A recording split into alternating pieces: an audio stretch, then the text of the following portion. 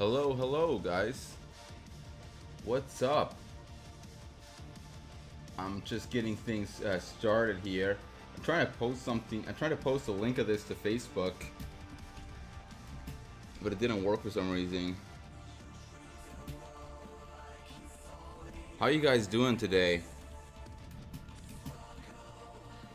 Bro, I gotta go to work. Go to work, man. I'll divide my full attention to the chat in a second here. Didn't think. Is this gonna work this time? The people who manage this page will review or post. What does that even mean? Am I not a manager in my own fucking... on my own Facebook? Like, I literally am not able to post... I think there's like a glitch or something. Whatever. I'll figure this out later. I'm gonna stream now. Sorry about that. Hello. What up, Shad? How you doing, good sir? Everything okay? Yeah, man. Yeah, Night for Gold. I know Facebook is a bit, but I do have like some people on there who only seem to use Facebook, so it's sometimes good to let them know. Lander McGoblin, hello. Hey, Crux Terminatus. Hey, Mia Pizzeria. How you guys doing? Right now, I'd like to actually color a new page so I can post it today. I'll probably have it done today. Your first stream here? Well, it's nothing all that exciting. I just work here. I just try to get stuff done. And I talk to the chat a bit. I don't like Facebook. Dude, nobody likes Facebook. I mean, maybe some people do, but I don't like Facebook either. I just like my audience on there. I like having an audience on Facebook because there's a lot of people on there, but I don't use it personally. I just use it to post stuff in my on my Facebook page. If you have a Facebook, go like my page. Please leave a like. No, you don't have to. It's pretty unnecessary to actually follow my Facebook page if you already follow me on Twitter, because you don't get to see anything new. Hey, Felly Bay, how's it going? I haven't seen you in a second. How you doing, Felly Bay? Facebook is cancer? Kind of. I see what you mean, though. I just happen to like my audience on Facebook. Call me a normie, but I kind of don't mind Facebook because of that, like just using it to post things. But yeah, guys, this page here is actually gonna be the last one of this girl who fantasizes about shit. This will be the last one, and I'm gonna move on to something else. Hello, Small Dammy. Hi, Scythe. I made a small comment about K-pop on Twitter, and I started a massive shitstorm in the comments. Yeah, I heard K-pop is has a very strange fan base. I'm not sure why. I'm not even really sure what K-pop is. Does it stand for Korean pop? It's been ages? Yeah, it's been a while. I remember you. I remember you. Yeah, it has been ages. I kind of I haven't gone to like the Discord. I don't really use Discord at all anymore.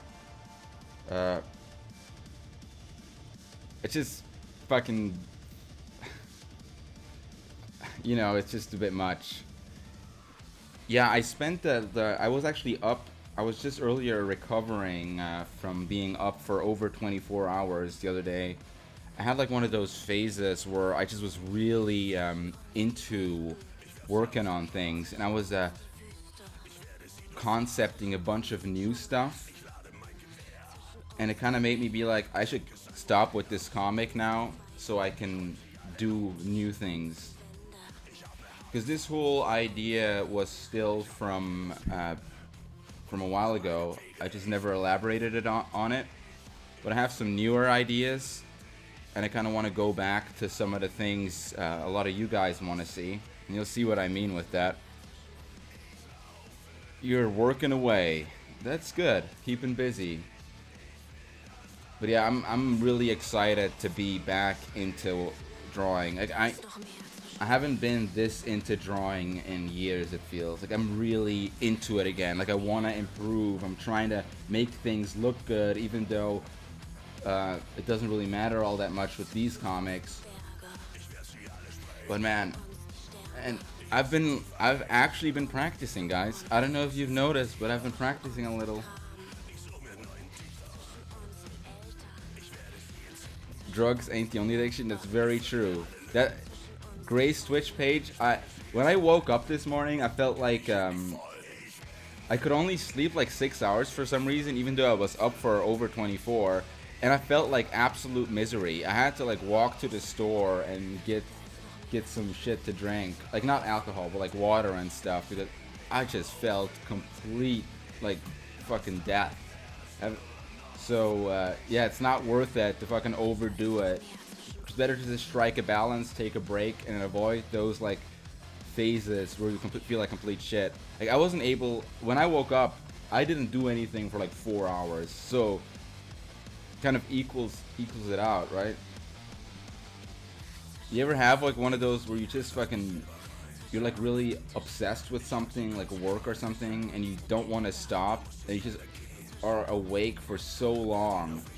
Like it was like literally almost 30 hours, and that's just not really healthy. And I barely ate anything because it's hard to describe, but when you get into like those moods, you get obsessed. But if you saw some of the stuff I was working on, I was sketching out, I don't know how much of it is going to be finished, but you'd understand why I went a bit crazy with it. Yeah, I really hope you're gonna like the new stuff I have planned. It's gonna be. I just gotta fucking embrace being weird with shit. That's kind of who I am. Hello, Mama Poo. Brazil. Come to Brazil.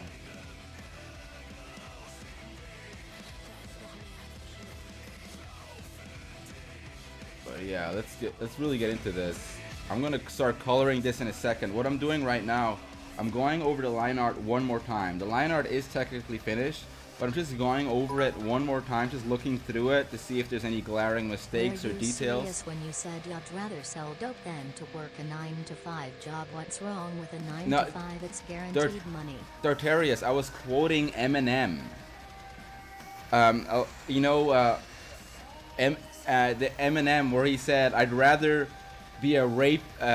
If it's not an artist I can make it as, I'll be a rapist with a Jason mask. Like, he says a bunch of ridiculous shit like that, and I quote him, and it's not serious. Like of course I wouldn't fucking be a rapist with a Jason mask. Of course I wouldn't fucking sling dope. The fuck's wrong with me? And when I say fuck the police, I don't literally mean fuck the police. I mean, they can be a bit unpleasant to be around, but it's good that there's people protecting the civil, like the civil rights of people. Dude, a 9-to-5 job it's good if people can do that. It's absolutely good. I just think that at this point I would have a lot of difficulty doing it because I've not been doing a 9-to-5 for 8 years. If you can, watch the semifinals of a Copa Libertadores. He's really fun to watch. Who's that? Who's that? Your knee is itching? What happened with your knee? Would you fuck the police? Police are mostly guys, so no. Hey Shaman, what do you think about that happened Hallie? Think about happened Hallie. I don't know what Hallie is. It's working now? What's working now? Was there something wrong with the stream? I saw you here earlier. There's something wrong with the stream? How are you working out on burnout? Because I'm trying to draw something, but I can't seem to finish in time. Well, Cool Max, I don't have burnout anymore. I think I very rarely get burnt out. Like that's why it was so weird and it just kind of disappeared for a while. I very rarely get burnt out because I switch things around so much and have a very flexible schedule. But don't mistake burnout with like a kind of a, when you're sometimes like unhappy with what you're working on, that can like make it seem like you're having burnout, but all you really need to do is start something else, like scrap it and do something else. It's a massive tournament, soccer tournament in South America. Same with Brazilian fans might know what it is. But yeah, Felipe, you were saying you're here now. Was the stream earlier just offline? Like, I wonder if Twitch is having a problem right now. Because I was looking at the page earlier and like nobody was live who I follow, which usually never is the case. But maybe it's just like one of those days when not a lot of people are online. But yeah, as you can see here, guys, a lot of these details here will be very small, so they don't really matter that much. I'm just kind of going over it so you can kind of see zoomed in versions. Fan of your art since 2012, homie. You a freaking legend and I value you that a lot. Please do take notice that I'm very happy to be in your live streams, man. Please never stop doing what you do. Thanks a lot for the encouragement, my dude. That's very 2012. Damn, man, that's when I quit. That's the year I quit everything and did this full time. Thanks for being around for so long, dude. Hey, Jen Benitez, thanks for the tier 1 sub. But yeah, to kind of fill you guys in with what I've been working on all day yesterday, I was kind of concepting out some new kind of pages with instead of original characters. I'll do some with Rule 34 characters because a lot of you want that and have been like waiting for so long for me to go back to that. So I'm gonna try to draw some new Raven stuff. I actually have got some new stuff in mind. And because it's such an overdone character, I'd like to make sure that it is a very unique touch to it. Like a very kind of Shad touch to it, if you will. Hey, thanks for the sub gift there, Mr. Seal. Gifting some subs. It's very nice of you. What a nice guy.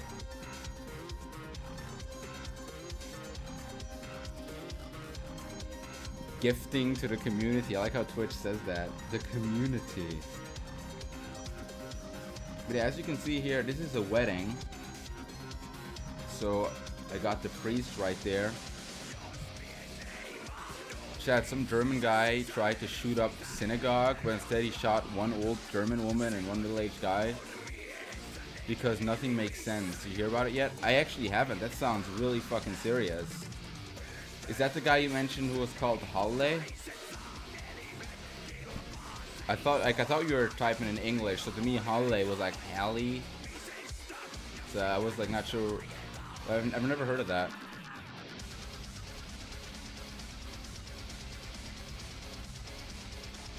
Yeah, I don't really keep up with German news. In fact, I've kind of made it like a point now to just not try to keep up with news in general. Like I don't go on Twitter much anymore. And I just don't really do much on the internet outside of drawing and like watching stuff. And the people I talk to now are mostly just like kind of my real life friends. It's just to kind of so I avoid like getting annoyed or like fed up with shit. Because that's what kind of happens if you look at the news a lot, just like kind of what's going on a lot. There's like two sides to it, right? There's this weird kind of entertainment meme side where people glorify video games and like they celebrate games like Doom 2, Doom Eternal, or The Last of Us 2, like it's gonna be changing their lives and shit like that. There's this really weird backwards worshipping. It's almost like a religion of entertainment where like there's like heretics like Fallout 76 that if the company goes too far and fucks up a beloved franchise, they'll want to crucify them. And then there's the other side where everything's about like these weird news, and it's always with an agenda to either tear people down or tear ideologies down, entire groups of people. Like there's going to be like boycott Blizzard here, and they're so-and-so cancelled hashtag, you know, like all this weird shit. And if you're around for long enough, you kind of start to see the patterns, and then you get like fed up with it. You don't want to like be a part of it anymore. But I'd still like to be like drawing stuff, so I still need to be online. So for my own enjoyment of life per se. It's better for me to sometimes just ignore everything.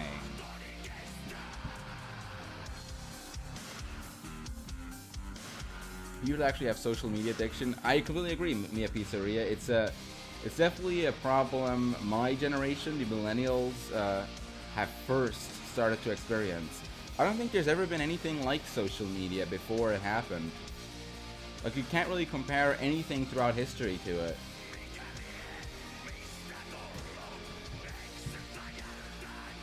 And, you know, I really... Welcome to Clown World. Welcome to Clown World. That's a really overused meme there, buddy, but it's true. It's true.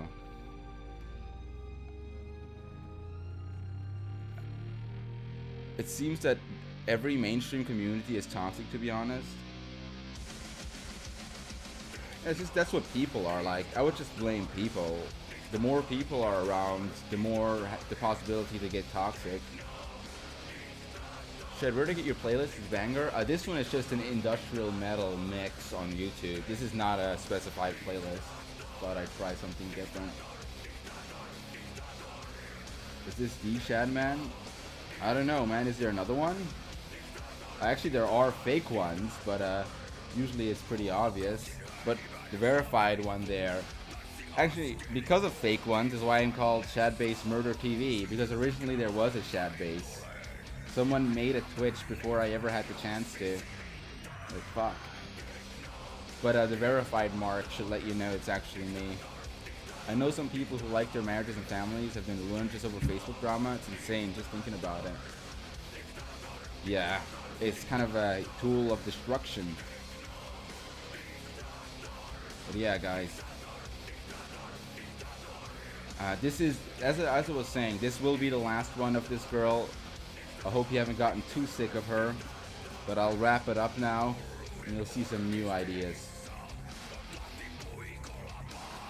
And I'm gonna go full lewd with some of these. I really want to do some pinups again as well. I was looking at some of the poses I sketched and was thinking, damn, this would actually make a better pinup than for a comic.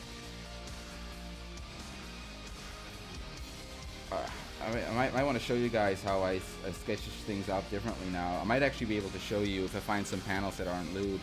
I'm sketching things out a bit differently now. And you'll see what I mean.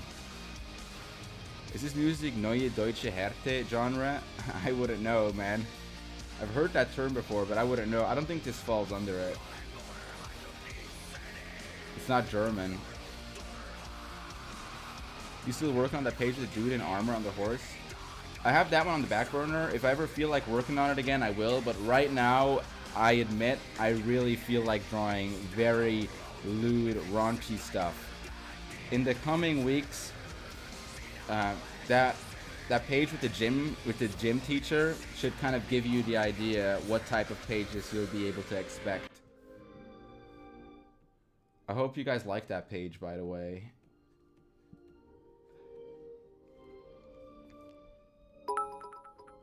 But yeah, that's like kind of a direction I want to go in. Hope you're doing well always. Nice to see you streaming again. Yeah, thank you, Philly Bay. Hope you're doing well as well. I was talking to you earlier. I'm not sure if you could hear me because you were having stream problems.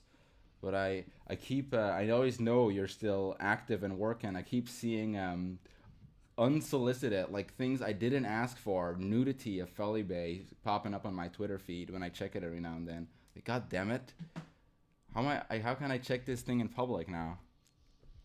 People think I'm a fucking pervert, which I kind of am, but I'm just more reserved with it. I got my hoe ass banned on Snap. Too much nudity, eh? Shed, there's a nothing for a filter if you turned off on Twitter. I know, Archap, I know. I'm just joking. I never check Twitter in public because I don't really check my phone in public. If you're on the internet a lot, you just don't really care about checking your phone and stuff all the time because you're there while you're working anyway. So I could now at any time just check Twitter, but I don't feel like it. Hey, Malik. Good sir, Malik Obama is in the chat. What's up, dude? I'm jizzing and coming at the same time. Yeah, it's not the same thing, but jizzing usually is a symptom of coming, but you can come without jizzing. That is possible.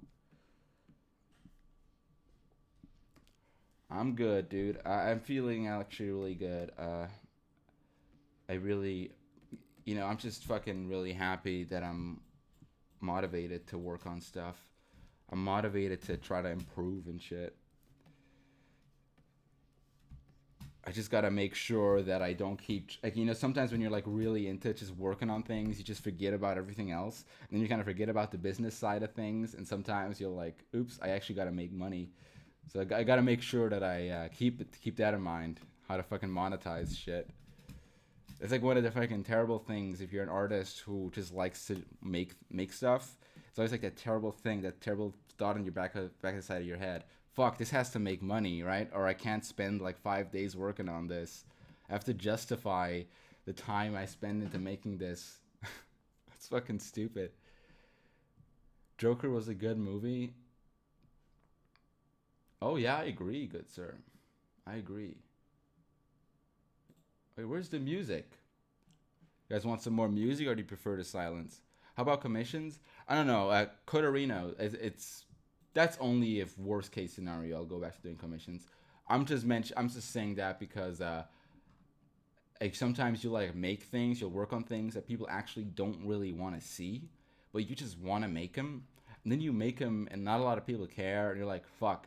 Like, and then in hindsight, you think like, fuck, what was I thinking then? I should have probably made something that would make more sense. But that's just like that art as a business back in your mind, back in the side of your mind. I'm not the kind of person who thinks about that a lot, but I'm just aware of it because I'm not crazy.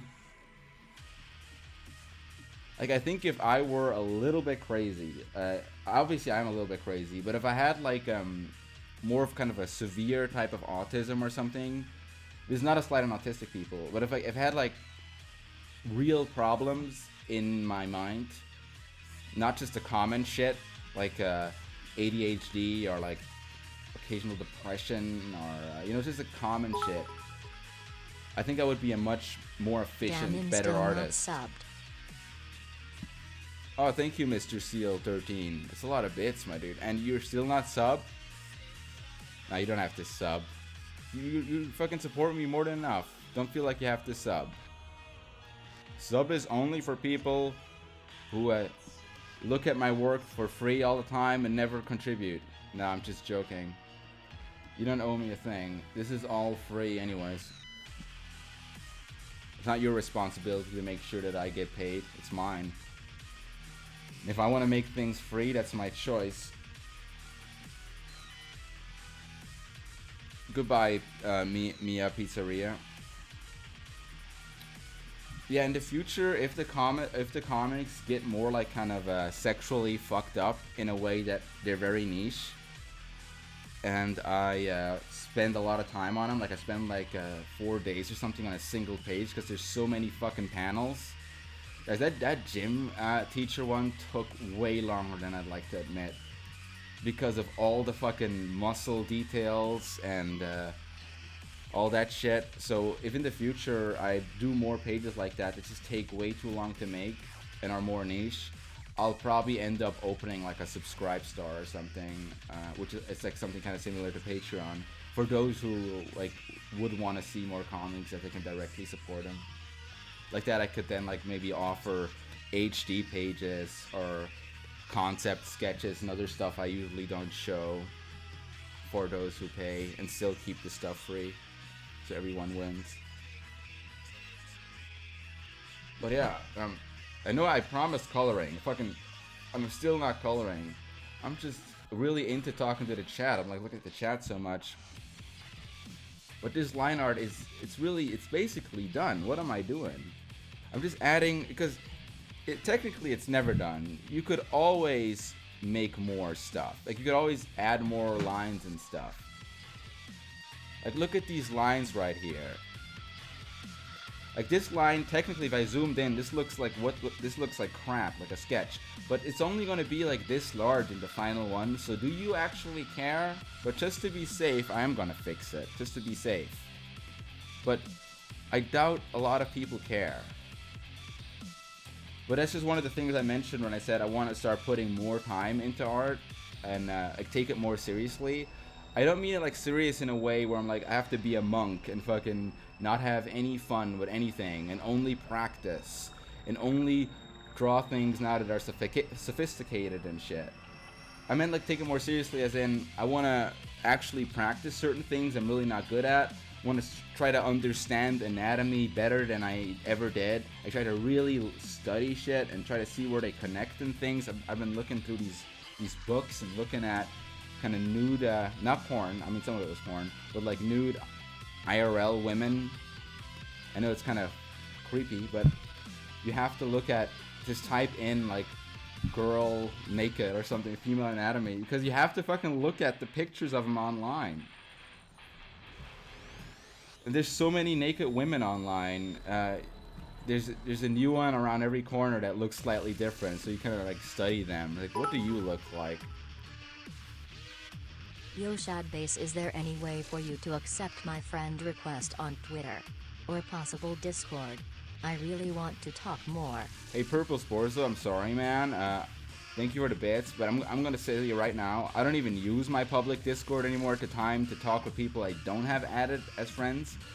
I don't want to add people as friends anymore. I don't want to like add people on Twitter right now. It's all just really distracting to me. I used to be more open like that, but nowadays I'd like to be just more focused on my actual work, so I have more time for real life friends and families. No slight to you, but when you reach a certain age, you have like all these friends you've spent like years of your life with IRL, and they're like your group of friends, and then you kind of like stop trying to make new friends, if you know what I mean. You just kind of run out of time because you have like a career and shit. So when I was like in my early 20s and stuff, I was way more open to just make friends around every corner, talk to everyone, but it's not really who I am. Are we coming to the server at all? Currently, I don't plan to, but I didn't take it down, and I didn't like delete my Discord or anything, like my personal one. I just right now would really much rather not spend time interacting with people at all. It's just exhausting. And that's why it's fan run. Okay. You like the expressions? Thank you, dude. Yeah, actually, speaking of expressions, I think I want to change her expression a bit. If this is a fantasy, in the final picture of this, I probably want to make her like maybe topless or something. I'll probably make her like sort of tits are out in the final version. I was thinking of changing that, so because it's more of a fantasy. What country am I from? I'm originally from Switzerland. Originally, don't live there anymore. Yeah, I'm not gonna do that on Twitch, but I was kind of looking at it, and the overall page doesn't have much nudity in it. There's one panel that is lewd, and there's one panel that's slightly lewd, so I can make this one at least have some nudity in it. But I think I like this face more over the smiling one. What do you guys think? I think that looks better, personally. She looks dead. With colors, we'll change that. Yeah, with the colors, we'll change it up. Because this still has to be fully colored and not paint over a lot of the line work nowadays. So sometimes the faces and expressions can look a bit stale now without the coloring, because I change a lot of what you see in the final ones when I paint over it. Like I add little nuances and little shapes and stuff to make the expressions more vivid. Probably noticed that in the later pages. Any tips for drawing? You know, just keep doing it a lot is what I always say. Do it a lot, and I recommend drawing things you find interesting to draw. Like one of the things I find really interesting to do is just drawing weird things, like just kind of fucked up things. I like that. I don't know why, but that's just something that's like that's my favorite thing to draw. I used to like that's just kind of my thing. I literally had so many. You know how some people say, oh, you only draw porn because that's the only thing you could do, like nothing else will make money for you, so you kind of have to draw porn. That used to be true in my case, but not anymore. I've had plenty of opportunities over the year, especially lately. I've had an opportunity to just stop doing loot stuff altogether and just do safer work stuff and live off of that. And every now and then it can be fun to like draw safer work stuff and take a break from the loot things. And I've tried let's do some larger pages that are just safer work. I didn't finish them. I just couldn't finish them because I lost interest. And every time I just keep coming back. Every time I think to myself, oh man, I should probably be doing more with art. I shouldn't be doing this anymore. I'm like too old to be doing this. I come right back to it because, you know, I guess it's what I like doing. It's who I am, and I can't fucking change it. So I'm stuck with this because I like it too much. Yeah, I literally get bored of drawing when I just draw safer work stuff. I have to like take breaks and fucking come back and take way too long to finish things. Left flower girl line art at the bottom dress. This one, like this.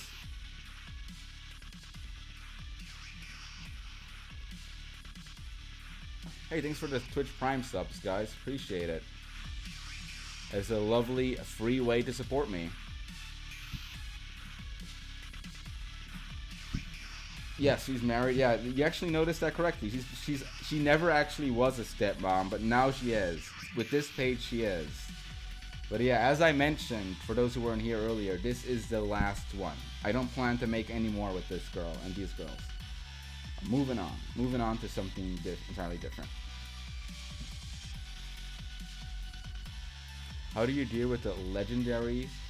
It has different sides. The what you call it, quote unquote legendary status. Hey, young tax evasion, thanks for the sub. Like what?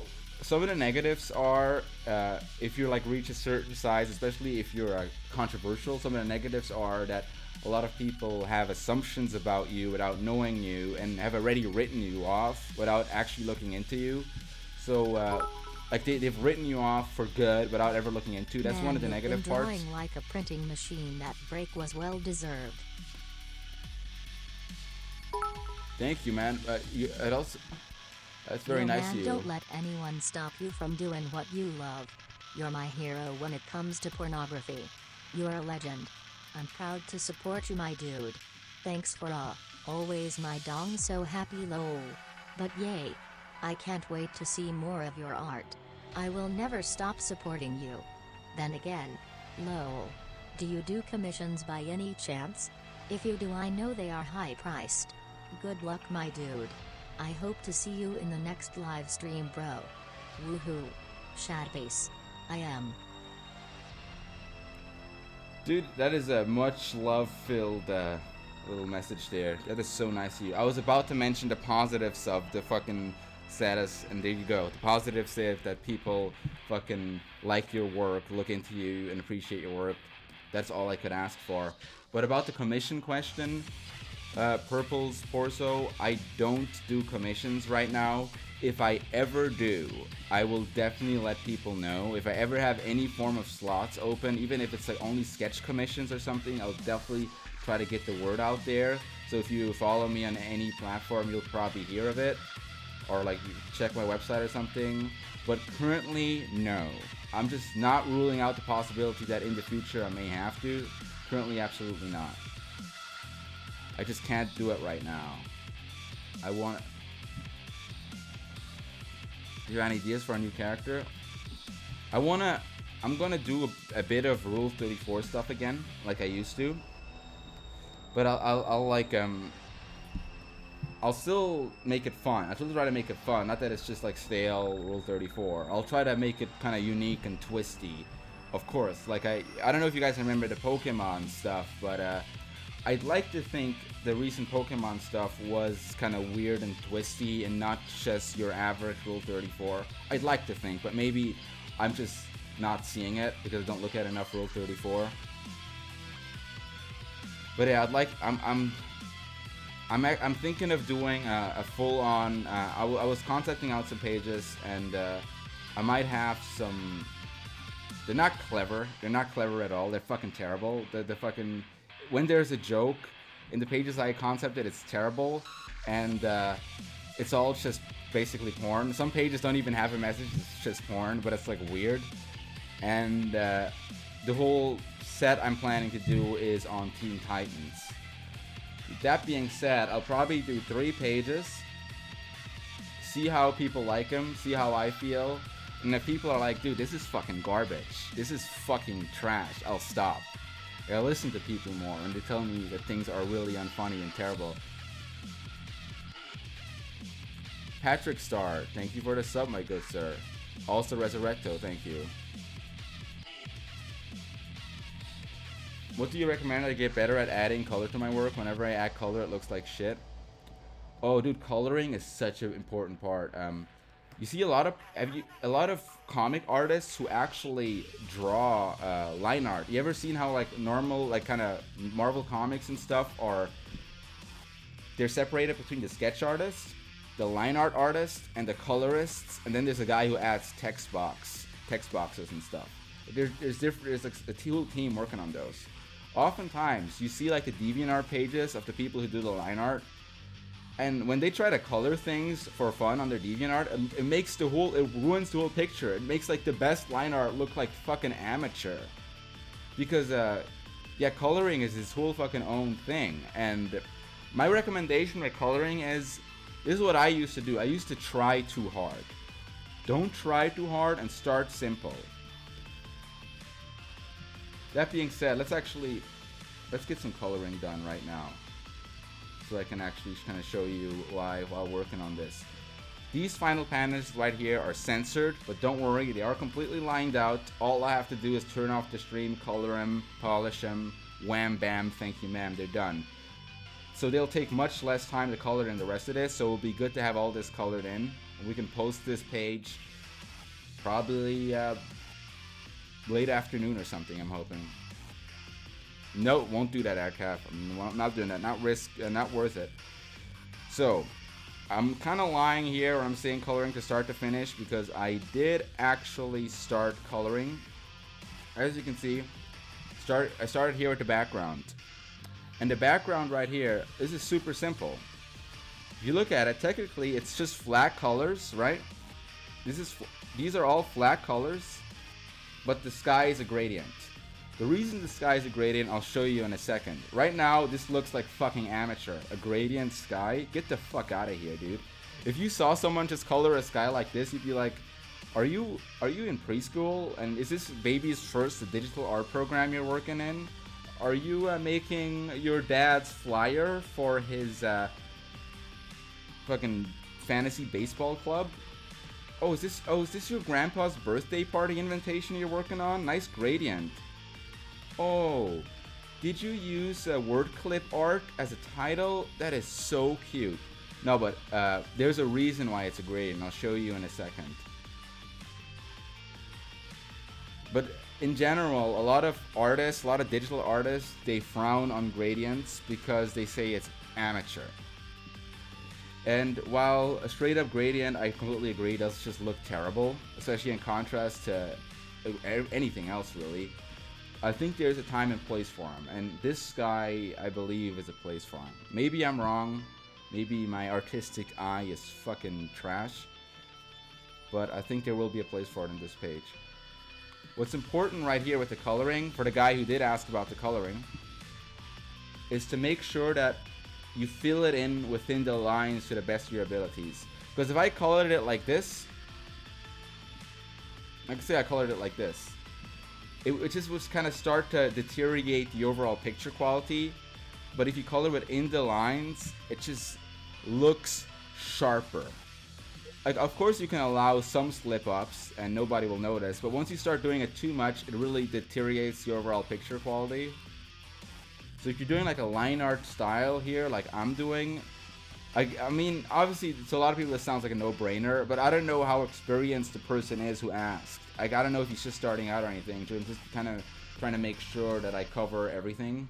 And yeah, coloring within the lines is extremely extremely important if you do a line art kind of type deal. That's step one. And dude, we're gonna get to the rest of it.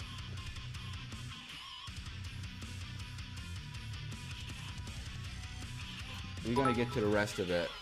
Stick with me. Use OnlyFans for your subscription-based things. BTW, if you didn't see it, they allow NSFW and support artists and content creators. Oh shit, is that a big site? I've never heard of this. Is that big? Also, just because. That's very, very sweet of you, Felipe. You've supported me more than enough for several lifetimes. You really don't owe me anything more, but I thank you for your love and support.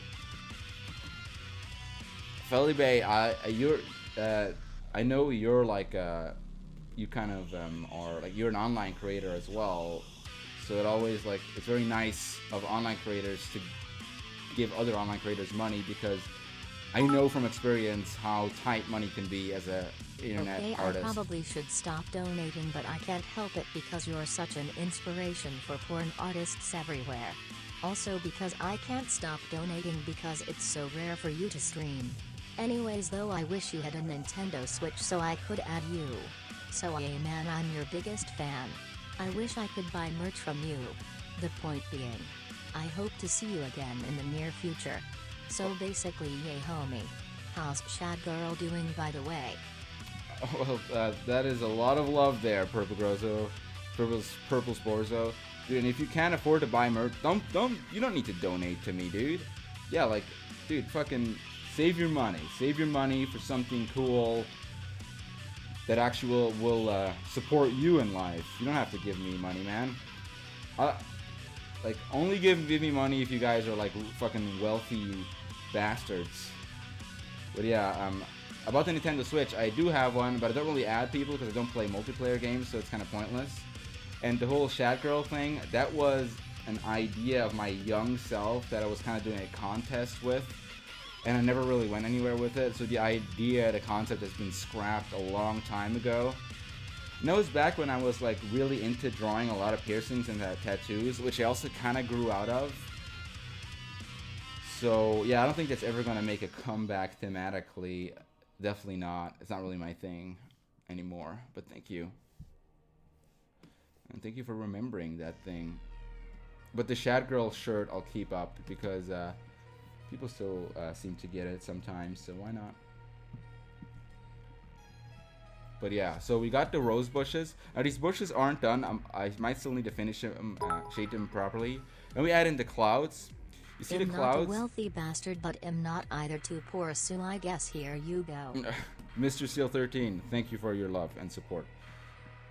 Mr. Seal, I remember you're a long time. You've been around for a while, haven't you? I remember keep seeing your name around. You miss my Nemesis Kodiak. I'm not trying to ignore anyone. It's just because I'm looking at the picture. I sometimes don't see it because I don't have any audio cue for subs. Let's see. And you didn't. You said, "Oh, there you go." Hell yeah, Shad. Good to see you back, mate. Well, good to see you again, Nemesis Kodiak. You're a lunatic. How do you come up with ideas for comics? Sometimes the ideas are literally just there's different types of ideas. There's ideas of this is less common lately, but it's still something that every now and then will crop up. Is me being like, how can I get kind of reactions / trigger / be quote unquote how Jake Paul would say savage. That is one of the ones. I used to have this much more when I was younger. That's one of the inspirations. You know, you see something and you could be like, I'm gonna do something that fucks with these people. I'm gonna do something that these people will get mad over because people think I'm cool. Like that's like a fucking teenage mentality. Another inspiration is a much more common one is I see something in life or something, or I think of something and be like, that would be ridiculous. Like that'd be pretty funny. And then I want to draw it because I want to like convey this idea of something ridiculous or funny or even just interesting. I want to convey this idea to you. Like that's why I did stuff like that Mario and like remember that Waluigi Smash Brothers comic that was really out of character for me to do. The reason I wanted to make that comic was I thought of it and be like, that's kind of clever. Like that's kind of cute. That's kind of neat. And nobody has done it. Be like, I have to do this because man, I think I've people been would on like Shadbase this. since 2015 and 2017 on your stream. Always loved the style you have. Dude, good sir, man. I hope you're gonna like kind of some of the return to Rule 34 I'm working on, if that's the case. And another reason is, like the third but not least reason of getting ideas is you're just being a horny bastard. You're just being like, man, I want to draw something filthy. I want to draw something fucking filthy, and you can probably always tell when I'm doing that.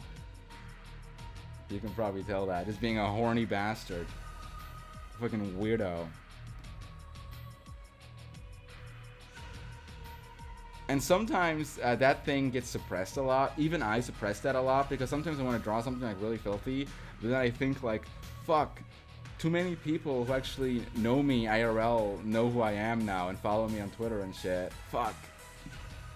I can't do it. I can't post it. That still happens to even me. I'm gonna try to suppress that more, and in the coming weeks when things get really, just keep staying a bit weird. Just keep in mind, I'm not crazy.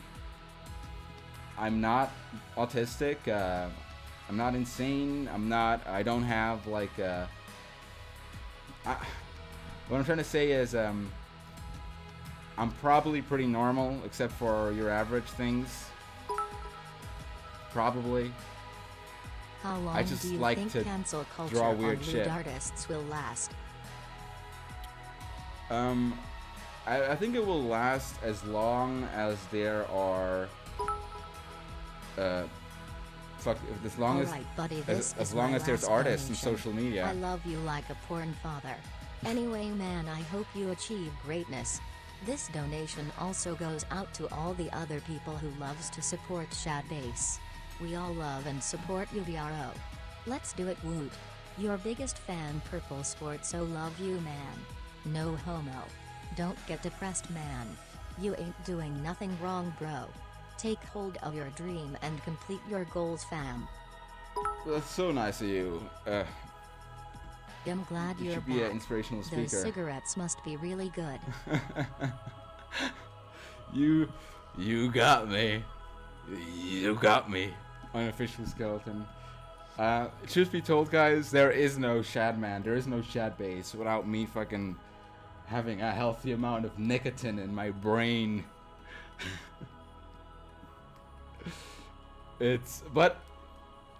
And I really cut back. I really did cut back. I really did. You're a clever man, Unofficial Skeleton. You must be a smoker. You must know from experience what cigarettes are actually like. Believe me, guys, any of you guys who don't get into smoking or vaping or anything and just say things like, oh, just quit, just live without cigarettes. Like, why do you even need to smoke? What's the benefit of smoking? I'm telling you right now, guys, you have no idea what you're talking about, but never have an idea what you're talking about and never get into it. But it's fucking Pandora's box. And once you take that fucking red pill, you know what nicotine is capable of, and it becomes a part of you. That's why I never want to fucking try shit like fucking meth or cocaine or heroin or anything like that, because I know it's a whole world of hurt, and you won't be able to get back. So I'd like to just keep it at the harmless shit.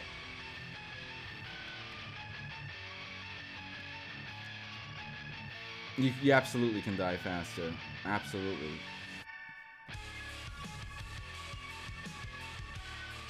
Can I put my Twitter in my chat? Sure, man. I cast on everything. If you don't have a lot of loot stuff on your Twitter, go for it, man. But just don't spam it. I'll give you one allowance to do that, but don't spam it, please. So, it's happy little clouds here, guys. Happy little fucking kindergartner clouds. I know these clouds are very cartoony, but this is a cartoony page. And what I usually do is I color one panel before all the others to kind of get a color mood and set colors. It's good to kind of know what the mood of the page is going to be like, because my work is very heavily reliant on colors. If you look at this line art right here, this probably looks pretty boring. So my colors are pretty important to spice up my actual kind of artwork. And now I'm going to add in, see the colors I prepared here. And these are all super flat. All these are, so far, are flat colors. And I'm going to add slight bits of shading to it, right? So, and here's how I color, if the guy is still here who asks. Now I'm going to do entire character colorization. Gal, but my cigarette taste is shit. Been smoking Prince Red for 2 years now, amused. I don't know those. I only smoke American Spirit. I don't know those. So I don't really have much knowledge to what's a bad and a good brand or not. I just smoke American Spirits because that's my habit. Like, that's my first ones, you know? Like, fuck it. So here's how I color. I use the fill tool, essentially, to kind of roughly fill in everything. But I use the fill tool on a layer below the line art tool. It's important not to fill out the line art directly, otherwise you can't paint over it. And you will have to be able to paint over it. So what you see right here, now this looks really bad. This looks like amateur, if you probably see this a lot in DeviantArt, coloring like this, where it's just flat and there's a lot of mistakes in it and stuff. Hello there, Noob Tagger. Dude, thanks for the $10. You just literally dropped me $10 to say hello, Noob Tagger. Dude, you could just try to say hello to me, man. I don't ignore you. The only reason I don't see people is because there's no audio cue playing for sometimes subscriptions and stuff, and I'm trying to draw. But I'm gonna keep coloring this in like a noob. Oh, that's actually not her hair. This is her gown. Her hair is tied up in a bun in the back. That's her gown. I gotta keep that in mind. But my point of coloring in like this at first is just to kind of get the basic shapes out of the way. It's good to have a groundwork. So this just looks all pretty fucking terrible. But now I'm actually going to go in and I'm going to start coloring over it. I'm going to go over, and this is the hell I've chosen for myself. This is the nightmare I have chosen for myself. And that is, now after fucking the sketch, after the tedious line art, I now get to go in and make sure this is all filled out properly and there's no mistakes. But don't worry, it's not that bad. I'm just fucking joking around. It's not really a nightmare. I think the worst part about the drawing process is, the absolute worst part is trying to come up with ideas and nothing is sticking. That part is terrible. That is like the most discouraging and most heart-crushing and soul-crushing part. Is when you're trying to come up with shit and it's all just terrible. You're all like, you can't lie to yourself. You're like, this is not even worth finishing, even for my standards. That is fucking awful. But once you have a good idea going, it pretty much starts to finish itself. It becomes fun to work on. Good ideas are fun to work on. Another terrible thing about making stuff, especially as a self-employed person, is when you have an idea, you're like, oh, I like this, I'm jiving with this, and you're working on it, and you kind of start to doubt it a bit. And then you're working on it, and you're halfway through, you've already put like days into it, and you start to think like, man, this is so shit, I can't even show this to people. Like, even though, because you've kind of gotten over, you've been looking at it for too long. And that is like a weird phase, because sometimes you're right, and sometimes you've literally just been looking at it too long, and people will actually like it and make you feel better about it. But there's literally been like times where I was like, this is so bad, I don't even want to post this. And then I post it and people are like, this is fucking great. Like, it's like doing better than my usual stuff. I'm like, what the hell, man? I didn't know people would like this. And sometimes I'd be like, man, this is so cool that I posted and people don't care. I'm like, fuck. I'm a hack, I'm an idiot. It's really hard to judge yourself sometimes, but I'm getting so much better at seeing things that other people see as well, in the flaws. Just the older you get, you start to like really pay better attention. You're like, yeah, man, that is fucked up. Why did I do that way? Why did I draw that way? I should have fucking used proper references and stuff. You start to like learn things.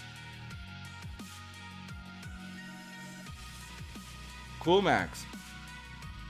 I don't know what you are drawing. If you're like trying to do comics, or if you have trying to just draw something aesthetically pleasing. But if you're learning how to draw and stuff, it's much better to try to do aesthetically pleasing things, because then you'll always strive for aesthetics. And so even if you don't like how it's turning out, you can just start something new, but you still have that experience of striving for aesthetics. But it's a bad idea to not be able to draw and immediately wanting to like convey your ideas.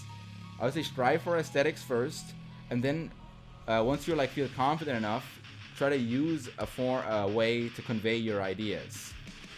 And it can be literally impossible for us to know if our ideas are good or not, because we don't get to decide if we have good ideas. We don't get to decide that. Whoever gets to decide if something is a good idea is the audience. Have you ever seen people be like, man, why the fuck is Logan Paul so popular? This guy sucks. Man, I fucking hate Bella Delphina, man. She fucking sucks. Why do people even like her? Man, people who like her must be actual incels. Like, just you hear people talk a lot about, like, they just shit on content creators and say how terrible they are, even though they're popular. And that's just showing you don't get to decide what's good content. The audience does.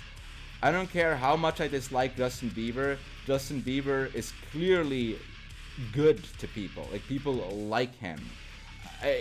There's a different argument whether he's objectively good or not, but he's good in like a sense that he connects with people.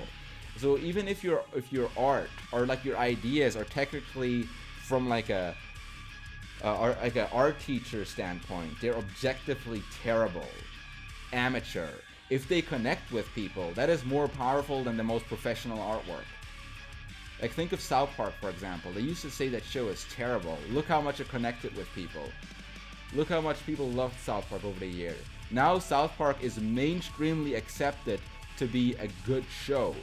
Not only good, it's an American classic. It's part of American culture. South Park is up there with The Simpsons and Seinfeld. You know, it's part of American culture, engraved. Did you know Bella Delphina got arrested? I did see that. Yeah, I see a bunch of people. I don't know how much of that is a stunt and how much of it is real, because I saw like the explanation for it with her hamster and was a bit sketch.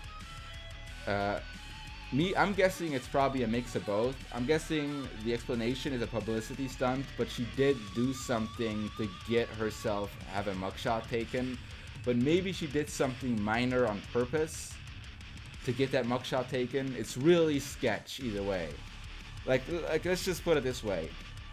People who get to live off of Instagram since they're like fucking barely legal, taking fucking Patreon donations and stuff without having to actually work, they're not gonna be fucking tough bastards who like go out and get themselves arrested. They might get a little insane, which is why I'm not ruling it out, but they're not these tough fucking insane maniacs with risky lives. And I could be completely wrong. Just from my perspective, I bet she is a very comfortable young girl who has a good grasp on what gets attention online and is not afraid to use it and use her good looks. That's why I'm just kind of thinking, it's a bit sketch. But I'm not saying it's bad because of that. I did so many fucking publicity stunt lies and shit back in the day, so I would be such a hypocrite for saying that's a bad thing to do. And most of mine were terrible. Like that Roblox thing that blew up, that was a terrible fucking idea. Terrible. Because once you do something like that, you can't go back. People will take it as a fact. And there's much worse ones I've done. Like when I mentioned I talked to lawyers and stuff because of like some of my drawings, that never happened. It never happened. It was all like publicity. The only thing that happened was like the web provider was like, "Can you take this down, or you have to move servers?" Like, oh, dude, I talked to lawyers. Sketch, all sketch. That's what people online do. That's what content creators do. They blow things up. They dramatize things that have maybe a slight kernel of truth, and sometimes they straight up make situations happen to get attention. And I'm not gonna lie, like I did a lot of stuff just for attention, and I grew out of that, and I really I hope I don't get fucking pulled back into that. But I think I'm kind of over the fact that I wanna like get a lot of attention. I'm just kind of like, I want to draw now. I want to get better at art. I used to be all about attention. I'm not gonna lie, like that's what I used to be all about.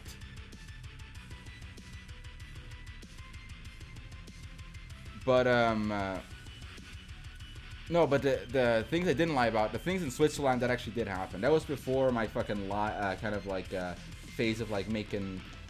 You see, to me, I thought it was obvious lies. To me, I thought it was obvious lies. Like I thought, like for example, that Roblox thing. I thought that was like obviously going to be a joke. But you just kind of start to see how much people believe everything you say. I could literally, I would like could literally say something like, guys, I got arrested now.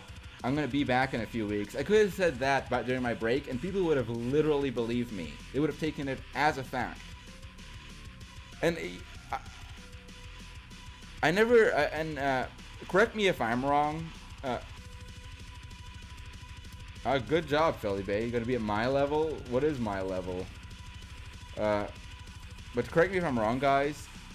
I never did any malicious lies. I never lied about things like to scam people or anything maliciously. In fact, the only things I lied about ended up fucking hurting myself. But correct me if I'm wrong. Reference 100%. What's that? SPO 300. These flowers here. Reference. Or this drawing here. What do you mean reference?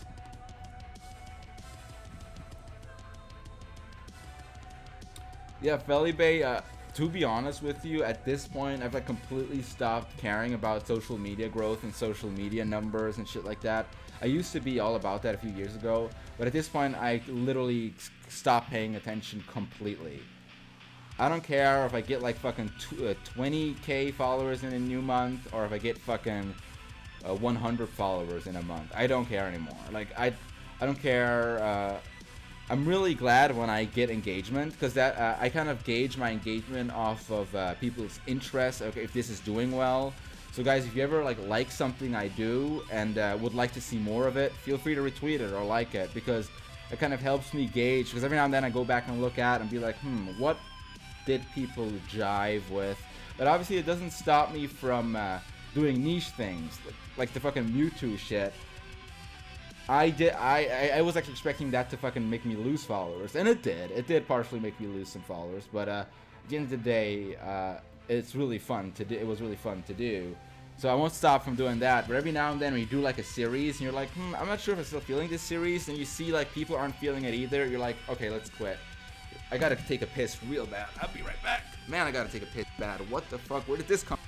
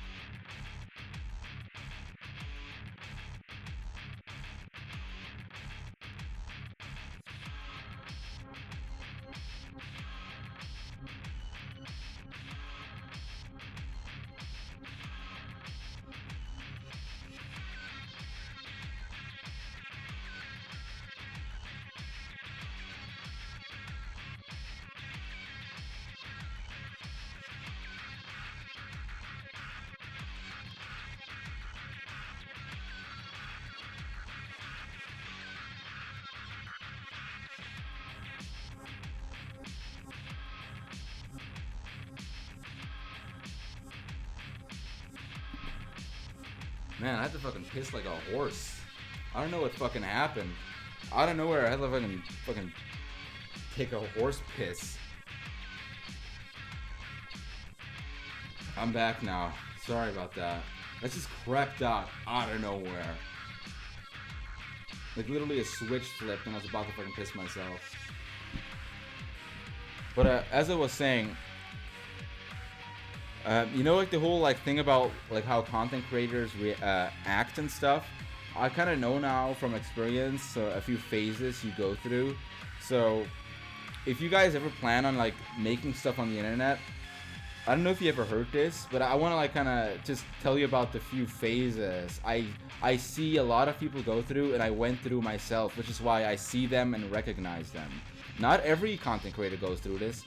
Some content creators either start doing it as adults who have already experience with the internet so they don't fall into certain fucking cliches, and other people are just like really smart even as little kids, so they like grow up and are extremely smart and don't fall into those things, because the only reason you fall into those things is it's stupidity, and narcissism is another one. Narcissism and stupidity.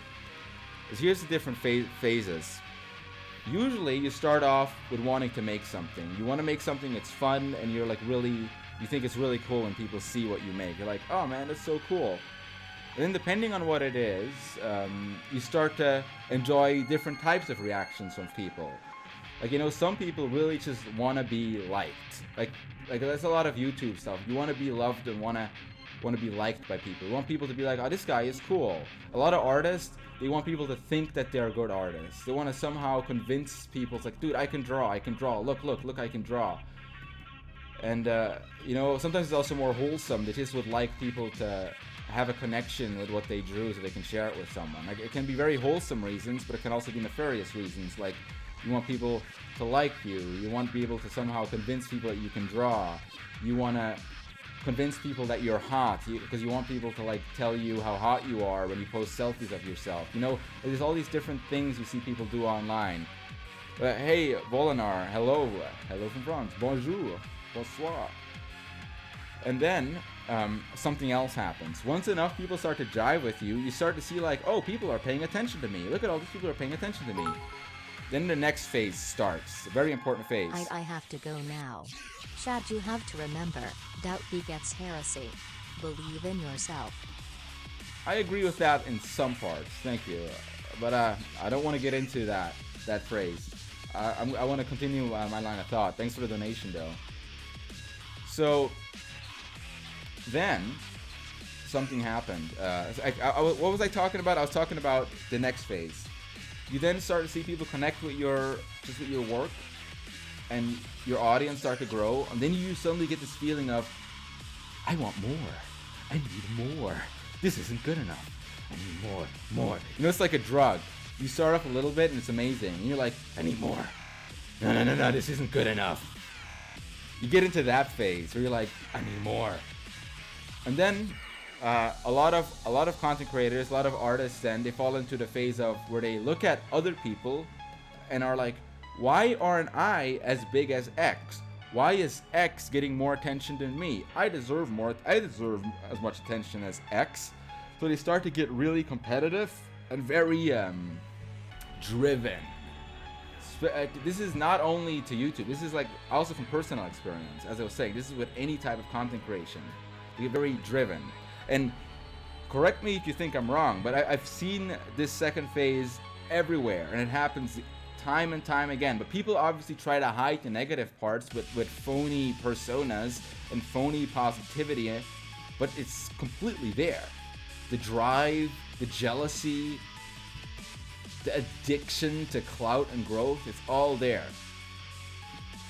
And then once they start to get to a point where they think, man, I'm actually kind of big. This usually happens around like a 20k follower mark, or like a 30k follower mark, or you know, like even sometimes I see it happen in 10k following. I've literally seen it happen in like below 10k following. It's like a few thousand. It's really sad, but I've seen it happen with people who have like 1,000 followers on Newgrounds. I'm just saying, like, numbers can really get to you. I've seen it happen to people who had like 10k page views on DeviantArt.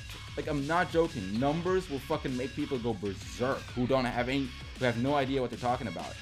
And then they start to think like, yeah, I'm doing well. Like, this is a really important third phase. They start to thinking, I'm doing well. I'm fucking great. I'm badass. I'm fucking great at what I do. People love me. I've made it in life. And they start to get super confident about their work, falling into a state of stagnation, super comfortable. And then the stagnation also leads to an entitlement. That comfortability leads to an entitlement born of narcissism, where you then start to think, people owe me to look at my work because I am interesting. I am fucking great. You start to think, like, I deserve that people look at me.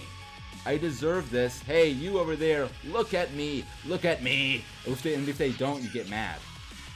So, like, you know, you see all these YouTubers be like, man, YouTube fucked up. I only got 30k views on my latest video, even though I have 500k subscribers. I'm like, dude, maybe there's some shit going on with YouTube, but have you ever considered that maybe your people are getting really bored of your content because you're stagnated and those 500k people kind of forgot about you? Like, that happens so much where I'm like, dude, your content was never that interesting, but now it's kind of like dying down because a lot of the people who have subscribed moved on and just never bothered unsubscribing. And this is everywhere the case. So then it can either go that people with their stagnation just are good enough to keep going, and even though they kind of may seem like they may be a bit narcissistic and stuff, people still think they're charming and still like them because they're good enough at either hiding the narcissism or it's all part of it all kind of jives well with their persona. I've seen people who are very narcissistic, but it kind of jives well with their persona, like Dr. Disrespect for example. I can't imagine him not being narcissistic is out of character. Him not being narcissistic is like, I wouldn't get used to, I expect everything he says to be completely narcissistic. Whether he actually thinks it or he's just joking doesn't matter. It's part of his persona. You know what I mean? And other people, they just are good enough to keep doing what they're doing with stagnation that nobody gets bored of it. And or it's just interesting enough. I see that a lot as well. I'm trying to think of an example right here. Let me think of an example. Man, Angry Video Game Nerd. I don't think the Angry Video Game Nerd has gotten better. In fact, I think he's gotten worse, but he's still interesting enough and funny enough to, even with stagnation, just be a fun guy to watch. And I never got sick of him. James Rolfe, never got sick of him. Or Nostalgia Critic, as cringy as he is, that kind of cringe factor mixed with the kind of effort he puts into, like, wow, I can't believe he put this much time and effort into this shit. Or even just his good commentary occasionally, and just the overall kind of like drama with the website and all of that stuff maintained his interest over the years, unlike few other content creators could hold. The Nostalgia Critic is still a person, a content creator of high interest. And the opposite side that happens is that people stagnate and they start to lose their audience. And so they start to maybe get a bit desperate. They start to get desperate and like they fucking go crazy. Like they fucking... rest in peace, Etika, but you know, like that's a very terrible example of that because it actually ended in fucking bloodshed. But there's other examples that are less horrible than that. Oh man, I'm sorry, I forgot to comment on what I'm doing. Right now, I was just kind of wasn't thinking, so I started shading the hair because it was fucking running on autopilot. DSP is a man of stagnation who just refuses to give up. But I think DSP at least had the realization phase, which is a very important phase that comes after the narcissism, the egoism, the hypocrisy, the shilling, the bad fucking social media posts. After all of those mistakes comes often the moment of realization. And I'm pretty sure DSP, he seems to have very much gone through that. Because he seems to be very careful now. But the realization is when you start to realize, look, I'm an idiot, and I've done a lot of stupid shit, and I should really fucking get grounded again in reality. I'm not that great. I gotta get fucking better at this shit. I gotta be better about things. I can't fuck up as bad. Like, I'm not fucking hot as I think I am. I'm nothing, and I should be happy if I can even make enough to live. Like that's like that moment, that like time once you start to grow up and you start to like kind of that like internet mentality and fame shit wears off, and you're kind of like, this is all fucking bullshit. Like you start to see through it all. That's a very important phase. It's a part of like maturing online. And I'm trying to think, has there been people who have been around for over like let's say 10 years and they've never gone through that? Can you think of anybody? But I think like even the Nostalgia Critic went through that.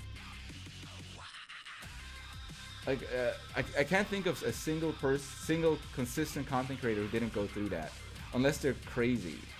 No, see, Jericho Helveen, Egoraptor, he comes off as very narcissistic, but personally to me, he just seems like a guy who kind of lost touch, and I bet he's not very happy with himself, but because he kind of lost touch, he's trying to distance himself from everything controversial and edgy, and that is part of the moment from realization where he's like, man, I just want to fucking make money. I just want to make money and stay out of drama. That's what Egoraptor seems like to me. He's not making anything creatively interesting. He's not saying anything ballsy. He's just creating, it's like a job to him. He just wants to make money and be secure. You know, and I say that is a form of realization and maturing. And that's just kind of his way of doing it. So that's why I think he definitely went through it. Because if he didn't go through it, I think Egoraptor would still like use cartoons, like swearing cartoons, and make like just shitty jokes because he thinks it's fun to like kind of make shitty jokes. So they were like self-aware shitty jokes.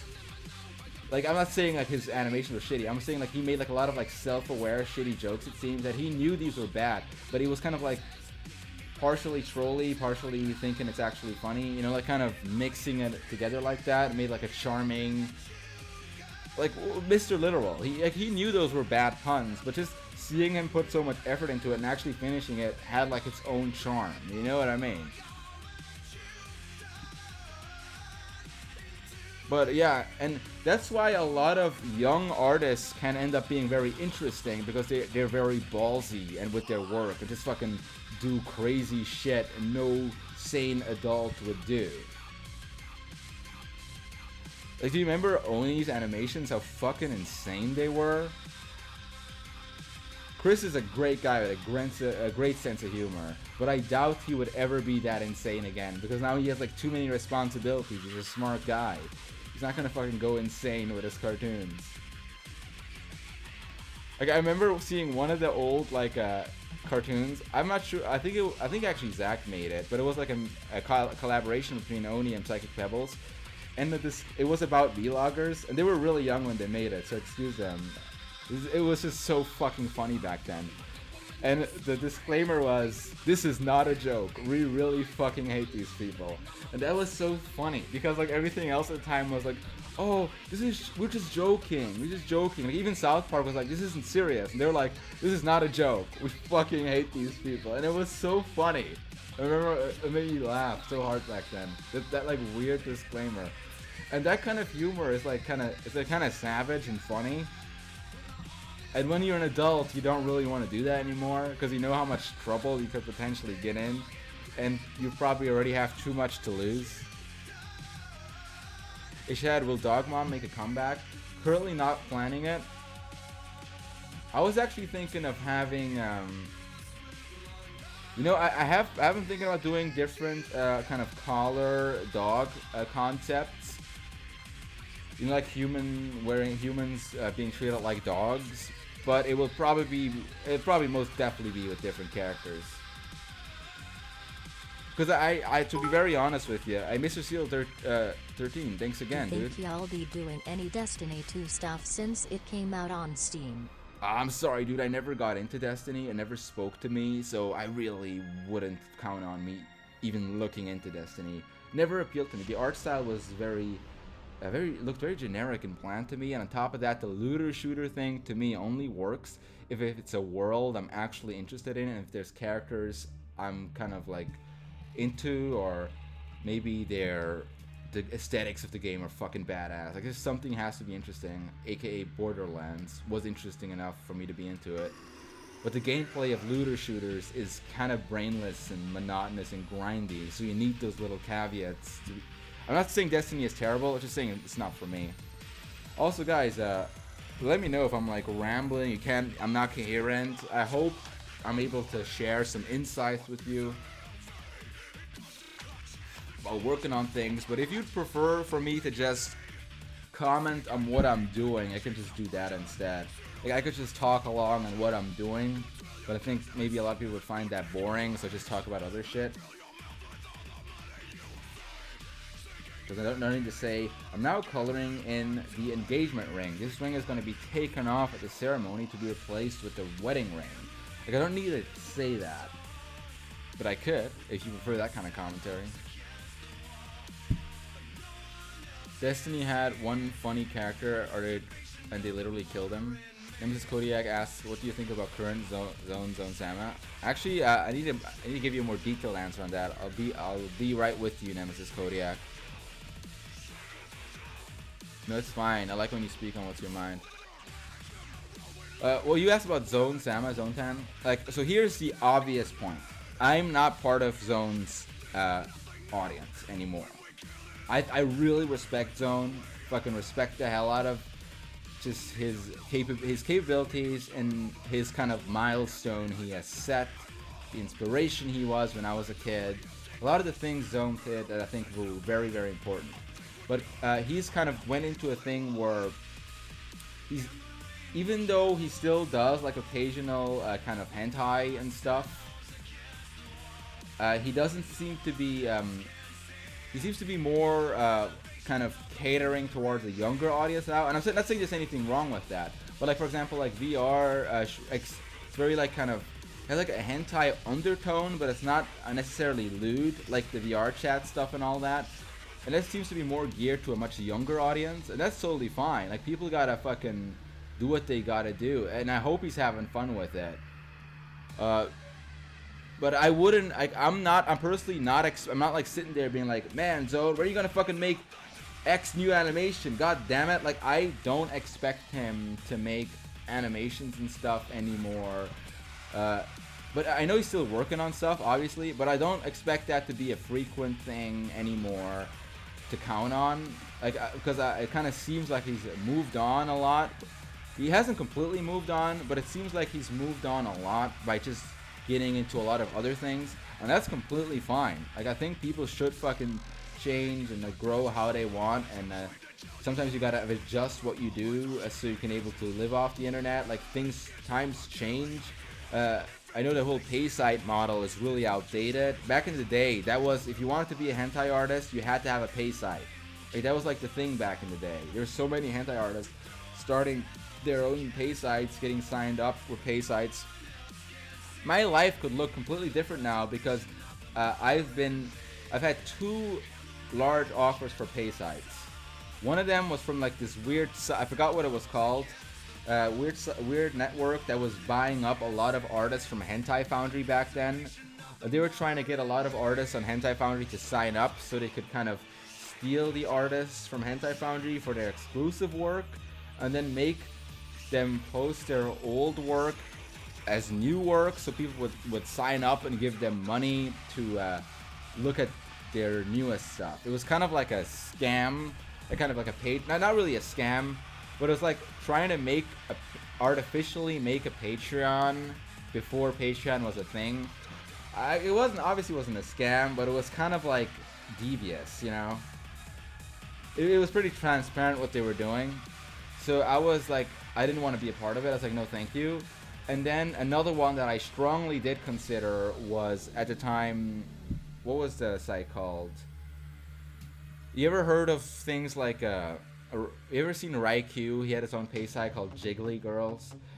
It was sites like Jiggly Girls, Melchior Mankin and stuff. It was this kind of network of pay sites called FLAA, and they tried to buy up like the most hottest and most popular hentai artists. They tried to buy them all up, like just the best, so they could kind of have like this monopoly on like the strongest pay site.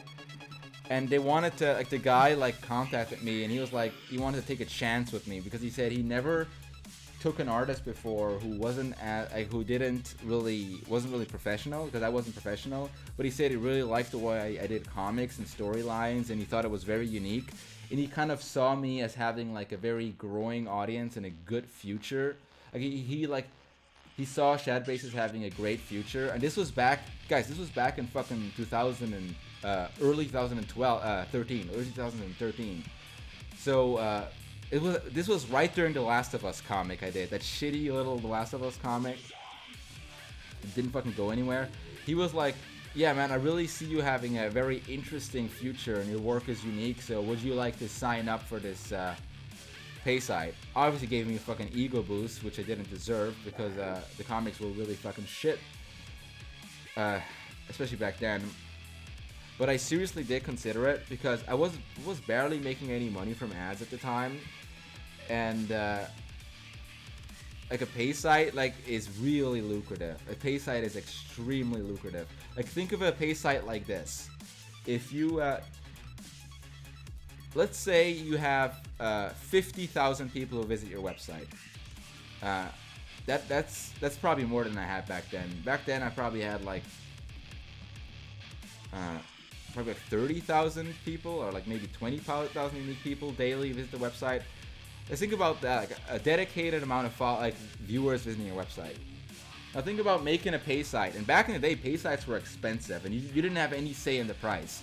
So back in the day, pay sites would go for like sometimes $30, but let's go a bit. Let's not be completely old school and say they went for like $15, okay? And for those $15, let's say you get $10. It would probably be more. Like in back then, it would be more like 29 something, and you'd get like $15. But let's say it's like you get $10 from $15 per month for a pay site, and you upload content there regularly as you usually do. But the only difference is people have to pay to access it. Obviously, those 50,000 people who looked at stuff before won't stick around. How many did we say it was? 30,000. However fucking many we say it was. But let's say from those fucking 30,000, only like, let's say, what's a realistic figure? Let's say only 500. Let's say only 500 of those guys actually liked your work enough and are interested in your work enough and willing to pay for it enough to give you $15 a month, of which you will get 10. Do the math. What's 500 times 10? Just do the math. Per month. That's $5,000 per month. $5,000 per month is more than the average American makes. And I'm lowballing it. Most pay sites have, those artists end up getting like 1,000 fucking subscribers per month. And that's why I can see why people just get comfortable with a pay site and just don't even care. Just keep doing pay site stuff, paywall stuff. Because it's just extremely lucrative. It pays so much better than sites. Ad sites. How rich are you now? I'm not rich. I've never made a pay site. I declined the offer. I've never made it, which is why... Have you ever listened to Pantera? I have listened to Pantera. Yeah, it's a good band. I don't like all their stuff, but there's a lot of good stuff I do like. I was really going through their albums many years ago. I once had like access to all their albums at once, and I started to like kind of go through them. Like I had like these moments where I needed to go through bands that were there before my time to kind of understand metal better. And that's when I kind of went through Pantera. There's like a lot of must kind of classics to understand the genre better. I went through Overkill. Obviously the big ones like Megadeth, Iron Maiden, and Metallica. Like a lot of the important bands for the metal history before you start to get into the more niche and interesting shit. I think Trivium is another important one nowadays. They're more modern, but I think they're pretty important to the history of metal. But where was I? What were we talking about before I got sidetracked with the Pantera question? I think pay sites are more profitable in the short term, but I doubt they help people grow long term. Today, 1991, thank you, that's where I was. Yes, which is why there was suddenly, remember how like then Patreon became a thing? And I remember people who had pay sites back then were so pissed at Patreon. But then something weird started to happen. Pay sites, people started to subscribe less, cancel their subscriptions on pay sites, and they started to die out. Like, they started to slowly go away. I remember there was even some of the biggest artists at the time. I remember the period biggest hentai artists back then ended up becoming, and these guys ended up being bigger than Zone. Like I remember Zone was for the longest time the biggest one I can think of, but then these guys they came up, and this was still when I was young. I saw them rise, and I was like really inspired by both of them, and they were like just taking over the scene by storm. One of the ones was, you probably heard of him. They're both so famous that you probably heard of them before. One of them was Doxy, and the other one was Slugbox. You probably heard of these both guys before. And back then, they were large, in charge, they fucking narcissistic, but didn't even care because they just were fucking, they owned the scene. Like, they would come up on Tumblr and fucking, people would love them, and they'd be like, yeah, I do this little thing, who cares?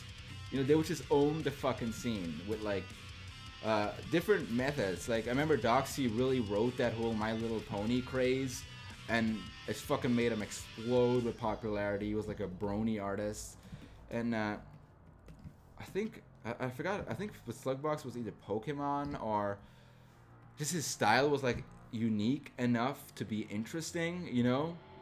And he also did ponies. Slugbox also did a lot of ponies. Never mind, I forgot about that. But he did him like in a kind of a unique style that people really gravitated to.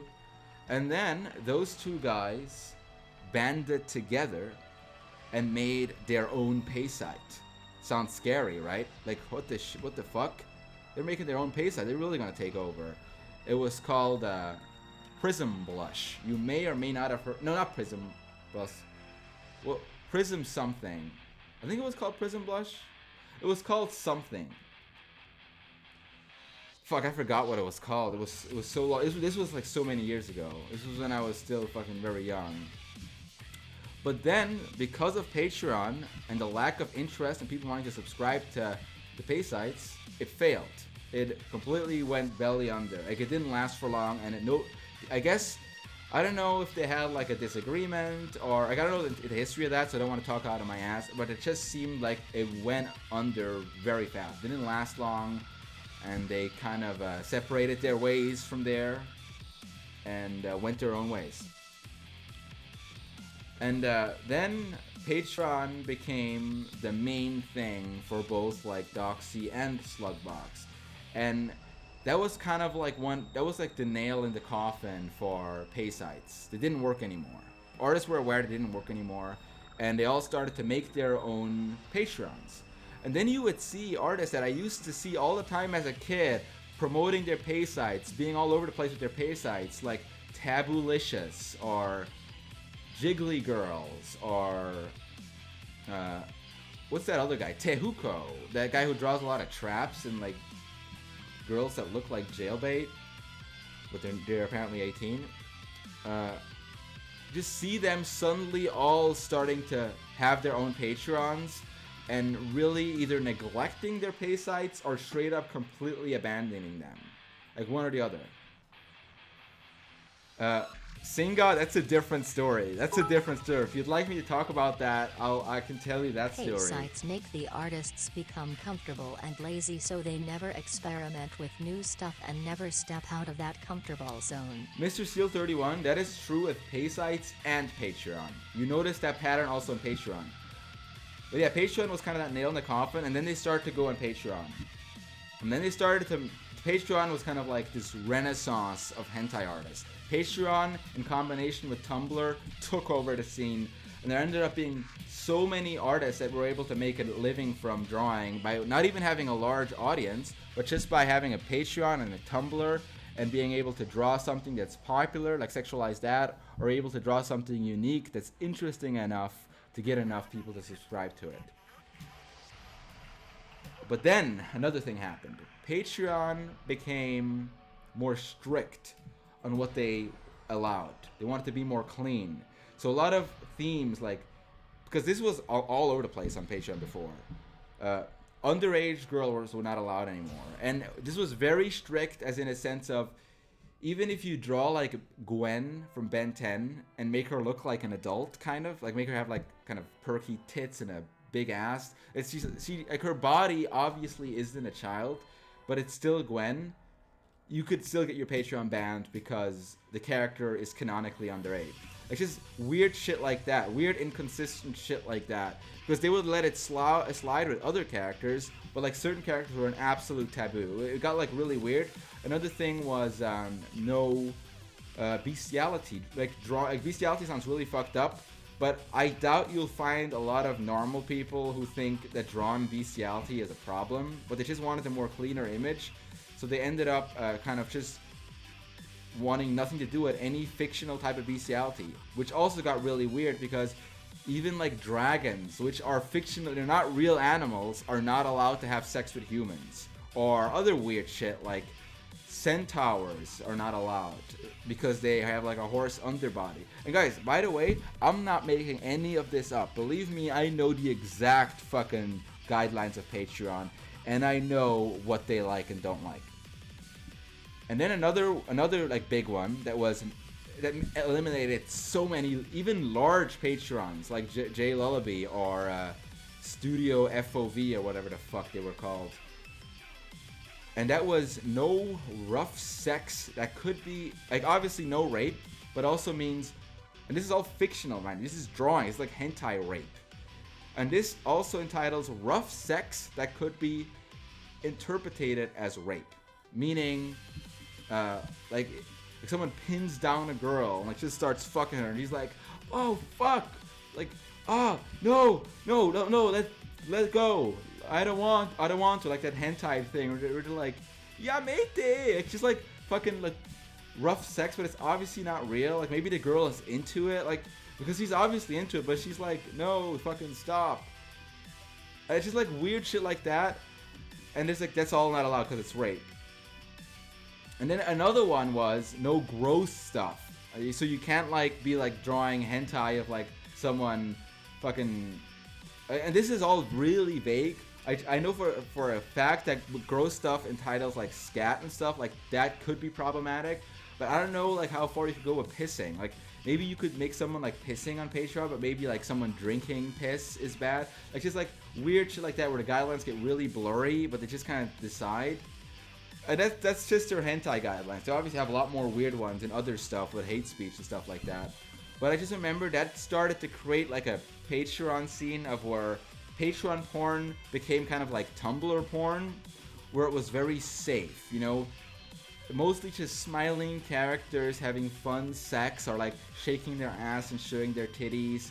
Popular characters from video games and movies and stuff, or anime kind of being happy and flashing their titties, winking, like kind of very kind of baseline. And I'm not shitting on it, like so drawing stuff like that is completely harmless and cute, and you know, I'll fucking draw more harmless fucking cutesy stuff on occasion as well. I think it's a very nice outlet, especially if you have a lot of fun doing it. It's very fun to draw like cutesy kind of, as people would put it, cheesecake. I think that's a term, I'm not sure. But that kind of created that kind of environment. Oh, another thing I forgot on Patreon, no incest. So no like no implied incest, and no like even like playful incest implications can be too far. You know, so it's like really weird. It's just Patreon became like super conservative when it comes to porn. And that kind of created this environment where even like artists who used to draw really fucked up stuff, like Doxy used to draw really lewd stuff. I've seen like fucking lolly stuff and like fucking prolapses. I've seen like really fucked stuff by him, like fucking borderline guru bondage and stuff back in the day. Obviously, some of it was more posted to the main places than others, and some of it was more hidden. I've seen all kinds of colorful work from Doxy, and obviously then he just completely changed. He's now much more safe. Girls showing their tits, not even fetish anymore. And this happened to a lot of artists. Like, Slugbox, I guess he never really was all that kinky, but his work is like just literally every drawing is just like a girl with the same expression. On the once again, I'm not shitting on the guy. I think he's a good artist. I'm just saying, like, from an objective perspective, I think his work has changed a lot. Now every drawing is a girl with the same expression, being cute slash trying to be a little bit erotic, but it's oftentimes just more cute than erotic. That it's just loses a lot of eroticism because it's just this huge fucking anime eyes and this cute expression, like this like it's like an expressionless expression. You know, like that anime expressions where the girl is like neutral. I think a lot of people like that because it's kind of neutral, but you just see it so much, and that happens with so many. It happened to so many artists I used to follow. And some of them refused to conform and ended up falling into obscurity because of it, and they have to live off of commissions and stuff. Whatever happened to Lullaby? Haven't seen him in ages. He also, you still remember that oopsie with Niall on stream? That clip was gold. I actually don't remember that, dude. Jog my memory and I will remember it. Also, JL was exactly what I was talking about earlier. He lost his Patreon, hence he quit. He's not getting paid for his work anymore. And if you're getting paid like over $4,000 a month, almost $5,000 a month, and then just suddenly get quit, you're just like, yeah, I guess I should focus on my real job now, my actual career. Because he had an actual career he was working on, not like working at Burger King or something, like an actual prestigious, deep-rooted career, which is why he was probably gonna quit sooner or later anyway. But he had a real passion for art. Bro, read chat. Dude, I'm kind of working, but I will try to read chat every now and then, like I just did just now.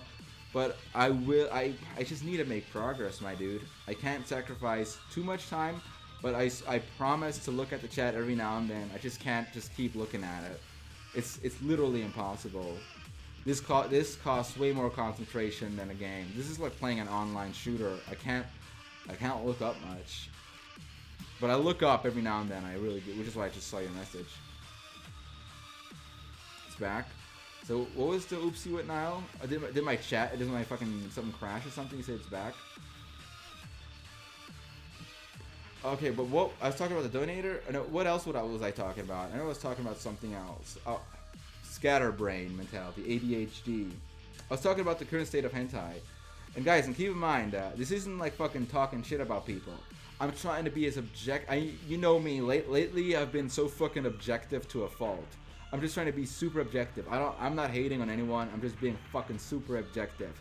And like I said before, Slugbox and fucking the other artists I mentioned are fucking great artists. I'm just like observing. I know some of this can come off as like really, like people can oftentimes read things in the wrong way online when you're just trying to be objective.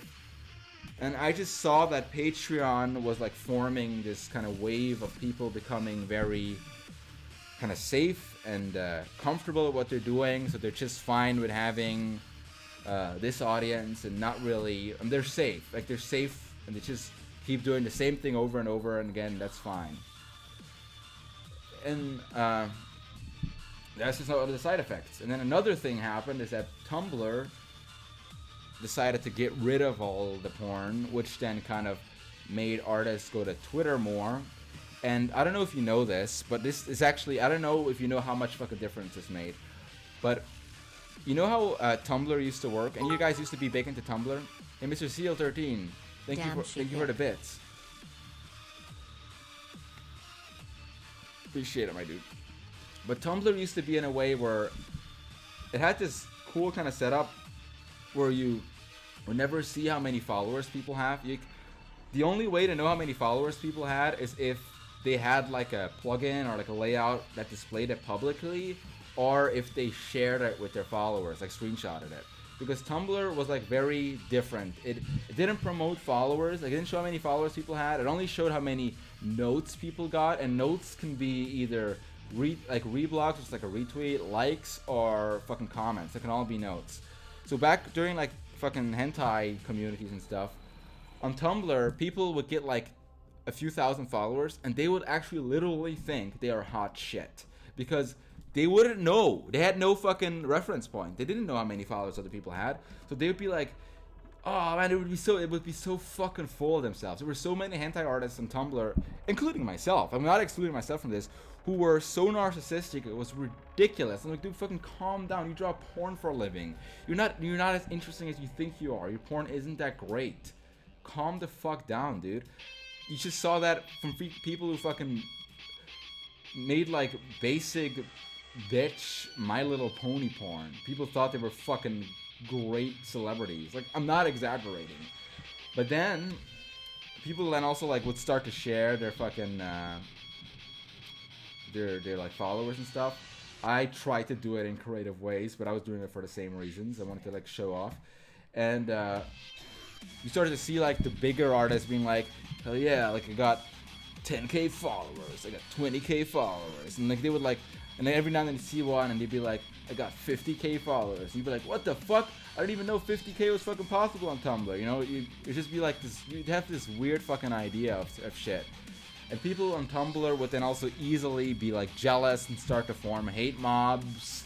Or people on Tumblr would like be really big fans of Steven Universe or something, and they'd see other people draw a Steven Universe character, and they'd be like, technically this character is underage, so we can get his Tumblr deleted. You know, like they did like, Tumblr was a big fucking platform for like really insecure nerds and like shut-in people, or just like fucking artists who have a really bad worldview. Like with like, you know, like they try to like push trans stuff into a fault where they actually start attacking straight people who don't even know what trans is, because back then it wasn't that big yet, and they would like start to attack them for being ignorant, even though you can't fucking blame them for being ignorant because nobody's informing them about it. You know, it's just like really misguided people that ironically, in the guise of tolerance and fucking freedom of expression tolerance, became more about censorship and hate speech and downright intolerance, literal intolerance, hatred, and just tearing people down, like a fucking breeding community of the weak to try to make others feel worse than them. It's truly disgusting. And then when the kind of the face of it changed, and guys, I've just to give you some context of my experience, over the couple of years I was in Tumblr, I've used Tumblrs for, I want to say ballpark, 3 years. I say ballpark. That's like ballpark, because I used it for like 2 years, and then it got shut down, and then I took a break from it and used it for like another year. I don't know, it was probably a little longer. It's hard for me to remember exactly when I was on Tumblr, when I wasn't. But I remember I took like a long break from it after I got banned. But from those few years I was on Tumblr, I have made 2 accounts. The first account I made with a lot of ignorance. And that one got banned after reaching about like 45,000 followers. And that was like really disheartening, because back then I had like 2,000 Twitter followers, right? And back then when you're like that young, you're like, my fucking followers, instead of like appreciating how many people are actually visiting your website, you fucking dunce, you fucking creep, you Melvin. Instead of actually appreciating something you have going on that is really fucking good, you're like, my followers, how am I able to show people that I matter? Without followers, I am nothing. So like that was like back then a pretty big blow to my ego, that I lost like a Tumblr at 45,000 followers. I know it's ridiculous, because back then Tumblr had a really big bot problem, so most porn artists and porn blogs were a little bit inflated, because there was like, I don't know the exact percentage, but I remember there being like this thing with there being a lot of bots. You followed me? Oh, thank you for the follow, my dude. But anyway, so then like a few years later, I made it again, because when I first made it, I was very ignorant of the rules. So I made one again, and I was like, I'm not posting any underage characters. I'm going to be very careful. And somehow, I don't know exactly what comic that did it, but I have an idea what did it. I got banned again for the exact same reason.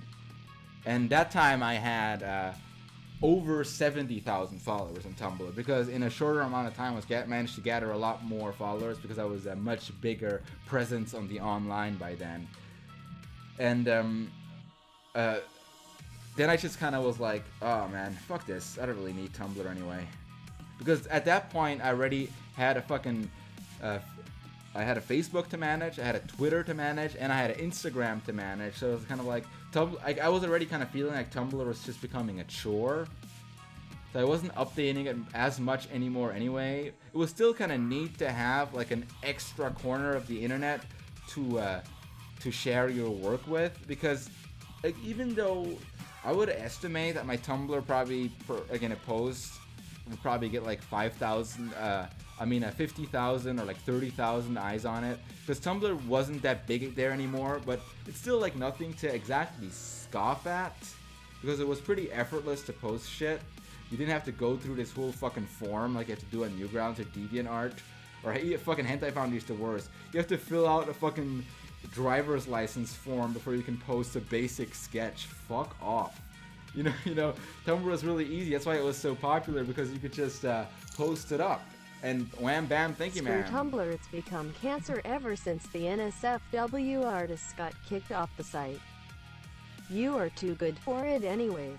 True Shadlings remember the Newgrounds cancer times. I appreciate the support, my dude. And you're OG. You're OG.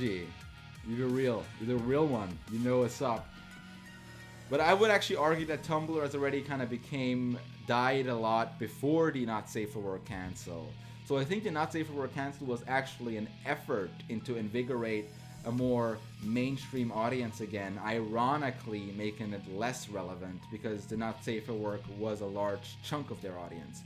But anyways, literally like less than a year after I was canned from Tumblr, they banned Not Safe for Work anyway, and every Not Safe for Work artist was getting banned. So from where I was standing when I was banned at the time, it looked like an 18 carat run of bad luck. But truth be told, the game was rigged from the start, and I would have gotten banned anyway sooner or later. So yeah, just gotta ask yourself, what in the goddamn. And then like the whole shift to Twitter happened. And when the shift to Twitter brought the public display of following. Now, unlike on Tumblr, you can just go to any artist's profile, see their following, and see everything. You could see their following, see how many retweets they got, how many likes they got, how many comments they got. Like, Twitter was much more transparent than Tumblr. Hell, Twitter even has a social blade thing that you can go and track how active artists are in a single month, how many people they unfollow, how many people they get. I think there's even ways to see how many people they get blocked by. Like, Twitter is so open with their information that you can't really like pretend or lie about things like people did on Tumblr. It's like, this is my Twitter, and if you got a public, unless you have a private, you're going to be pretty exposed and naked, and people can see every filthy thing you post, every reply where you lose your cool, every emotional outbursts artists make when they get anxiety, fucking when they tweet at their mom. Like, you can see anything if their thing is in public, and you know where to look. And then artists start to become more like kind of they wanted to be, even more so than Tumblr, they wanted to be celebrities, because with the numbers being public, it was like a status quo. It wasn't like Tumblr anymore where you had to guess, and so people thought when they had 5,000 followers they were hot shit. They had to start guessing back in Tumblr. Obviously, they only knew how big the really big ones was, or some of their peers, some of their competition, because they would eventually post screenshots and stuff. With all the bots and stuff like that, all the people constantly losing Tumblrs, because losing Tumblrs was a dime a dozen on Tumblr back then. It was hard to gauge the audience of an artist for real.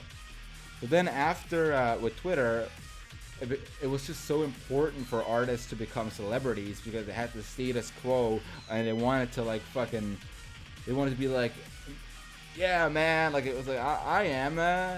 They started to act like characters, is what I'm trying to say.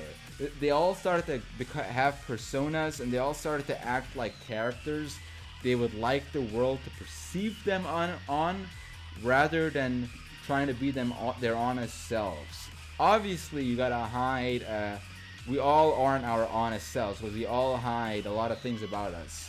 No one shows their heart of darkness unless in the environment where that is appropriate. But even some of the worst people in our society are unable to show their heart of darkness. Literally unable to, because culturally they have never even reached it. Joker laugh. Yes, that's exactly what I meant. Oh, hey, Jameski, how you doing, dude? You're 13, what is this? I am legally, if you're 13, Jameski, I am legally obliged to tell you to leave. This is marked for mature audiences. Get out! Get the fuck out of here, you're not welcome here. Nah, I know you're not 13, Jameski. I hope you're doing well, my dude. And Jameski, if you ever like, I don't think you have, because you're a really busy guy. Followers / fans / viewers, it cracks me up every time I see that you're the second most viewed channel on Twitch under League of Legends, even though people would expect to see someone like Shroud. Mr. Seal, it's amazing. Mr. Seal, that's not fair though. That's only because of my website, which I have since had to remove the embedding because it's disallowed on TOS to embed a Twitch stream on a not safe for work website. If you ever own a not safe for work website, don't embed someone else's Twitch, because it could make Twitch raise their eyebrows, because it's against the TOS. But I was saying to Jameski,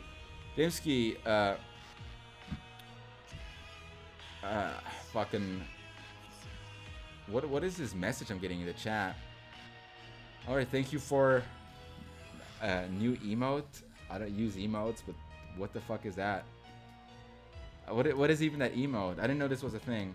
I was trying to say to Jameski that I kind of fell off the face of the planet for a while, almost an entire month, and I was like really close to kind of quitting and try to do something else, but I kind of made me realize I really want to just do this again, and I kind of really separated the time I spend online to the time I'm not working, which is why I'm still like I'm not on the internet much currently, which is why I was saying, like, I don't think you have, but like if you ever tried to ask me something on Discord or something and I'm not responding, like I've literally been offline this entire time, because I know that we rarely, but every now and then we rarely would communicate in Discord. Man, I'm just fucking talking a mile a minute here. I'm not even able to keep up.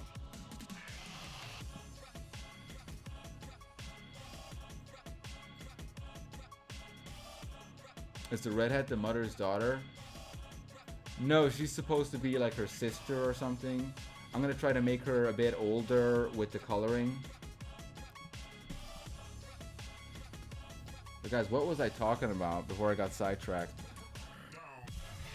I think I was talking about the Heart of Darkness, but that was in correlation to something else. I was talking about that in correlation to, oh yeah, how people want you to see them. Yes. So I think I was saying that about how everybody is trying to show their ego, as in a sense their selves, but they're unable to show them true selves ever, because the only thing that an ego is, it's a mix of the super ego and the id, the shadow. That's like the bad part. It's a mix of that, and it's your representation of a mix of that, and your representation of thinking what other people would like to see. It's a really strange mixture. If you ever read about psychology, it makes so much sense, but it's exactly, it is, you're physically unable to show your whole self in a cultured society. You're literally unable to. But what happens on Instagram and stuff like that is people only want to show a super ego they made up. So like a lot of time on social media, and how like then artists start to portray themselves like in a way that made no sense, and you can always really tell. You can instantly tell that. I'm guilty of that too.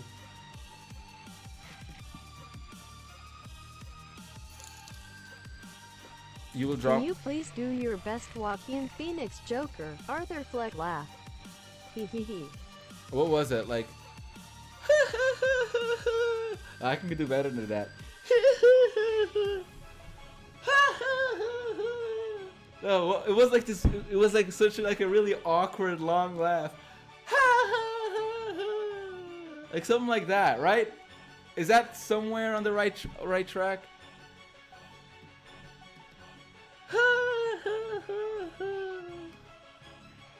Yeah, you have to drag it out. I have to fucking refresh my memory. I don't think I remember it right. I've only seen it once.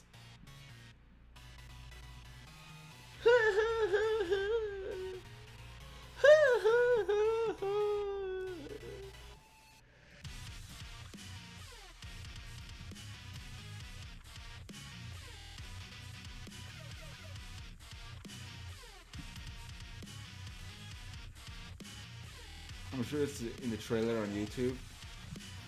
Yeah. Although I should make her skin tone a bit different, otherwise people will think she's literally the exact same girl. We gotta make. I don't even know my true self anymore, so I don't think I would be able to show my true self even if I wanted to. Feels bad, man. Mr. Seal 13, that is a very common thing in society.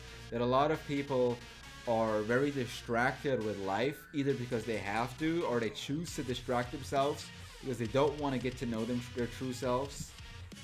Because it's really scary to try to get to know your true self.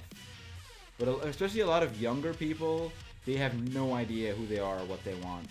Because they're too distracted by just trying to have fun, or they're too busy, like they're working a job and don't have any time to like self-reflect and think about things.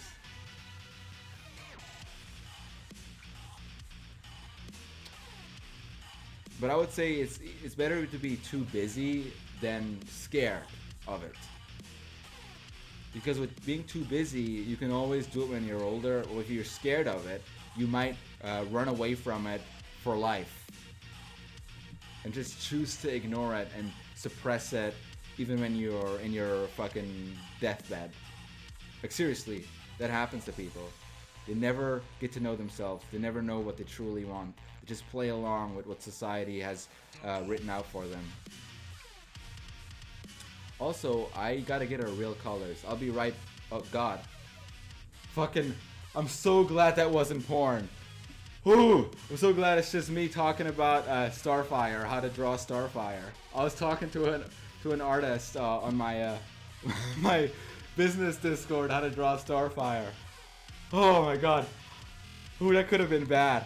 Because we sometimes share fucking drawings of porn as well. Woo-hoo-hoo-hoo-hoo.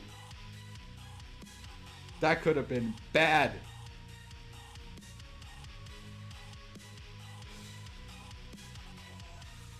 And yeah, I hope you can go back to. I hope someone goes back and tries to read that Discord message because there's stuff in there to expose me.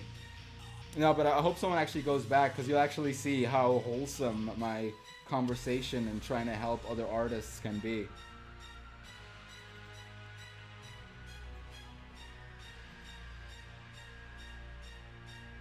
I'd be fucking careful in showing my Discord though. I don't want people to like accidentally expose other people's Discord. But I don't think that shows up, right? You can't see other people's Discord things. Because I don't want people... Because people have like private Discord channels for a reason.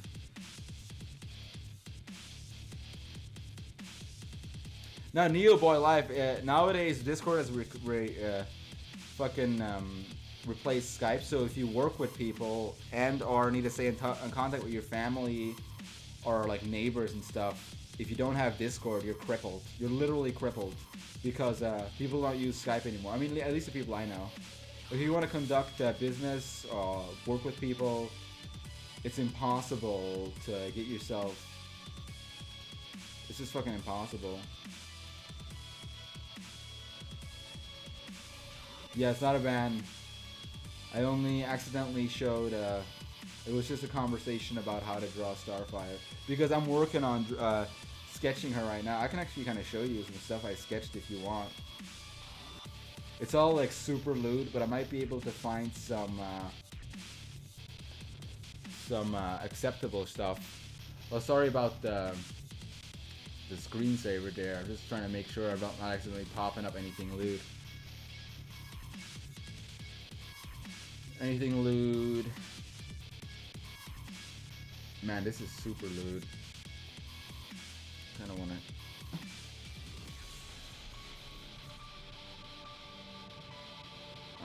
Just to be safe, I'm going to edit this a bit before I share it, just to be safe.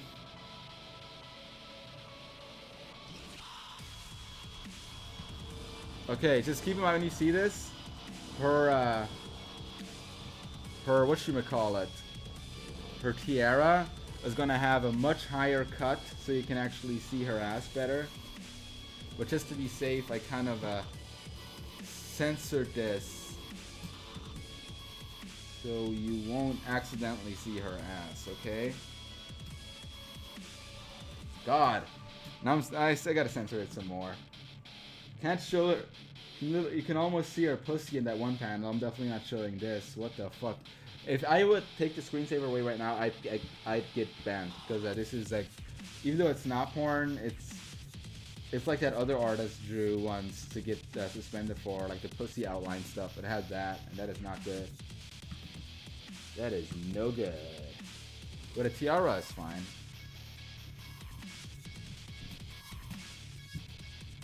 God. Okay, let me show you this real quick. So you kind of see like what some of these sketches look like. This is what concept sketches look like, okay? A lot of this might still change, and probably will still change in the final version of this. But this is what concept sketches look like. Because what it first starts out with is a very rough sketch, and then I try to start to make concept sketches of, what could these poses actually look like? Who could these characters actually be? So they're kind of detailed sketches, but they're also not. It looks really weird, but this is how I sketch it. See that? Even though it's a very fucking rough sketch, you can probably tell what's going on here. Can you? She's like, Starfire is hanging out here on a couch. There's a fridge. And she's like, hey, can you get me something from the fridge? And her annoyed expression would indicate that she's like, why aren't you doing it yourself? It's right fucking there. Well, she comes up with some like bullshit reason for not doing it herself. And then she's going to the fridge. She's like, what do you want? And she's like, says something that's at the bottom. Of course, because this is about Starfire being a weird fucking gross pervert. That she actually isn't in the show because she's really wholesome. Just kidding. The most wholesome girls are the most fucking weird, repressed, super perverts. It's true, you know.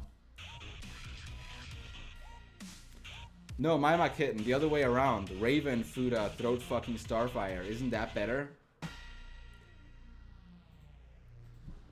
I personally think that would be better, but maybe I'm wrong. Maybe some of you guys would prefer the other way. I just kind of like the idea of Raven having a big gray dick with big gray nuts. And a dark gray ass and gooch. That's the Fuda Raven we all know. Yeah, I think this is a good color reference. God, I gotta go piss again. I'll be right back, guys. I gotta go fucking piss again. Fuck. Look at this cat in the meantime. Ugh, God.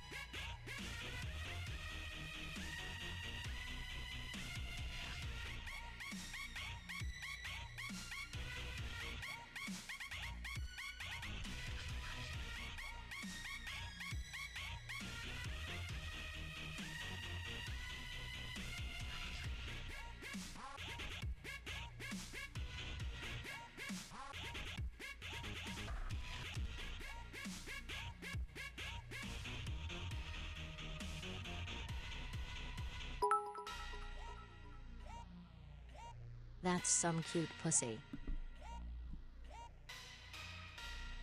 Okay, I'm back. I just got him back in time to hear that's some cute pussy. I haven't even thought of that joke. This is a cute goth pussy. Because it's a cat that belongs to this goth girl. Oh, okay, so sorry about that, guys. I'm back. So I was saying, what was I saying? I was talking about the whole Starfire thing. Because right before I went to take a piss, I saw that someone mentioned Starfire throat fucking Raven would be subversive. I think that means it would be against expectations, right? I agree. But I think a lot of people would just like to see Raven with a big dick. So I was thinking of making a page with Raven with a really large dick, fucking like a slutted up version of Starfire. Like obviously Starfire with like really a big ass and big tits. Just like a bimbo type Starfire, but she still looks like Starfire.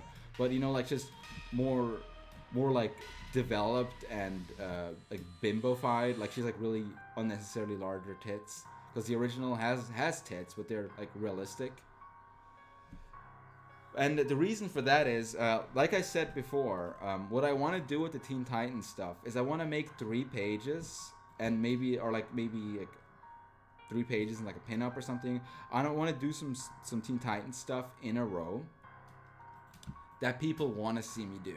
Like Raven, obviously a comic about Raven's ass, or Raven like Starfire being like obsessed with Raven's ass secretly, or just like I said, Starfire getting fucked.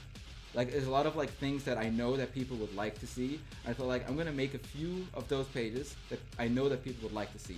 Not fucking around, not subverting expectations, not being a troll. Just be like, you guys want this? I'm gonna put good effort into making this so you guys can like it. Like so you guys can enjoy it. Those who want to like it, those who want to get into that. However, then depending on how those 3 pages go, that little setup of a return to Teen Titans Go, because truth be told, I haven't done Teen Titans in such a long time.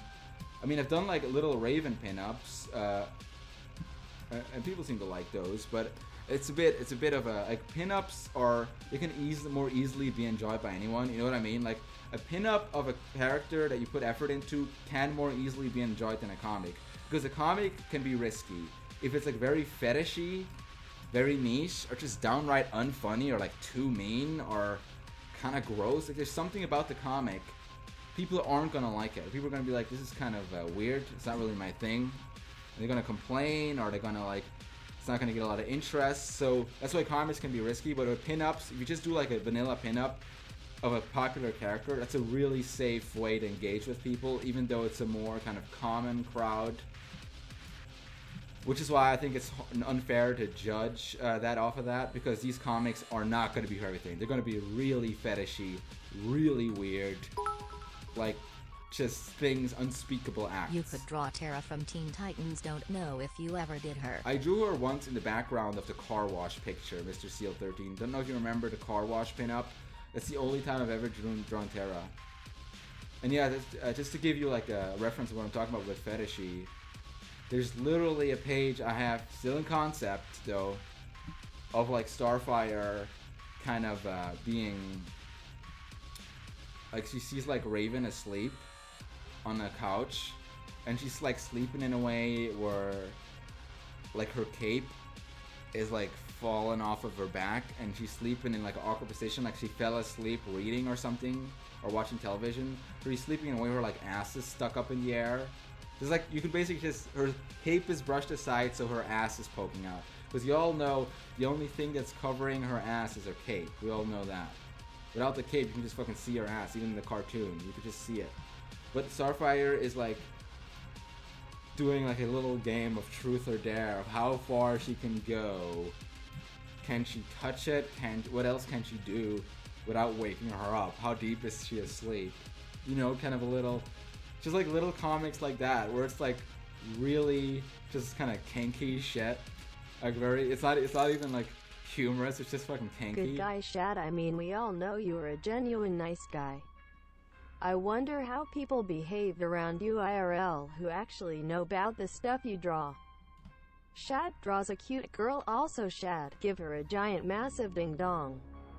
You a cat or a dog person? Dude, thanks for the love, man. I am a... If I would have to choose, I'd probably want a cat over a dog, but I don't really like pets. I don't want to take care of a pet. I think having a cat is really weird because cats are obviously beautiful animals, and it's cool when people take care of them. But like, if you have a lot to do, like, why would I want the companionship of like an essentially a furry dumbass who just wants to eat and fucking be a bastard all day? Like, why would I want to take care of that? Don't get me wrong, I love cats, but why would I want to pay and take time out of my day to take care of this fucking furry creature who has fucking no self-awareness, and it's just like, and they're adorable as fuck. But if I want to see cats, I can like go outside, and there's plenty of stray ones you can like look at if you want to see them. And that's more than enough cats for me. Just look at stray cats, or look at fucking cats walking around, or even look at cats online. That's more than enough cat for me. I used to live with cats, and I loved the hell out of them, but they were never my cats. They were always like my roommates or my family's. And the problem with dogs is also very lovable creatures, but they're essentially hideous mutants. They're like deformed, inbred mutants that humanity made. Not all of them, but most of them nowadays.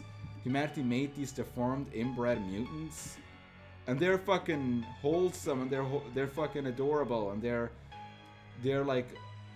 just fucking stupid animals. Some dogs are pretty smart for dogs because they're trained well, but like, you know what I mean with like stupid animals. It's like they can't fucking communicate with you like a human could. They can give you dog companionship, which a lot of people cherish.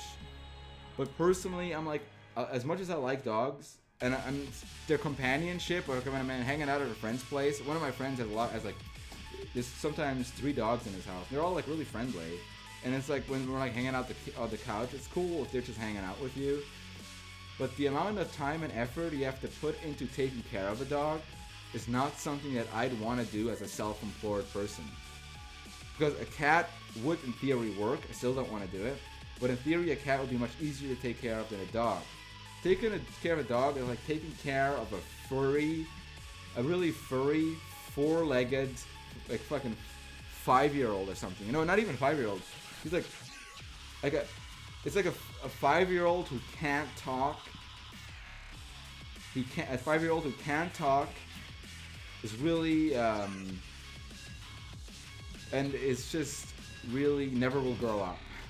No, maybe that's unfair. Like, some dogs do seem to get a grasp on how to behave, but some don't. It's just like someone who always needs care.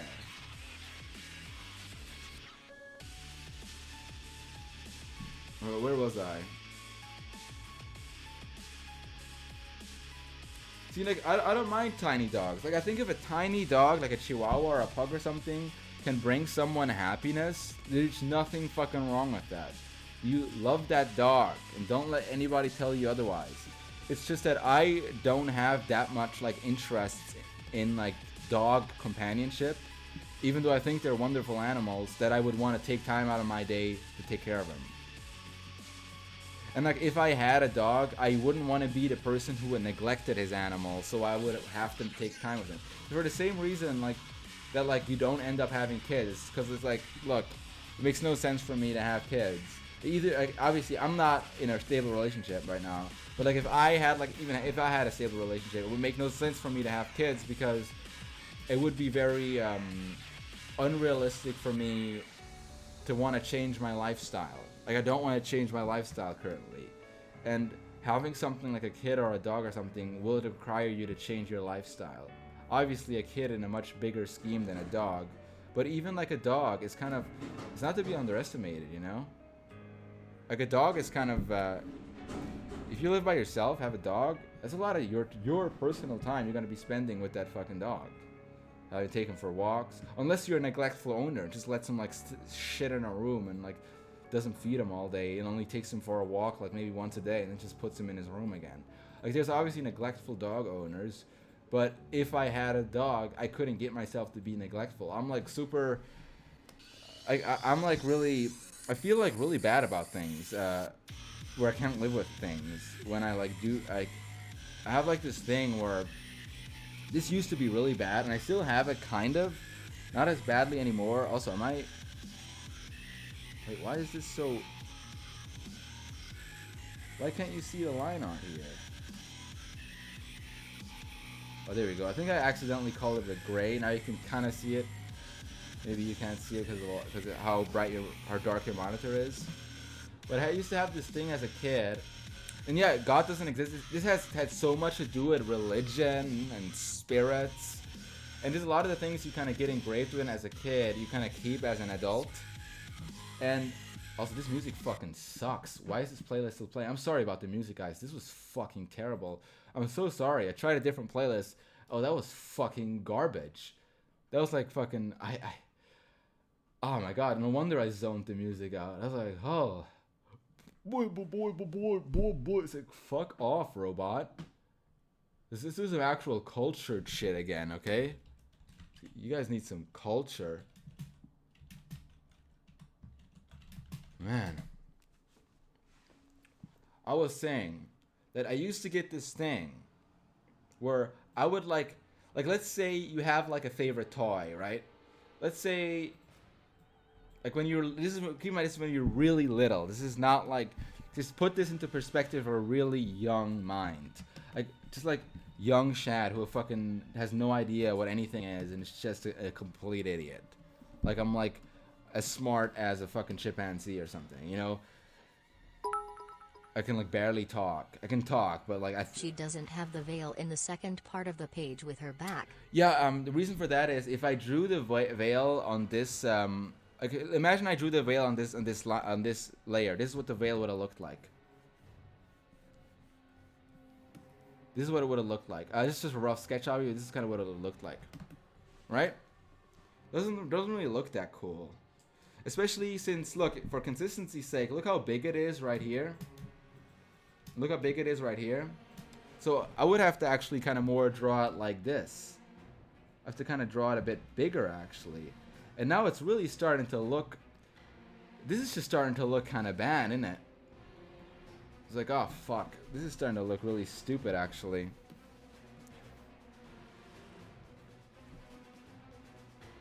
So even if you didn't do the line art,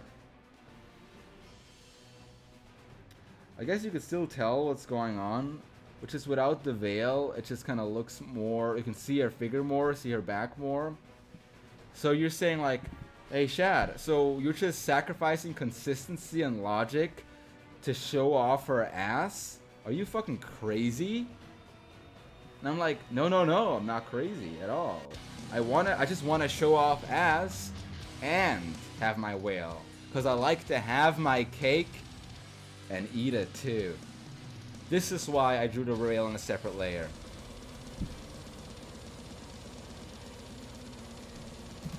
See that? There you go. So with a lot of the things you see that are like missing or inconsistent and stuff, just wait. I'm gonna add them later. And you know, this actually looks pretty basic. I actually just sketched this veil out, but I might actually keep this one. But if we keep this one, we have to do a few fixes. This is how I would finalize the veil. Just so some of you don't get confused and think I'm just like letting this go. Oh god, that's the wrong layer. No, it's not the wrong layer, it's the wrong brush. But just so you know, this is how I make it look better. I'm not gonna do this right now for all of the panels, but I just might as well thought I'd do it now to show the person who was asking. I will have to do this for all the panels, obviously, but I first want to color shit in. It look like it's swaying in the wind. I think that, yeah, I could add a few more things. Like, you mean kind of like here, right, where it's kind of like swaying.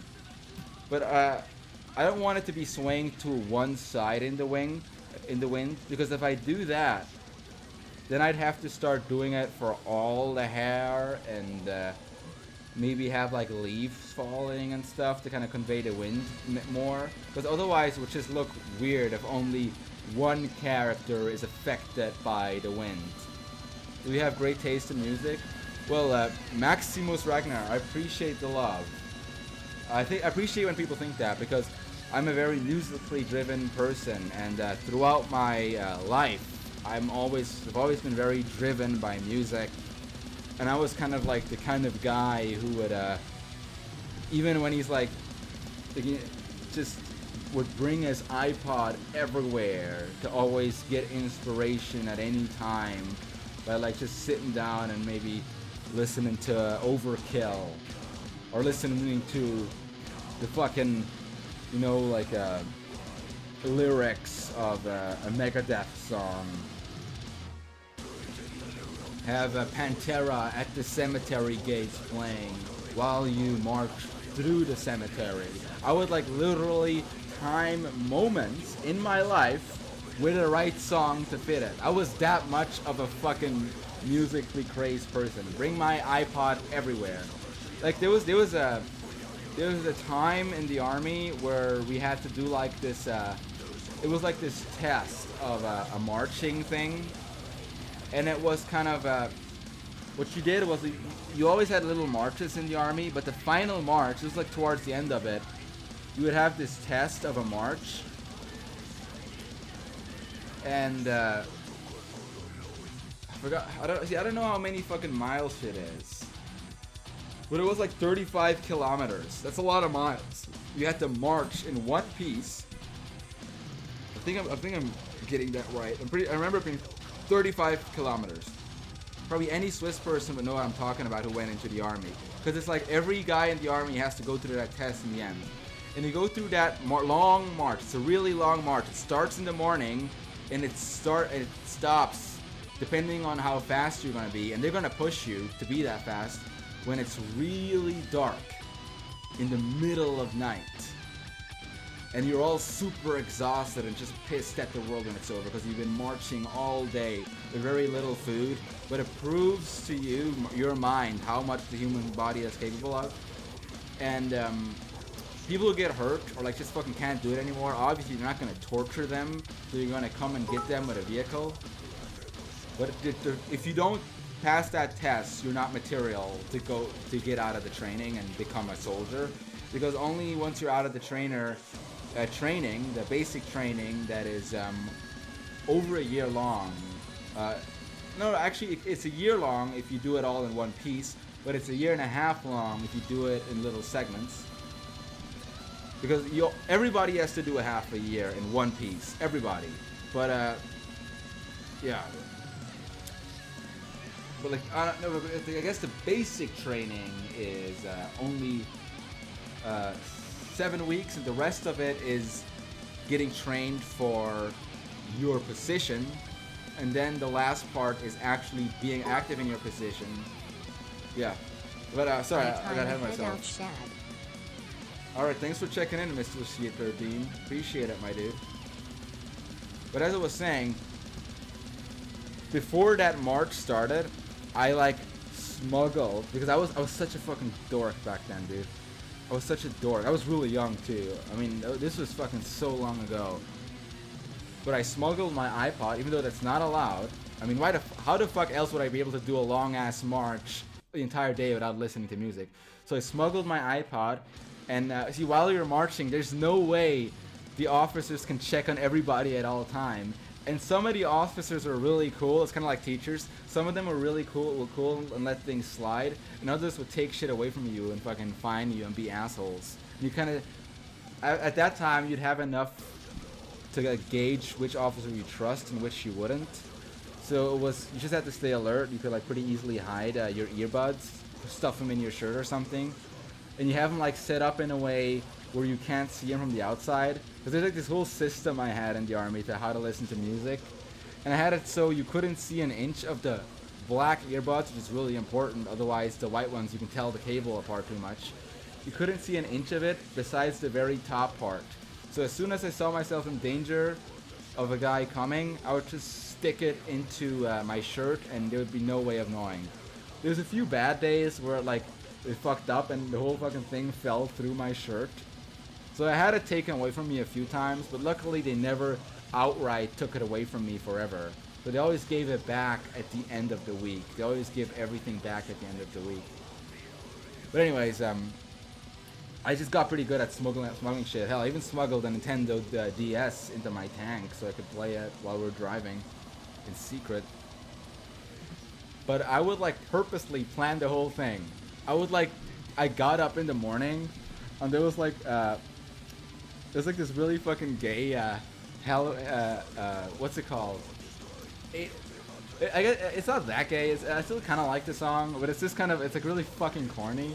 Like nowadays I find that kind of shit really corny, but I think still kind of smile when I think about it. But there's this band called Ailstorm, which is like this corny power metal band about pirates.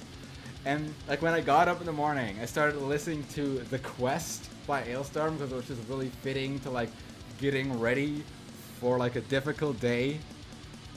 And then getting the gear together and driving in the Jeep with all the guys in the back to the starting destination. Like you all have your rifles, your fucking heavy ass backpack. You're basically armed to the teeth and you're geared up to the point where you could survive a nuclear fucking bio attack, because you even have bio gear in your backpack. Yeah, the Swiss were fucking serious. They make you carry around bio armor and shit in your backpack, which is like a hazmat suit, over boots. I don't know if you know what over boots are, but they're heavy as fuck. It's like boots you put over your boots. Precious degenerate. Keep up your good work. Thank you, Unofficial Skeleton. Like, just gas masks. Like, they'd be like stickers you'd stick on your hazmat suit, so you could see if the color changes of the sticker, there's a chemical compound active in the area. You know, it's just all like this technology you have to carry around. And then I would play in the back of the thing, obviously, The Trooper by Iron Maiden. And there was a lot of Sabaton songs as well. That would be, I would like plan and appropriate and make like secret little playlist stuff before I go to bed, ready for the next day to fit my day. And then before the march, I remember this, even though it was so many years ago. See, this is why so many of these memories are also very vivid in my imagination, because I'm such a musically driven person, and I used to just always have like a soundtrack to my situations in life. And I remember playing Hail and Kill by Manowar before right as we started marching, and like it's like here it goes, like, we're starting now. This is the beginning. We'll power through it. And Hail and Kill, like it's a song that starts off really slow. Actually, I'm gonna play it real quick. I might as well. Some of you guys may have heard of it. Manowar was one of those early metal bands I was really into when I was a lot younger. Like, I think Manowar is one of those bands that if you're like into like the old-fashioned early type of heavy metal when you're younger, there's no way of going around them, because they're not like fashion or anything. They're a band that genuinely loves music. You know how like some bands are fashion, they're fads. Like I know that the people who play at Slipknot are obviously very talented and stuff, but sometimes like with bands like Slipknot and stuff, I feel like their music is a lot of fashion. Like they're just doing it to keep up an image, and they're appealing to like a crowd that likes them for fashion reasons. With that I mean they like them because they're in or they're hip. They're like, yeah, I'm a little bit edgy, so I listen to Slipknot, bro. You know, they're kind of like, yeah, like it's part of my character. Like they would write it like on their MySpace profile or something if they're into Slipknot. Do you know what I mean?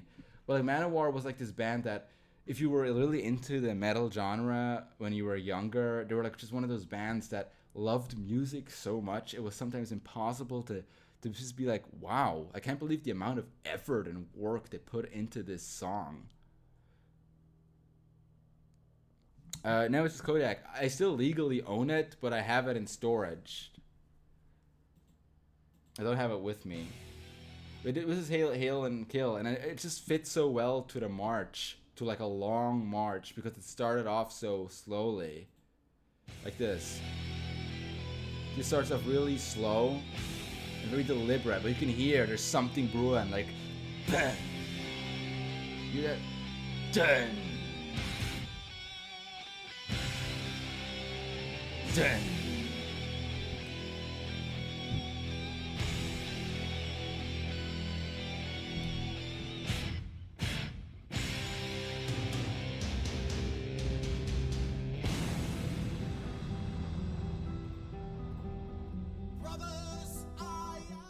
But yeah.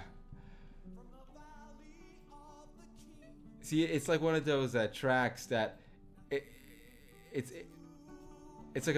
about like soldiers from an ancient war, like where they used to fight with swords and stuff. So it's about like marching into the unknown. You don't know what's coming, but you know that you will hail and kill. And this is a really savage song. It's like it says lyrics like "rape their women as they cry." Like it's like these pillagers. It's a song about just medieval pillaging and destroying the enemy villages by divine right. Like obviously it's a terrible theme, but it's a fucking song about him. It's not like advocating that kind of behavior. It's a song about the olden days. That's what art is about. Raclette inside the piranha. Good times. You used to make raclette inside the piranha. I know the piranha is some kind of vehicle or something, but I actually don't know what that is exactly because I didn't deal with it. But of course I know what raclette is. That's like the Swiss national dish, dude. I guess fondue is the more famous one. But there's like Swiss insider ones like raclette and rösti. You guys ever heard about that? But yeah, where was I? Enough about my music talk. Some of you guys have questions. A guy asked me about sketching without sucking at it. Dude, you just gotta do it a lot. Use references. Keep practicing. You just gotta really do it a lot. Be dedicated, and don't be ashamed to use references to understand how things look like. Like really, you're not gonna get anywhere without using references. If you ever get comfortable enough to not use them and come up with your own shit, perfect. But as a beginner, it's never bad to just practice with references. I still use references for very, very complicated poses. I still do. I'm not gonna lie. Obviously, like, if you see shit like this, there was not really a reference required to fucking figure out these gummy people. But there's gonna be one panel here in particular. This panel right here is gonna be a bit more realistically drawn because it has like a more specific thing. There's a lot going on in it. Not everything, but like some of the parts are going to be more anatomically correct. And I needed to use a reference for that. And I didn't just verbatim copy the reference, but I needed to use like pose references to get those poses right. Because they're just kind of elaborate poses. I didn't want to make them look too much like gummy people. Because when I just draw without references, like cartoony fucking porn and stuff, it oftentimes just kind of looks like rubber people. And sometimes that's appropriate, and a lot of the times it will just look stupid. So it can help for you, like even for people like me who've been doing it for so long, to use references to kind of have a more exact, rigid, dynamic even look at it. But you can always tell when someone overemphasizes on references and even kind of relies on them, because then everything kind of becomes stiff. You ever like notice certain artists who like, you always seem to draw like poses and like that are really realistic in a way, but they're like really stiff. And a lot of the times that's just because of like it's a reference from like an actual person, and even though it's a cartoon character, it will still look like kind of realistic except for the face, and it will just look very weird and unstylized. Even though it still kind of come across as like well drawn, it just kind of looks off. And I see that a lot. And I can sometimes kind of see they relied a bit too much on the reference there. They didn't really bother changing it up a lot. And obviously tracing is always a dead giveaway. Like that's always like you don't get to trace and get away with it nowadays on the internet, because the internet is too big. Like even if you only have a couple of thousand fans, someone else is gonna fucking see it, you know. It's in fact, I think it's strange how there's even artists who work for Marvel and stuff that seem to get away with digitally tracing Google Images, and nobody, I mean, people obviously try to point it out and stuff, but nobody cares enough, so they can keep doing it. So I think to an average person, it doesn't matter much, but like artists really don't like it, and so I just really recommend never using that as a crutch. I used to, Like what I used to do as a, like, this is once again, I was a kid back then. This is before I started fucking posting stuff online. I would like take comics that I really liked, and I would do this. Look, anybody ever do this? I bet you there's like at least fucking 4 people in here. Right? How many people are watching? There's 4. I don't know how many are watching because I only have the chat open. But there's at least 4 people of you couple of people that have done this as a kid. I'll show you exactly what I mean, but I gotta illustrate it. 4 people watching? Okay, then I don't think there's anybody in here. Or unless they're like very likely. 700 plus watching? Oh, there's probably 4 people watching. So here's what I used to do, dude. Here's me as a little kid. This is just stick figures. Wow, why is my neck so big?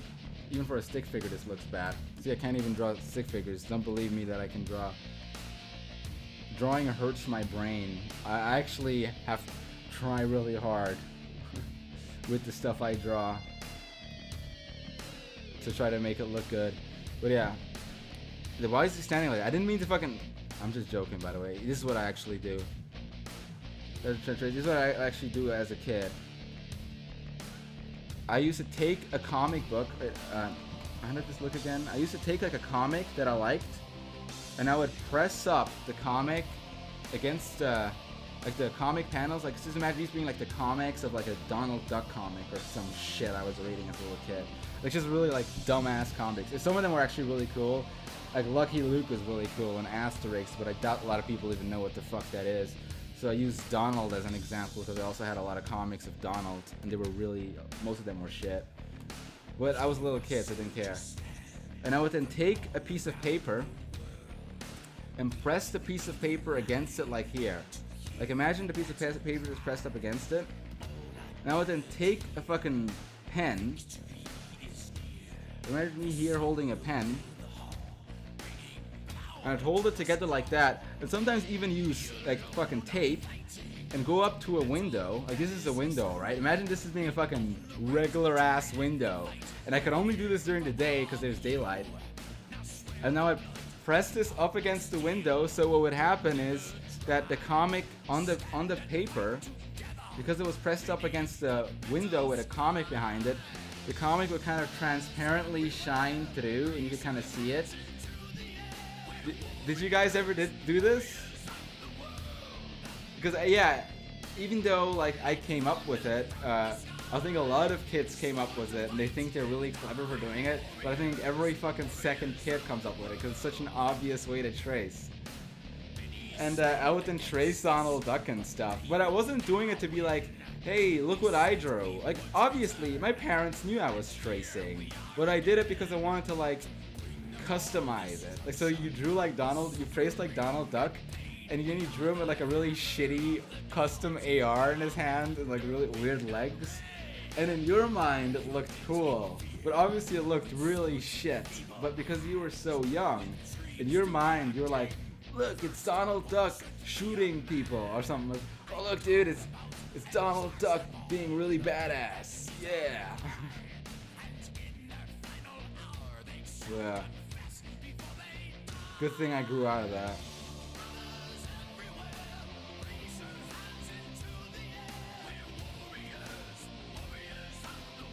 Because you traced Bambi? Dude, don't trace Bambi, man. You trace Bambi's mom and draw her, like, and edit her so she's pissing. Your art teacher finds and they're like, what the fuck is this? Imagine that happening to you. Like you edit it so she's pissing because it turns you on.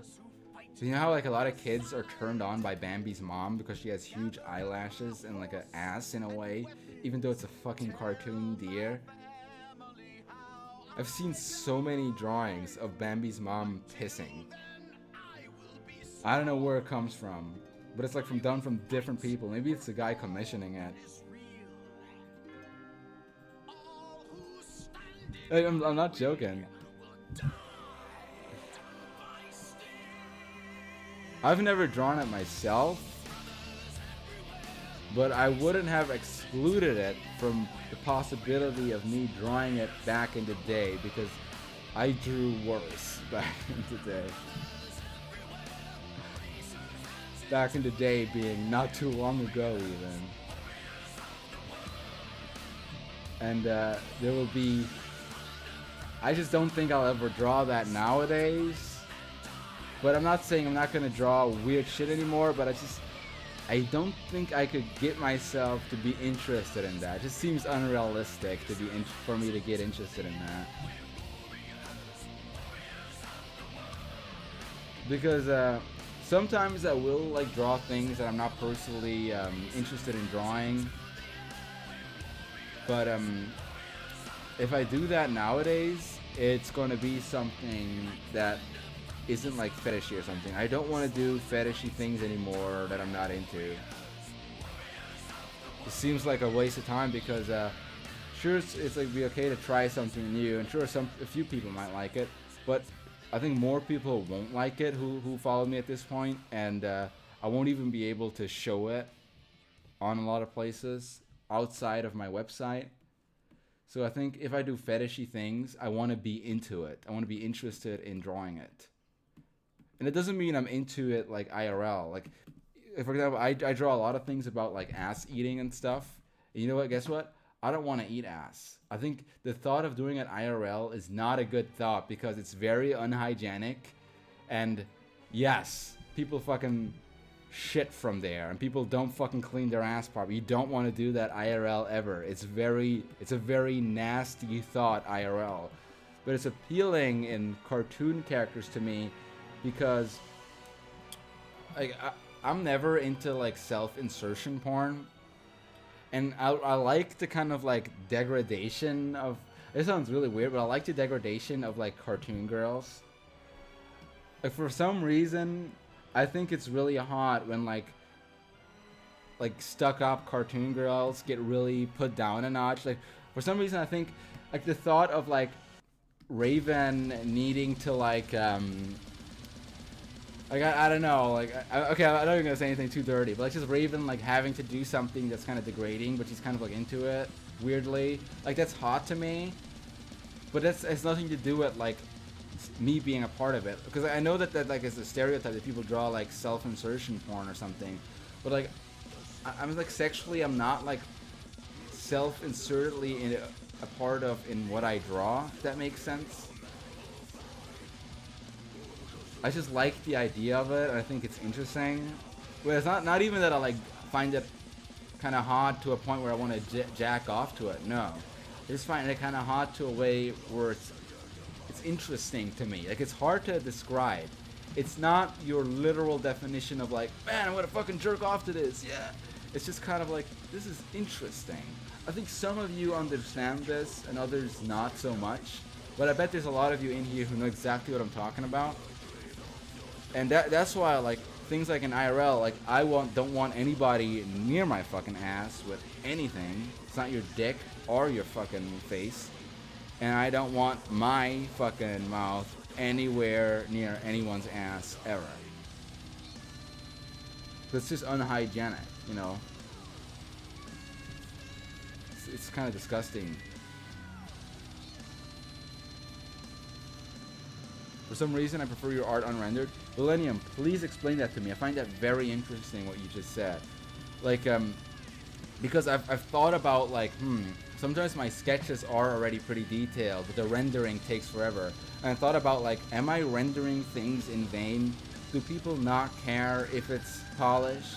Am I spending like days polishing up things in vain, where I could have just shared a sketch and people would have been happy with it regardless?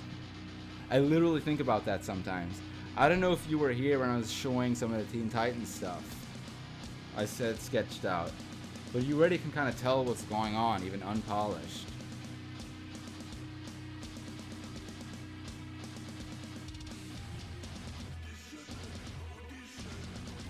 Shad, would you ever showcase your rifle? I took a picture of it once and showed it. But I wouldn't want to repost that on social media or something, because nowadays social media is so crazy that you posting a gun probably has connotations of you wanting to shoot people, you know? That's how fucking paranoid times are right now. Just look at the Joker movie.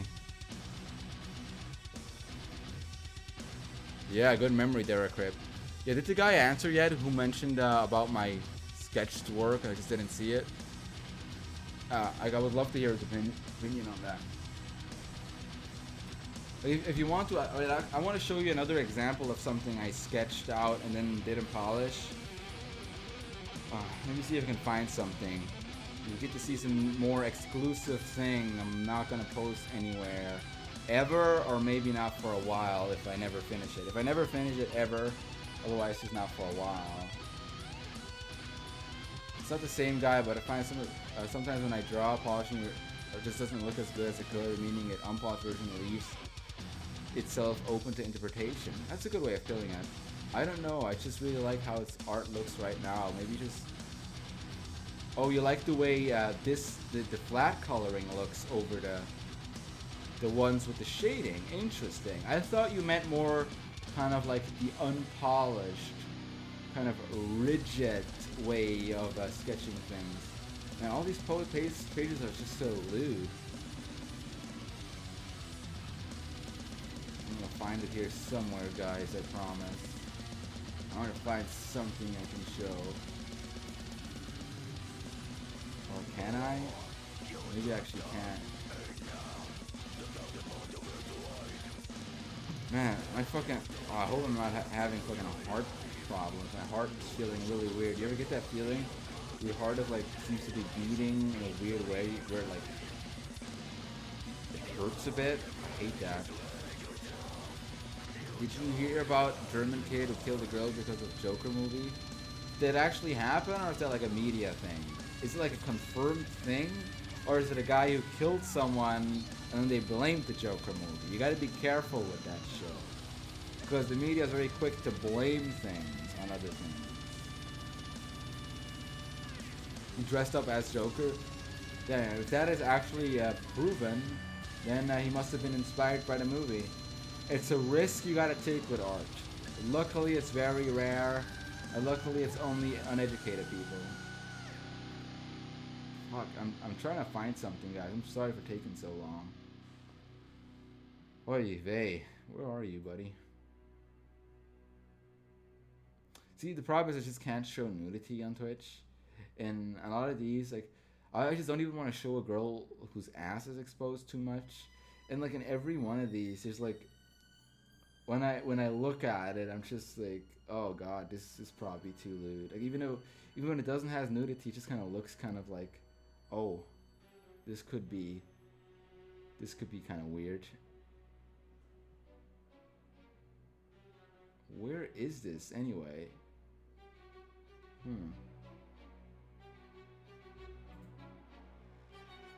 And I can't find the one I really want to show, you know? It's not you. For fuck's sake, where did I put that? If I lost that, that would really piss me off. Oh, it's in a different folder, that's why. Man, I can't show this. I'm sorry, I thought this would be easier to try to show something I'm working on. I thought this would be fucking easier, but I guess not. I guess fucking not. Fuck it then.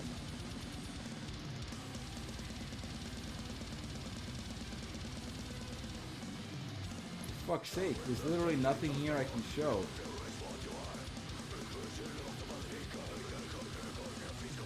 I guess I finished most of the... Nah. Fuck it. Couldn't find it, guys. It's a 6 hour 550. No, it's a 6 hour 550. The sniper, the kind of like elongated sniper variant of the 55. I believe 55 is the common kind of short model that you see in Counter-Strike and stuff. Like the 550 is also represented in some games. I've seen it before in Hitman. I've definitely seen it in Hitman. And I've seen it in James Bond game as well under a different name though. Because James Bond always used fake names. I can't remember if Hitman used fake names. Upload the site, come on. I'm working on it, man. Melrose, this is the new page. You mean update it with like new stuff, right? I'm working on it. This is gonna be the new page. And if things go well, there's gonna be more later down the week. I just, you know, I don't want to rush things.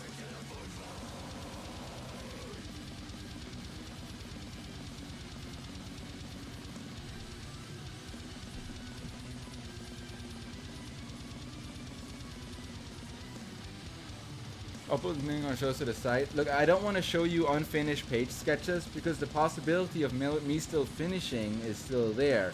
So if I make an unfinished page sketch publicly accessible, I risk people of sharing it around too much, too many people seeing it. So then when the finished page loses it, kind of loses the surprise. I think a big part of showing a finished page is kind of showing a kind of a surprise little thing. But if you already knew how the page is or what I'm gonna do before I finish it, you'd then just be seeing the finished work and just kind of be like, oh, I know what this is. Oh yeah, I remember this. You know, it would lose that effect of seeing it for the first time, which is why I don't like to show unfinished stuff I know I might still finish. Usually the only time I show unfinished stuff is if I, obviously when I'm streaming, because then I'm just live, and I always hide certain parts of the pages anyway, so you don't get to see the full thing anyway. And whenever I'm live, it's not like a full audience seeing it, it's more just like a couple of hundred people, or it's just like not, like it's like in the grand scale, obviously it's fucking lovely that so many people want to tune in and see what I'm working on. But on the grand scale of things, it's not that many people, if you know what I mean. That's fine. But I share things when I absolutely know that I'm never going to finish them. Like I did with the Reaper. You guys remember that Reaper and Horse set? It was fucking massive. I was just looking back at that, like, this is too big. I'm never going to fucking be able to finish this. Because I wasn't really into it anymore. Thematically. That was like during a phase I had when I wanted to draw like male nudity and like horse stuff, so I felt like combining Reaper with a horse was a good idea, and I kind of lost the appeal to it. Like I was like, I'm not really into this anymore, so I never finished it.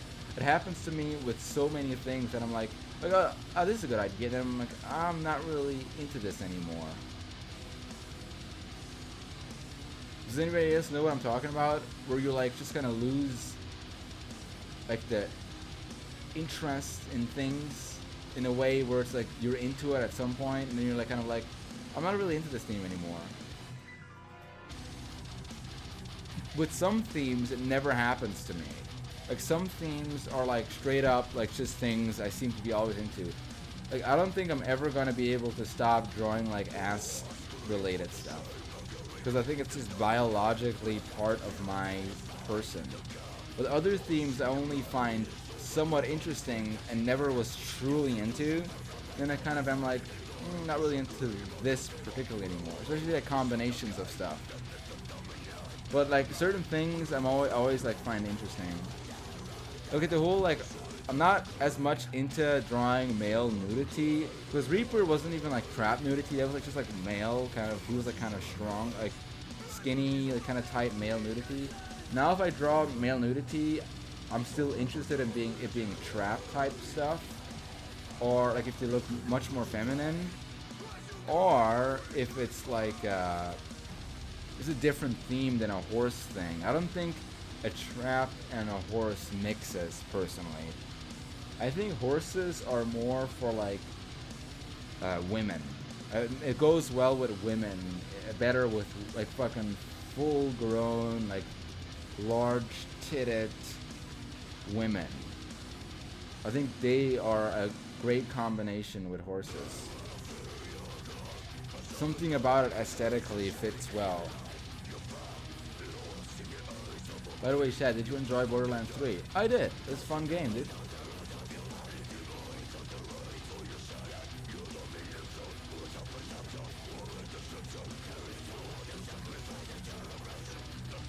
But yeah, and what I wanted to show earlier, like there was this panel I remembered with like Raven, who was she was like standing in a way where you could see she has a huge bulge.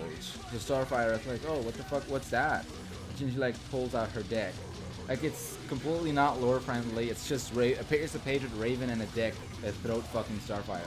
And I wanted to show you that one concept sketch of her just standing there with the bulge. But then when I pulled it up, I was like, what? This bulge is so fucking ridiculous. You could, even though there was no nudity, I was like, I can't fucking show this on Twitch. Like, this bulge is so clearly a dick and balls. Like, it's not even... Like, any fucking kid could tell that's a dick and balls. It's like bulged it away where you could see the balls. Even though you can't see them, you can see their balls. That's why I kind of like changed my mind on showing it.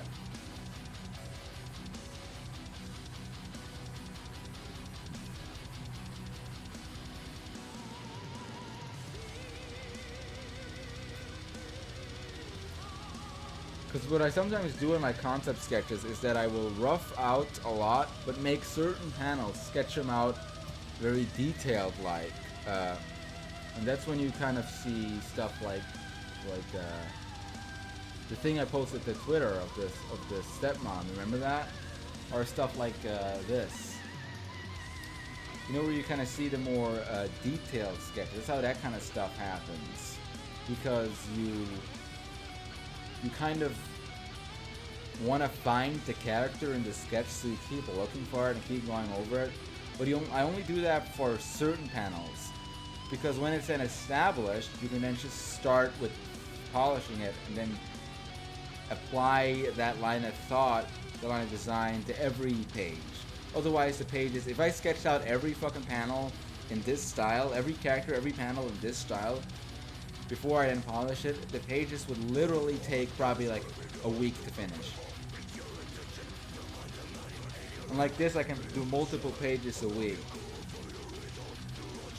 So you can still recognize that it's her, but she has a more kind of comic booky art style, a comic art style, because I haven't sketched her out in such a livid detail. But I actually did use those poses, those detailed sketches in other panels. See, it kind of all comes together. What up, John Smith P? And you know, with some sketches, you just keep going, you never polish them, but you keep going so long that then the sketch looks polished.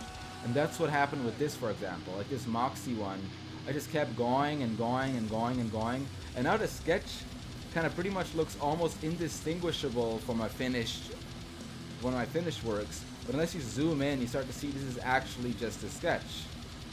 See, when you like zoom in, this is just a sketch that I went over and over and over again. You see that? Same thing happened with that other drawing I posted, this thing here. This one. This was originally just a sketch, but I went over and over and over again that I kind of start to have a certain amount of polish. But if you zoom in a little bit, you can see this is a complete fucking sketchy mess. Look at that. Look at that. Look at these hands. I kept sketching over these hands. That process is easier for me when it comes to pinups. When it comes to pinups, that's a much easier process. That's how I like to do solo pinups now. I kind of discovered doing that when I did that Raven pinup. Can I show that here? I mean, I could show it on... I'm just gonna be sure. I'm just gonna edit it real quick. But that's how I did this Raven pinup. I'm gonna edit it real quick. It's really super to edit this. I'm literally editing it to censor it real quick, and then... But the only thing about this one is her nipples, even though you can't see them, they're kind of poking out. So I just to be sure I'm editing them. But that's how stuff like this happens. Like, I never did line art for this one. I didn't build this one up like I polish comic pages, like I do with the comic pages. And with this was also versus sketch, but then I kept going intending to polish it. So in some places, see when you zoom in here at the the cape part, you can see, just like in the Moxie one, how this is actually still kind of a sketch. But the other parts, like the face, see, the lines become more deliberate. And here with the bosom and like the stomach and stuff, I polished it with a lot of care, and I put a lot of care into the hips here, like how there's now different light sources. You can see her hips are like there's a little bit of blood in her hips, so instead of just being completely gray, that she's a human, so you could like feel this, and there's like a little bit of warmth to it. There's like a lot of little details like that you're gonna incorporate into it, which you wouldn't do in a sketch. And then you also then go around the sketch and add black lines. I did that because this is Raven, who is a cartoon character who has outlines, so I added little black lines. Essentially, it's like you keep looking for something in the picture, and the longer you spend on just going over and over and over again, it starts looking less and less like a sketch, and eventually you're like, this looks good enough to finish. Then you just start adding finishing touches, and wham bam. That's how I like to do pinups now. Also, damn, I gotta do more pinups again, because I think I could do a better job with Raven. I think I could do better. I've learned since then. I've been studying things. And I haven't... How dare I draw that, but not do an ass version? Oh, also, here's another example, actually, if you're interested.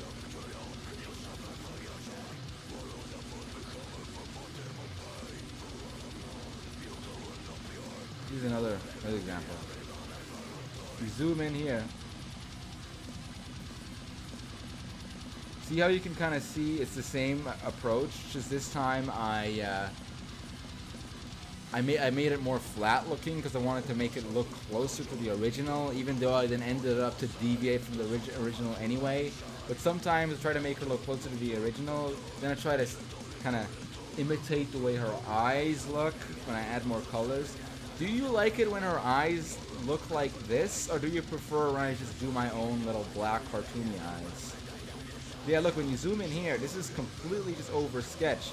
Like places like here, I even didn't even bother to do the lines at the correct part, so they're still gray overlapping and stuff. But yeah, this just takes longer for single characters when you would versus just doing it on your own. Yeah, I could keep going here with like just these pinup ones, because in these pinup ones I just use different techniques than I would do with the comics, because it gives me more room to experiment. So they end up kind of looking different styles and different kind of coloring directions and stuff. But I'm trying to do that more with the comics as well, and you'll see what I mean.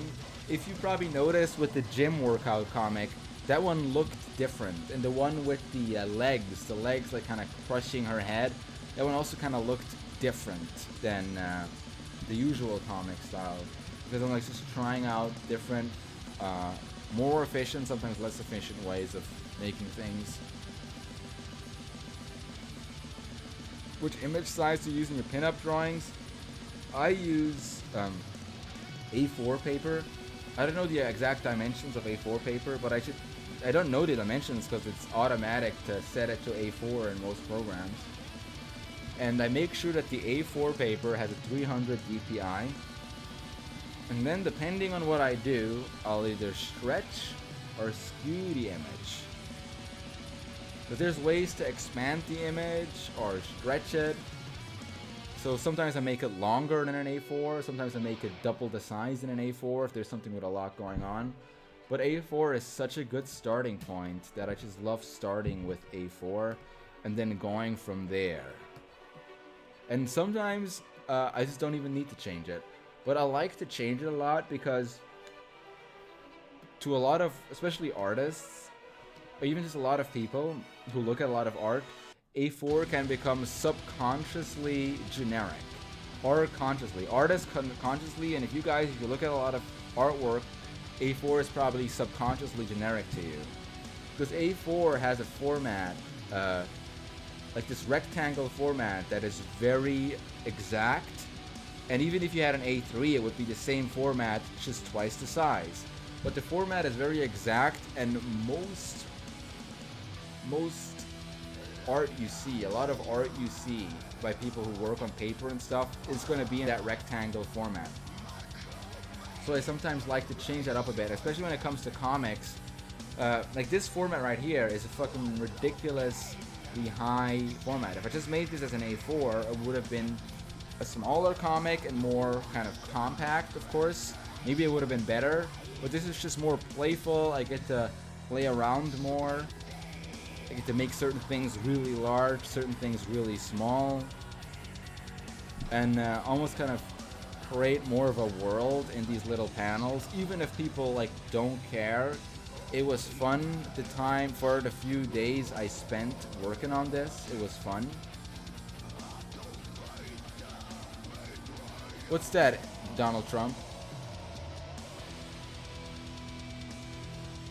What paper do you use for a comic? I don't use paper. I draw everything digitally. I used to do that where I drew stuff on paper, scanned it in, or took pictures of it. But nowadays I just draw everything digitally.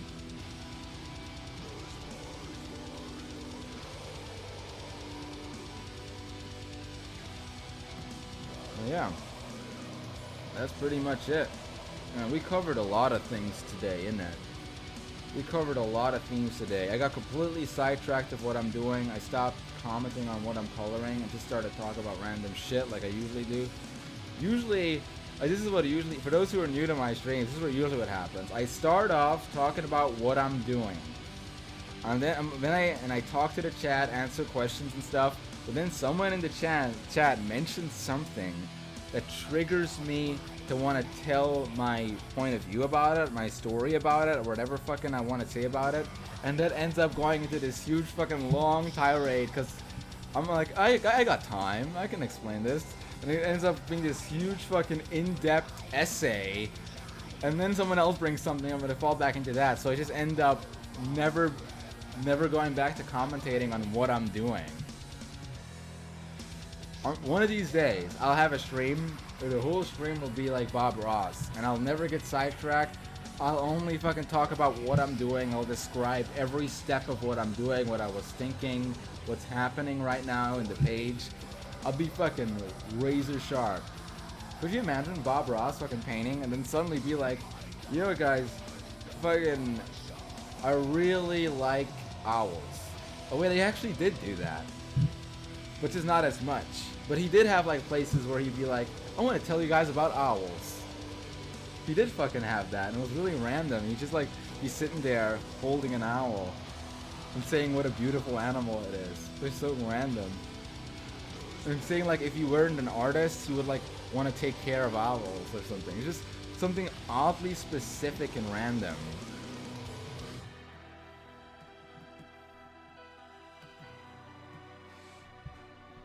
Yeah, he's great.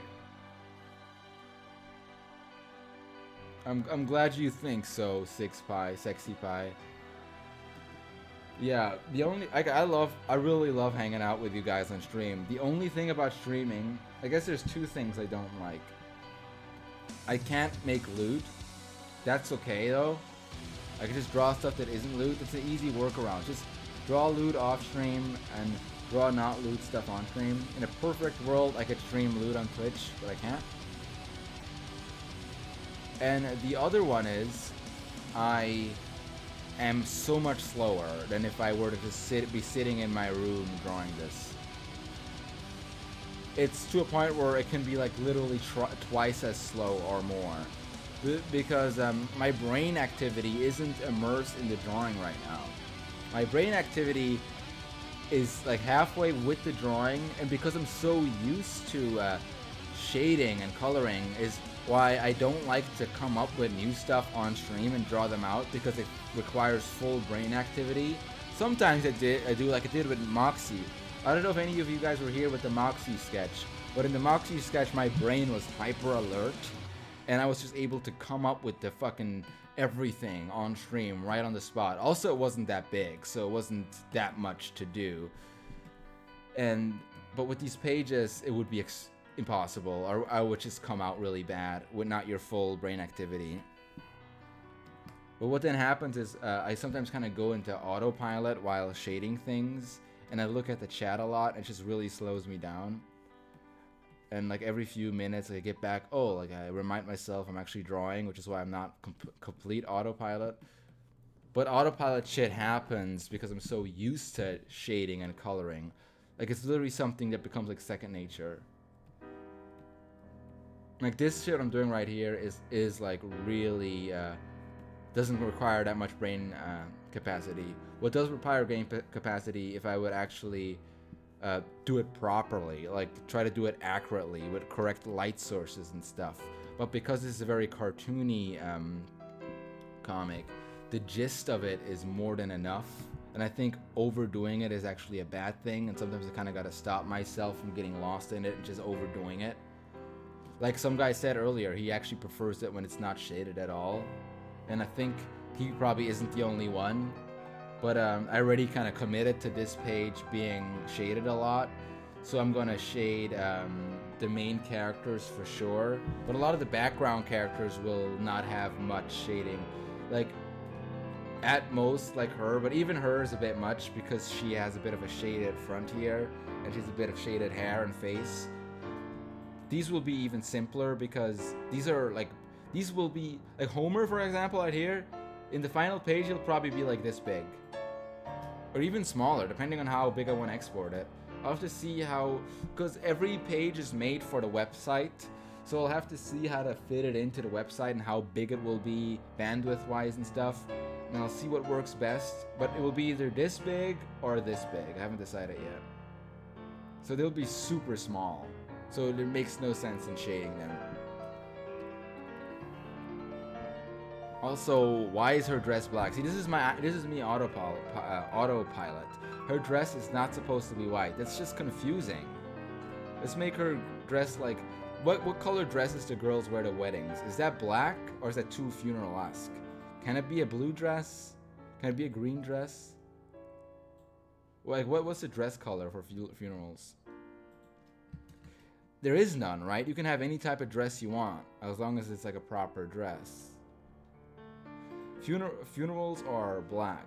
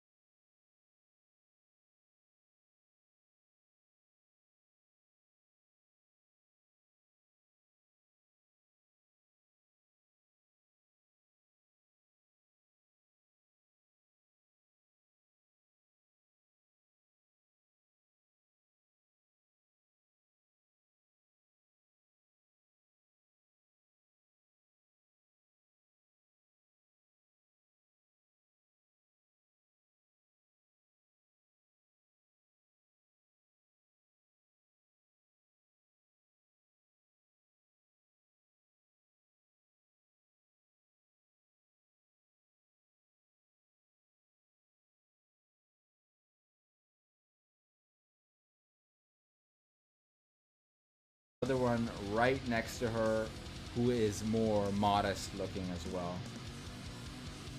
So yeah, you see, I'm serious when I said I'm putting more effort into these comics. Because the only problem is it takes a while sometimes.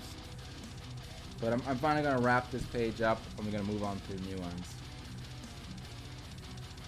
But in some of these ones that are taking a bit longer, I think you'll really appreciate the payoff. Like in, not so much this one, because this one is still like one I've actually had this concept from way before my break. But now like kind of after my break I really want to do a lot of porn again. So a lot of these new pages, until I get another like non-porn phase, or just to kind of mix stuff up with. But a lot of these new pages I will be focusing heavily on making sure that there's porn going on in them in several panels.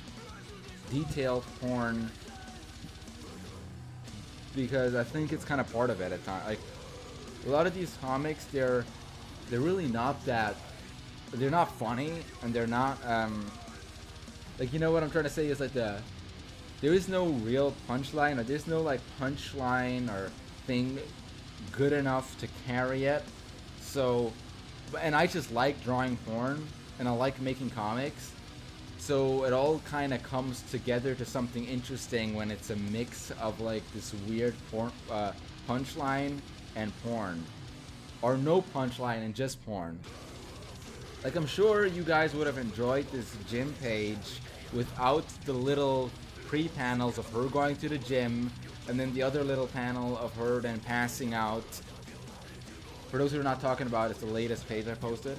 I'm sure some of you guys would have joined the page without that, but I think just because I added those little context pages, together with the fact that this is a pre-established character who's like a little fucking 19-year-old virgin girl who fantasizes about older women, like all that coming together, even with like a really lame, not really punchline, but just a little context, made you guys enjoy it a bit more. Am I wrong with that, or would you guys have just liked it just the same without those 4 little extra panels?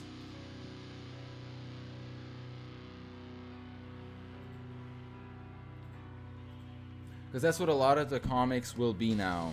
They will be, I want to do that format where there's like straight up porn, and sometimes quite detailed porn where you can see the fucking muscles and the fucking pussy in vivid detail. I don't know if any of you guys bothered zooming in on the pussy I drew in that comic, but that is the most detailed pussy I have ever drawn, I think.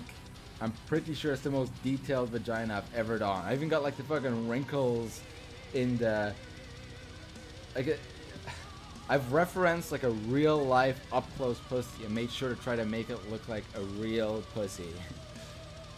And I put like little, like, you know when girls try to shave but they can't really do it that well, and they didn't really try to do it too carefully because they didn't have planned to have sex that day, and it's just like the pussy has like stubbles like a beard.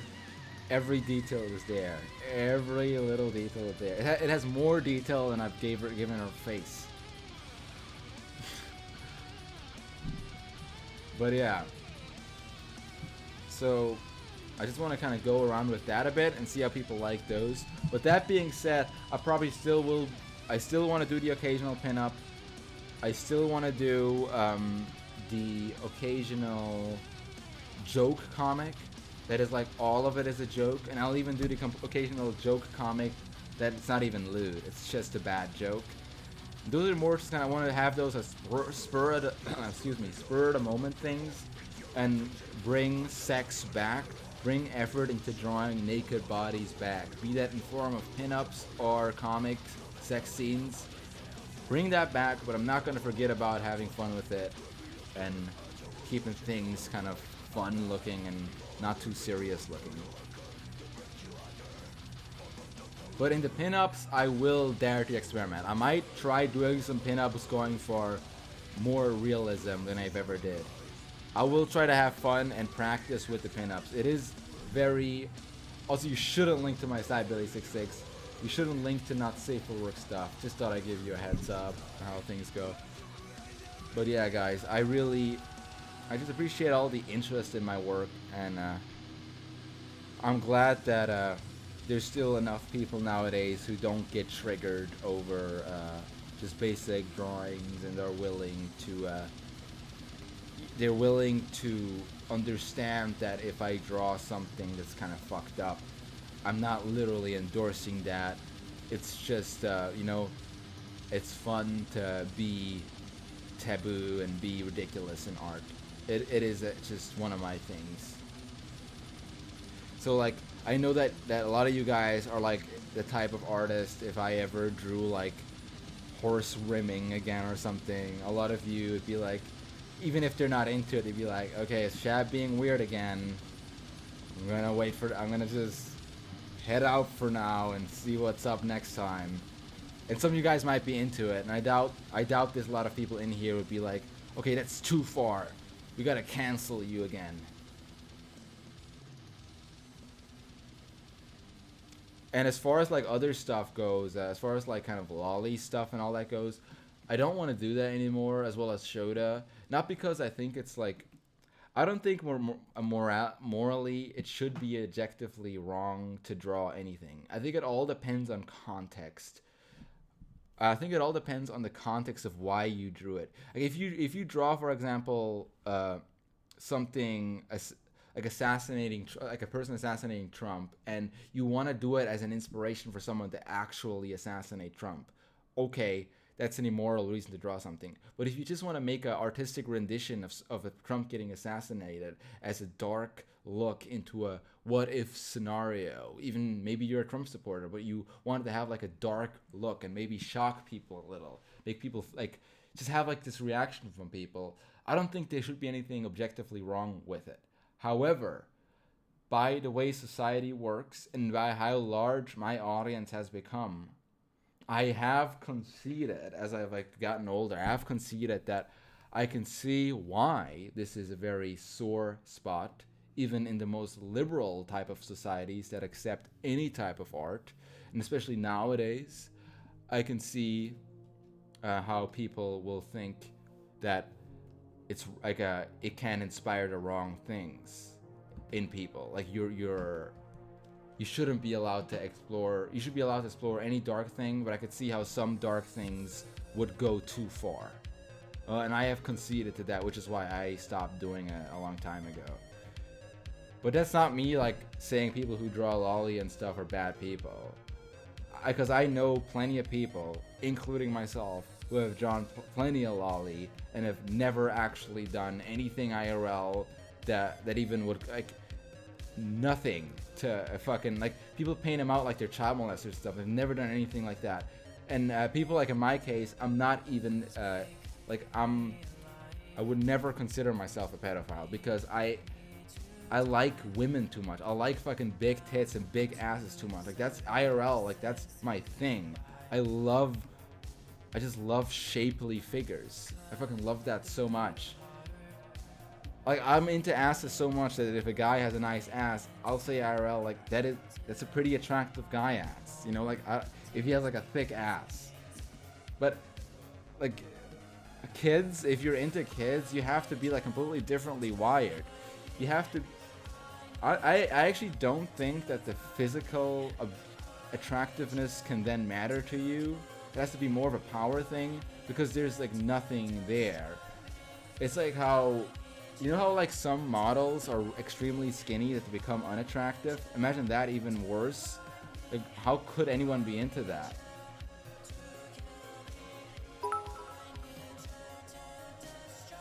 Loving the current storyline, Shad. Keep doing what you love and thanks for sharing it with us. Thank you, dude.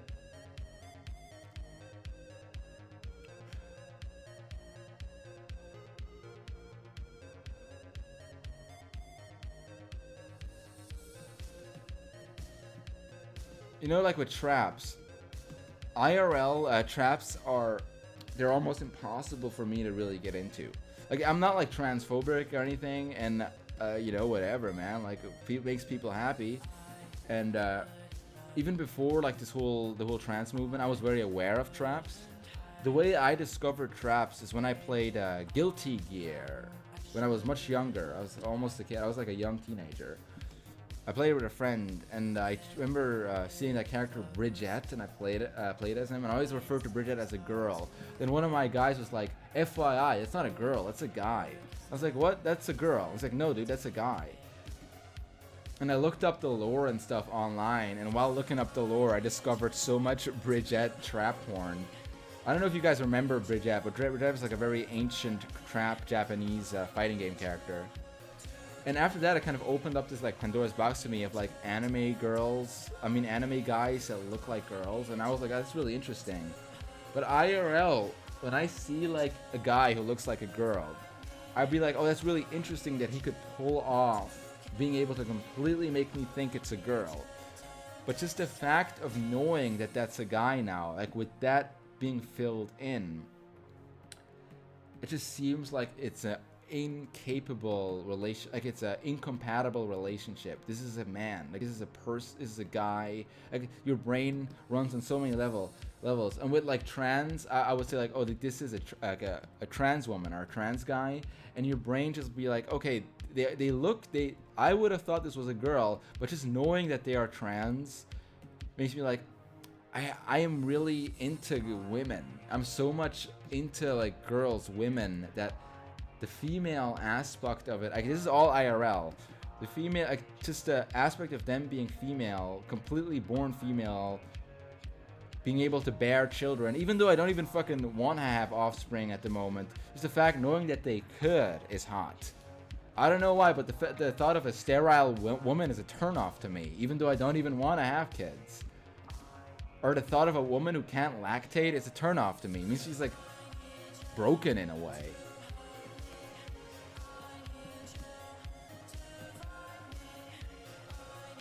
So me, like, that's why I can appreciate it when like traps look like girls and stuff, but just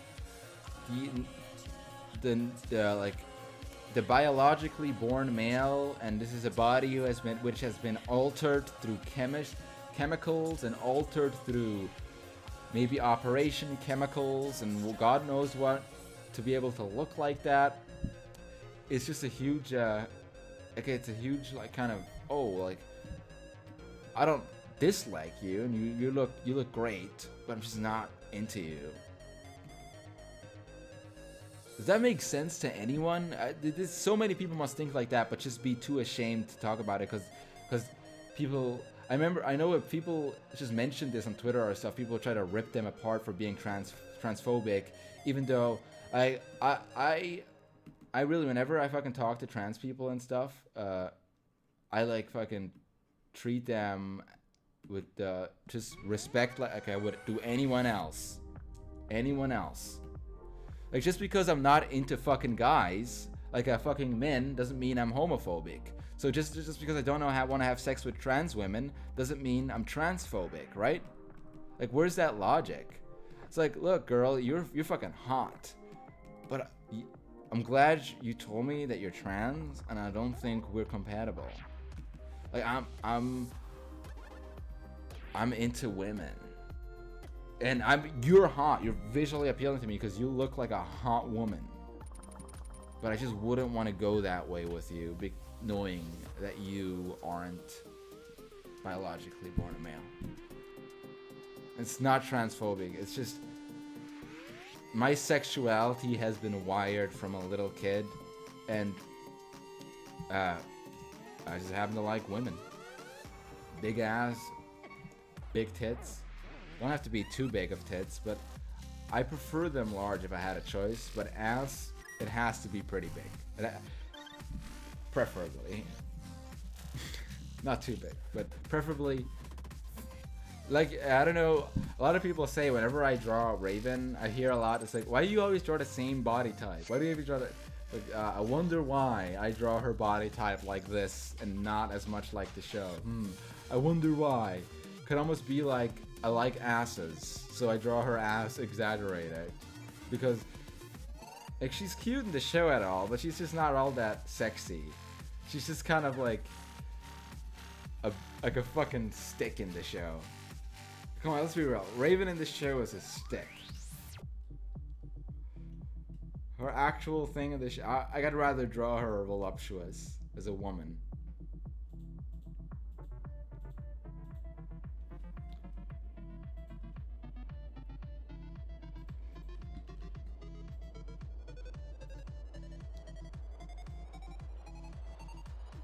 even like other characters, like you know, remember Gwen Stacy from Spider-Verse? If you actually look at her model, she's cute and all, like she's cute, but she's kind of like, she's not that sexy. I think she's cute, but she's not like, she's like more like cute in like a, it's like, oh look, she's kind of cute way, where she's like, not like, oh man, she's fucking hot, dude, I want to fuck her. Not at all, because she's just too skinny. She's like extremely skinny. Maybe that's just me. I bet a lot of you would want to fuck her, which is why I always draw her with like really fat features.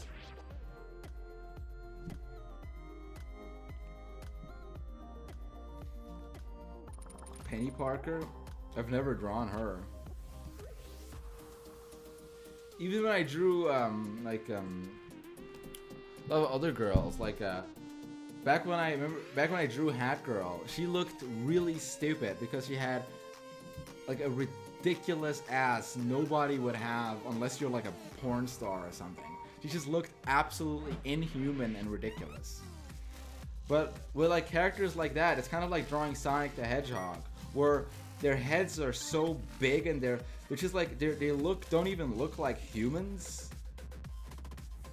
So they like, it doesn't matter as long as it has a big ass. It's like, okay, this passes. Do you plan on anything Last of Us Part 2 related? I actually already drew some of the Last of Us Part 2 stuff all the way back. I drew 2 pinup pages. A pinup page is, it's like a comic page, but instead of panels, it's a multiple shots of a detailed rendition of a character. And there are pinup pages of Ellie, 2 of them. And then I drew a little comic page, one single comic page of the original Ellie with the Last of Us 2 Ellie doing playful lesbian stuff together. It's a few panels of them doing playful lesbian stuff together. It's not drawn well, but it looks a bit, you know. But maybe you could still appreciate it. But yeah, it is a bit. Yeesh. And then there is also the one which is like, that was the only safer work thing, where I drew a pin-up of the adult Ellie getting hugged from behind in a not sexual way. She's getting hugged from behind by the original Ellie. So it was like this kind of picture with the 2 Ellies together. Like kind of in a wholesome way, you know, like, I think I labeled it like love and hate or something, because like the first The Last of Us was apparently about love, and the second one was about hate or some shit, some pretentious shit like that. But yeah, I already did all those. Those are not upcoming works. Those are all ones I've already posted. I did these like back in, I want to say 2017, I think 2017, I believe. Could be wrong, but definitely around that area. 2017 or 18, don't remember. But they're older now, so they're stylistically a bit different, but they're still kind of polished in a more modern way than compared to my older stuff. That being said, I don't believe I'll do any more The Last of Us 2 related stuff, because my interest in The Last of Us 2 has kind of faded. Because ever since I stopped being such a gamer, I kind of really started to grow up in a way that I grew out of a lot of games. Now the only games I'm still into, especially character-wise, are like very specific type of ones. I could still sometimes enjoy a video games but really not like the characters. Like Overwatch, for example. I think that's a very well done like a shooter video game, as in like a multiplayer shooter. When it comes just to online shooters, I actually consider it to be one of the best. Of its diversity of play style is just fucking magnificent. The skill ceiling and the diversity of play style shows that Blizzard are fucking like, they're geniuses in a way that they can exploit your brain and thinking things is really fun to almost addict it, to almost addictive ways. And that's a good game. That's like a compliment to a game. But, however, However, the characters in Overwatch, fuck off. Fuck off with your one-liners and fucking Disney aesthetics. Just go fuck yourself.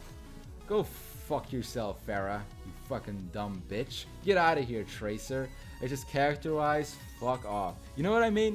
You ever get that in games?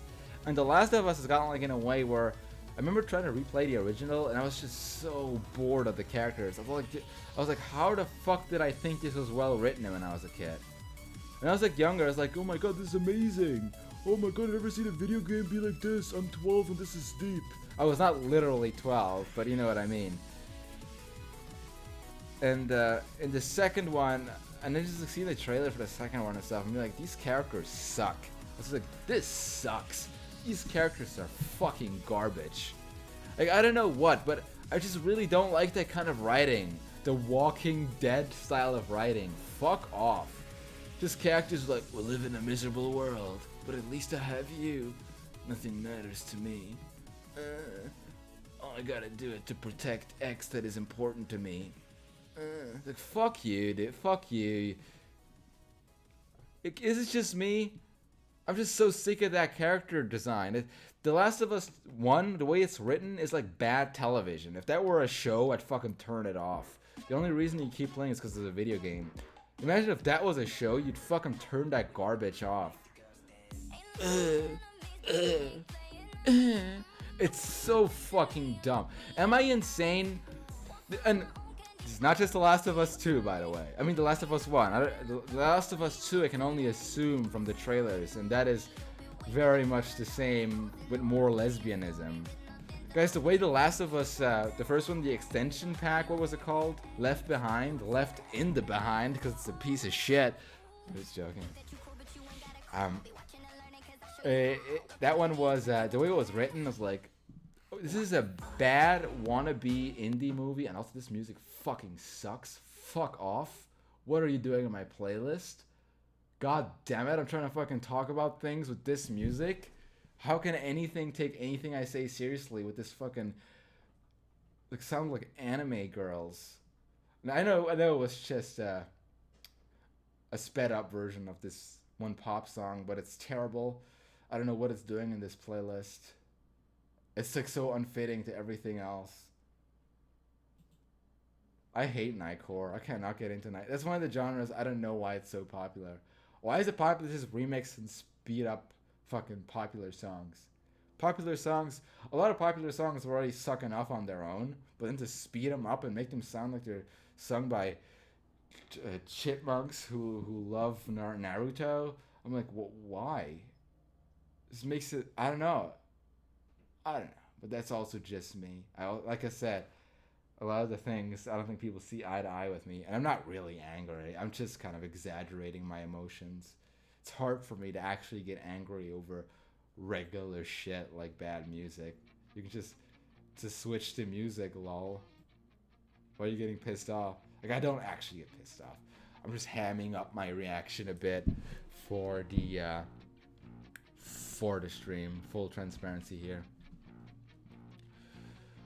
But yeah, what was I saying about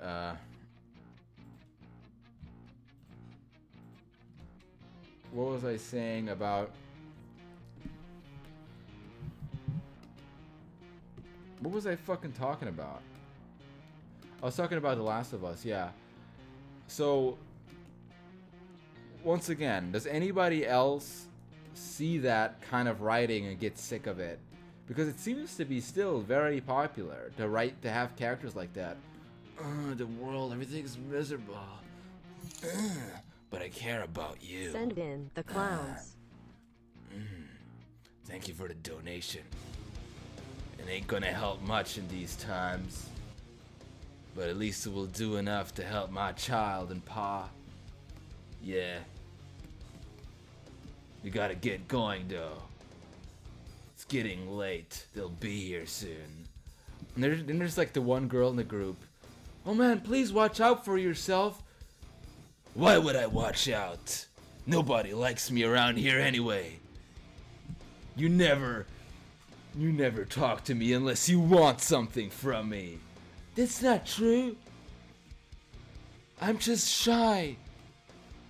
Guess I don't really know you yet. Let's have an episode where we develop our relationship. So in the end, I can smile at you while nodding in a way like, you get me, I get you.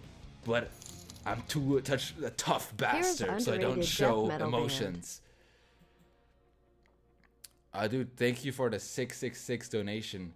Could you just tell me the name of it in the chat? Because I don't click on links. I could go to the Streamlabs, load it up to get a link, but I don't have that open right now, so it'd be easier for me to just just type in the chat real quick. I'm paying attention to the chat right now just for you, so I can check it out. Also, this song is so fucking good. This song is deep. I'm 12 and this is deep. I'm 12 and my ass is deep. Just kidding. I can't joke about that kind of stuff anymore.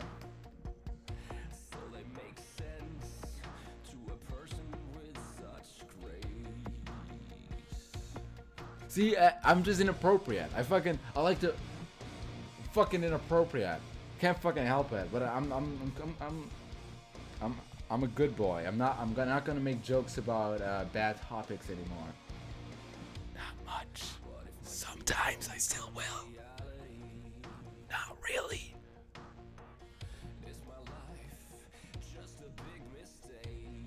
No, this is In Flames, dude. A much different band than Infected Mushrooms. In Flames is a metal band. Infected Mushrooms is more... Guys, I just noticed my fucking ADHD brain didn't even... I'm gonna go to Streamlabs right now.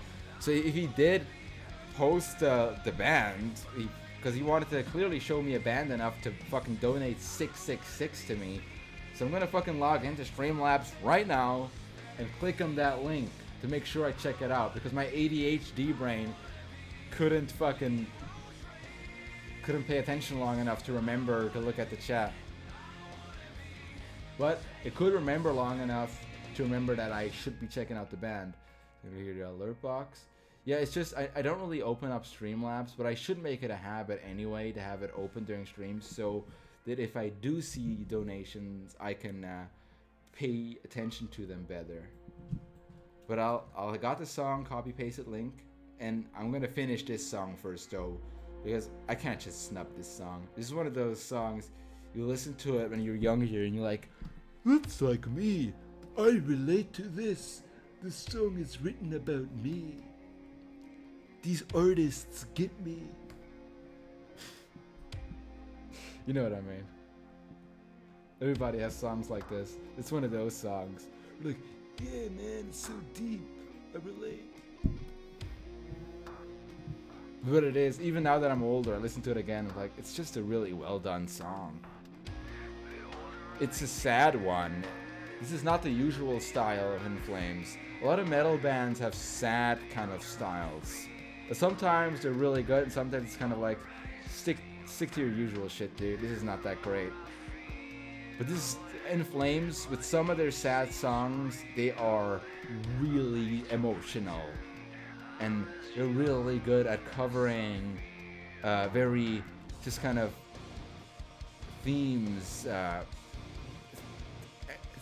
that gives people anxiety. Like this one is Wallflower. It's titled Wallflower. And it's a little left to interpretation what it's about, but a lot of it is about coming of age, getting older, and mentally being stuck behind, but yet not feeling like you're a part of what you would like to be a part of.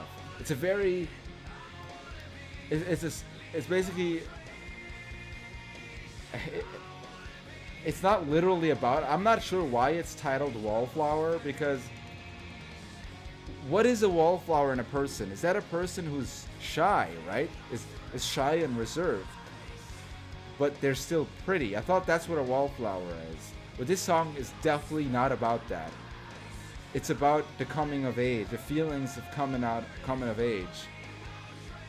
And like the knowing that you're gonna fade away. But for some reason, like, and it's like that nihilistic attitude, that nihilistic hypocrisy of wanting to leave behind something, wanting to be remembered in some way, yet wanting to not be, or like wanting to like feeling comfort in knowing that you'll die and nothing remains and everything will disappear forever. It's this weird human hypocrisy. And this song covers that really well, I think. Or maybe it's just pretentious and I'm a fucking idiot and read way too much into things because I fucking listen to music and I get really into it.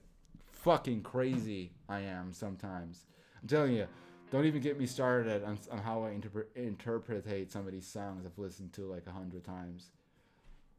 I'm like one of those guys, if I ever got high, I'd be like, yo, dude, listen to what just really listen to this lyric. You know what he means, and you really know what he means in this. Just really try to understand it. I'd be that kind of dude. And in some bands, I think it's just really fucking, it's all pretentious, and you can see right through it. And some of them I'm like, man, that's so cool. But I do think that because I'm stupid, I sometimes see stuff where there isn't any. Oh, hey, Andy, how you doing, dude? He says, are you smoked? No, I'm not. I'm actually, Andy, I haven't done weed in weeks.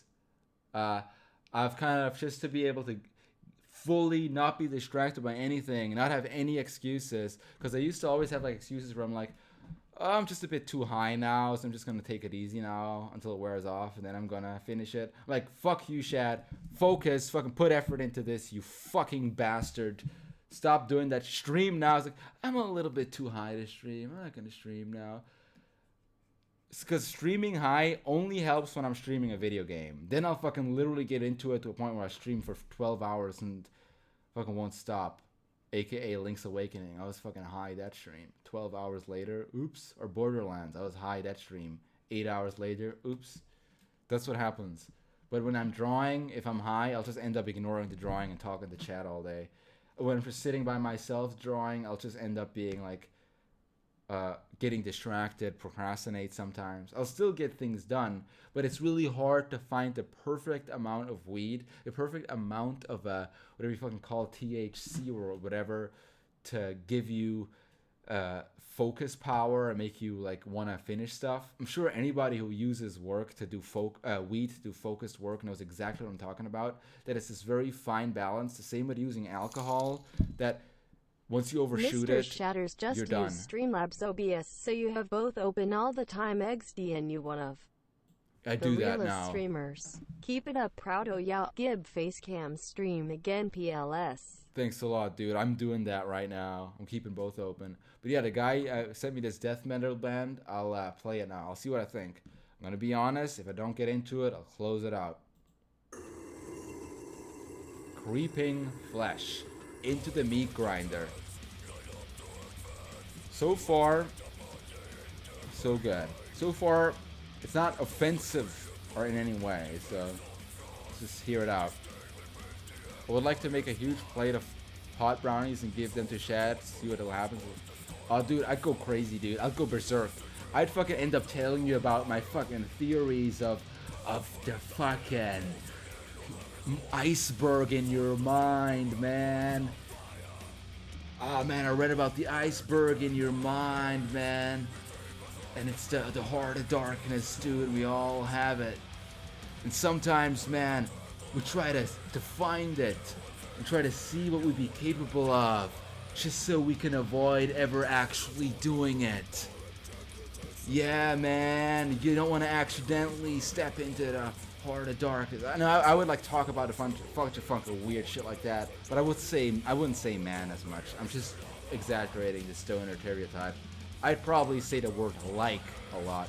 I think I say the word like a lot when I'm under the influence of something. I'd be like, because right now I'm saying it a lot, but I will say it even more. I'll say it like, see right now I'm doing it again because I was thinking about the word like. Fuck. It's something I just can't help to do sometimes. It is as if I were a teenage girl and say like all the time.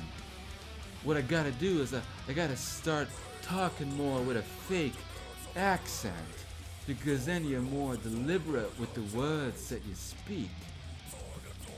You're slow and more deliberate. You'd be less likely to slur your words. My. What a lovely chat this is. I like this song, but I'm not gonna listen to the entire album. I'll keep it in mind though.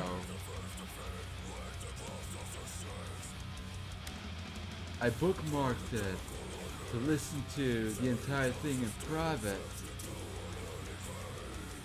I'd like to have some more.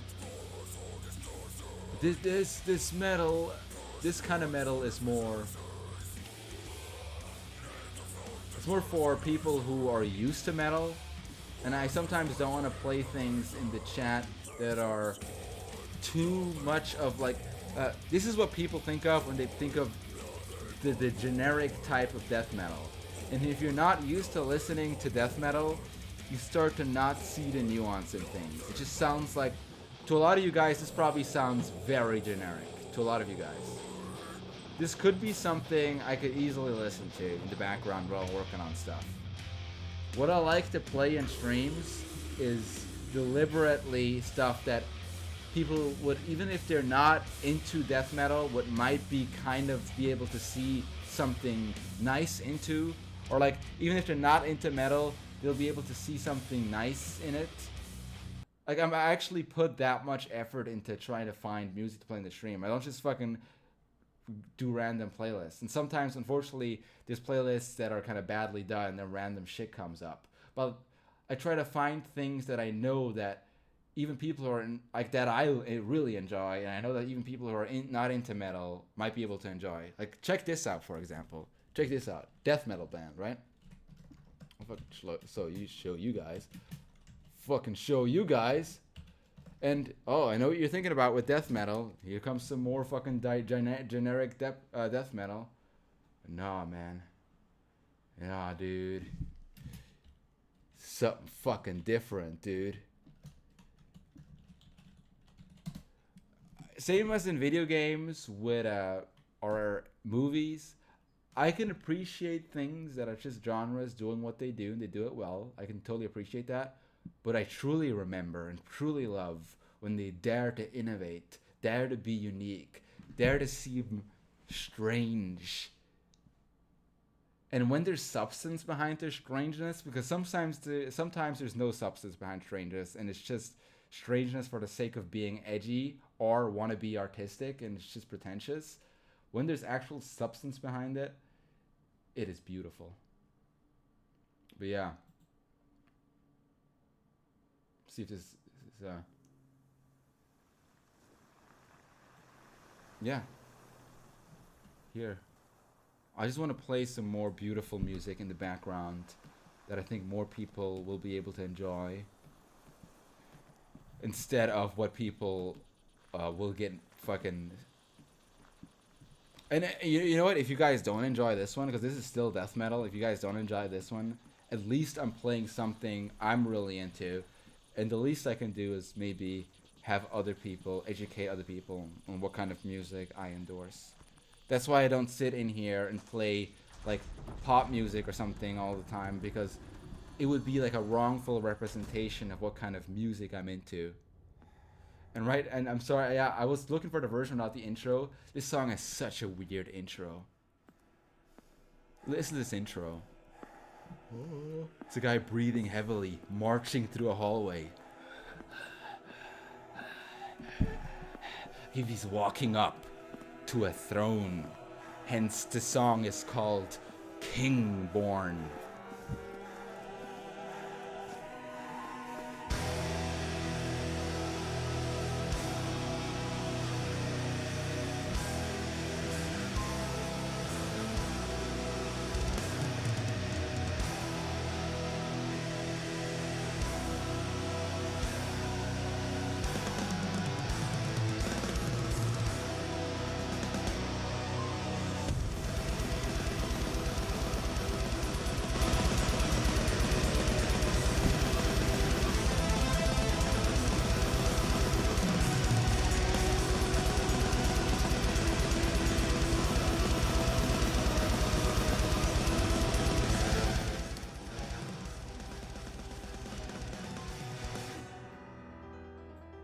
As I said, it's still death metal by any definition of the word. However, they have their very unique take on it that is absolutely brilliant. And I think anybody who appreciates music to any extent can hear the construction, the love put into this song, the mania, like just the emotion put into it.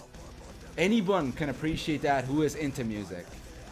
There is so much power, emotion, visceral, like just human emotion put into this song. And on top of that, it's constructed really well. Like it's constructed in a way where it has a build-up and a vibe that... It's just a proper vibe. And I even like the kind of the mania conveyed in it is... It's not... Like, even though it's chaotic, it's not incomprehensible. Sometimes chaotic music becomes incomprehensible to what they're trying to do, and oftentimes it's then really hard to differentiate them from just music that is just trying to be noisy and edgy for the sake of being noisy and edgy. Like Cannibal Corpse, with a lot of their music, I'm still on the fence about whether if this is actual art or if I just don't understand it. Like it's actual art and I don't understand it, or if this is just fucking morons who found the trend or are trying to exploit it. It's really hard to tell with some of the Cannibal Corpse shit. With these guys, this is fucking art. This is art. This is more powerful than Beethoven ever was. But as I was saying, and nothing against Beethoven, I was just saying this is like a step up. If Beethoven would have heard this, he would have loved it. Because this is what Beethoven was going for back in the day. Power! Raw power! It's only so much you can do with a piano.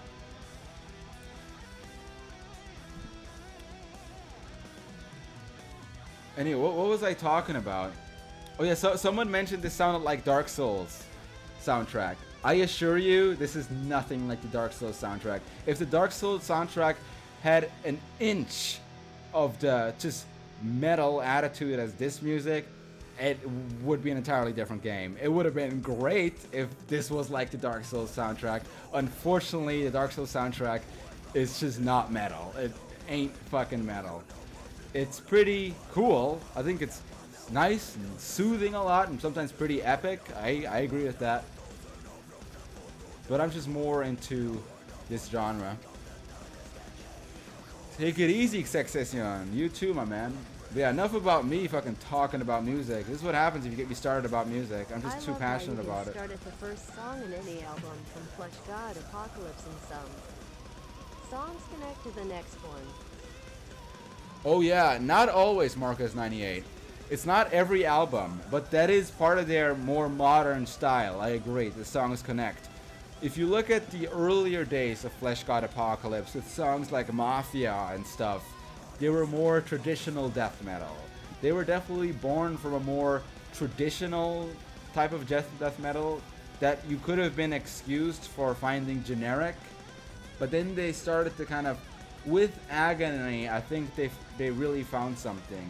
With the Agony album, they found something that is truly special, and they've been exploring it ever since with Kingborn, Labyrinth.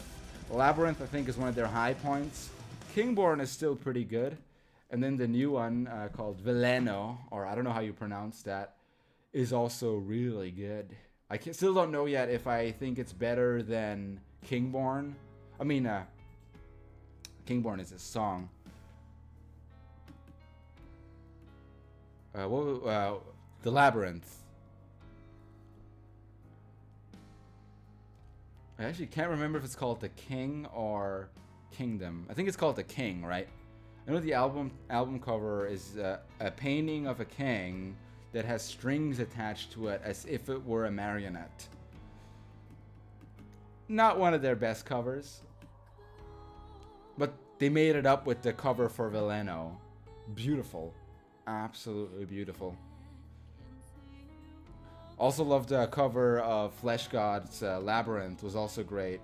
It's a beautiful rendition of the labyrinth. I think it's supposed to be the one from Greek mythology, the one with the Minotaur, the one you cannot find out, get out. What's it called again?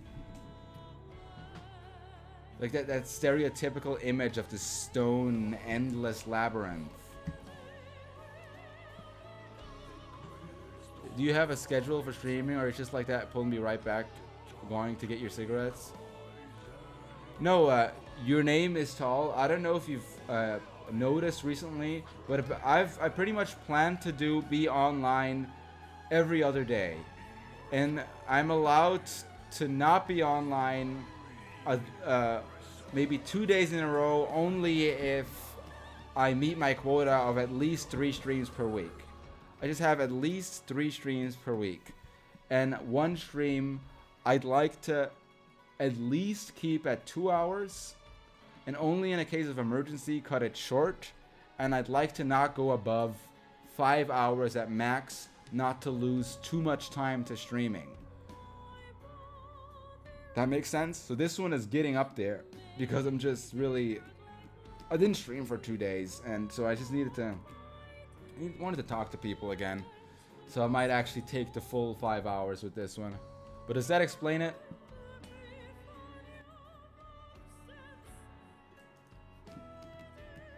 Yeah, and my streams are like, see, I'm not a comedian, I'm not an entertainer, I'm not an epic gamer.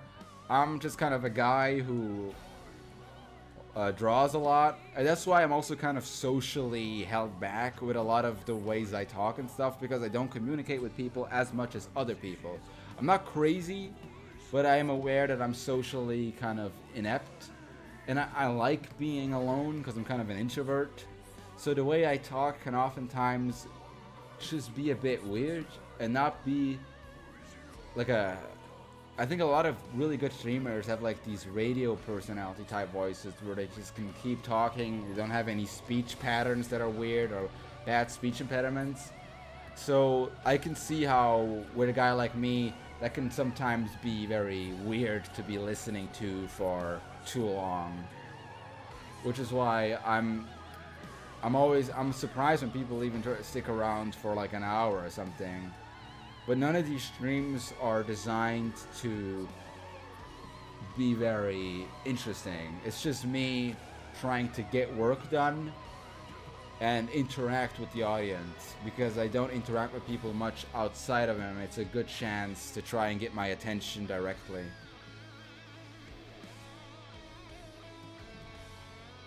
I don't think, but correct me if I'm wrong, I don't think people tune into art streams ever expecting it to be like this fucking crazy stream like some gaming streamers can be. I know that a lot of people tune into, like if you tune into like a Dr. Disrespect stream or something, you probably expect shit to go down. You want some fucking action. But like with the drawing, you just can't really, I don't know what people really expect when they tune in, because there's not much action. It's literally, drawing is boring. Drawing is a commitment. Drawing, I mean, even if you're a really good artist, to really like work on things and not just do quick sketching, there's going to be a careful process to your process, like a careful progress. And especially if you're talking to a chat as much as I am, you're going to be slow with it. Like if I were to just focus on the drawing, ignore the chat completely, ignore the music, and just fucking focus on it completely, go, go, go, go, go, don't worry about anything else, I could probably power through this shit a lot faster. I would have probably been done by now. I'm not even joking. It's night and day, the amount of speed that you gain. It's night and day. What you do is you play music that you like, and what I do with the music is I play that I like and make it fade into my subconscious. Like then the music, it gives me a certain mood. Like this song, I like this a lot. It's also by Flesh God Apocalypse. It's one of their slower songs. I like it a lot. I think the lyrics are fucking poetry.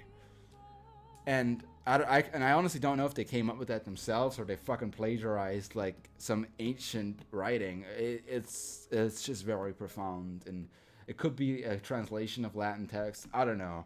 Maybe they did write them themselves. It just sounds very old-fashioned. It's fucking poetry. But what it does, like, the music then ends up, if you didn't have a good playlist going on, the music ends up fading into your subconscious. If you then don't have any other thing going on, like you're not distracted by talking to people on Discord, you're logged out of Discord, your phone is off, you're not hungry, you're just not or you forgot that you're hungry, you're completely not distracted. Your mind gets then fully immersed in the drawing, and you're able to just power through it. And if you're immersed enough, you really start to feel it. You really start to think about the drawing step by step. Time can go by slower. Time can go by faster. Sometimes it's like you're drawing and drawing and drawing, and it feels like click. Next time you look up, it's like, what the fuck? How did I do all of this in this short amount of time? I don't even remember sketching that part. Like, it can be literally that fucking ridiculous. And sometimes it's really slow, but you're enjoying it. You're like, I'm gonna very deliberately paint this part. Yes, this is Ever good. heard of a band called Septic Flesh? Definitely. They got a banger called Anubis. I've definitely heard of him. Not all that familiar with it, but definitely heard of him though. Jacked Septic Guy. No, I'm just kidding. Definitely heard of Septic Flesh.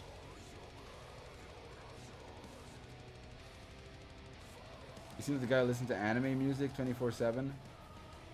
I'm not sure why you get that impression from me. I don't even watch anime.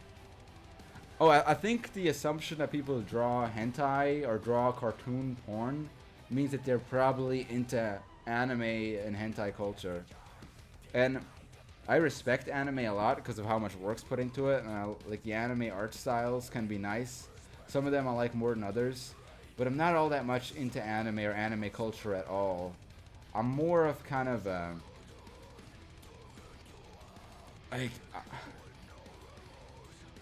I never got into Naruto, I never got into Dragon Ball. Like, it's also just not my thing. Whoa, I'm getting like this weird fucking headache right now. What the fuck? Whoa. Well, I think I know why. My medication is wearing off. I need my my medication for my schizophrenic disorder. Ugh. You wanna know how I got these scars?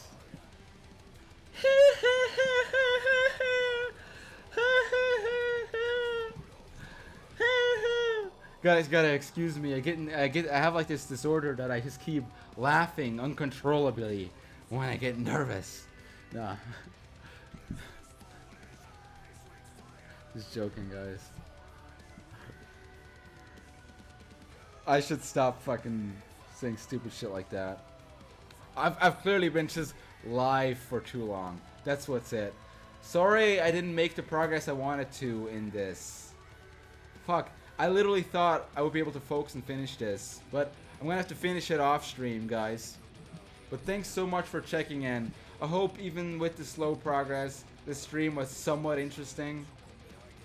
Man, fucking I didn't get that far, did I? At all. But I'll get her done. I'll try to get it done right now and post it. If it's too late, I won't post it anymore, but like if it's like fucking midnight and shit, I won't post it anymore. But if it's evening, I'll post it. So, I'll see you guys around.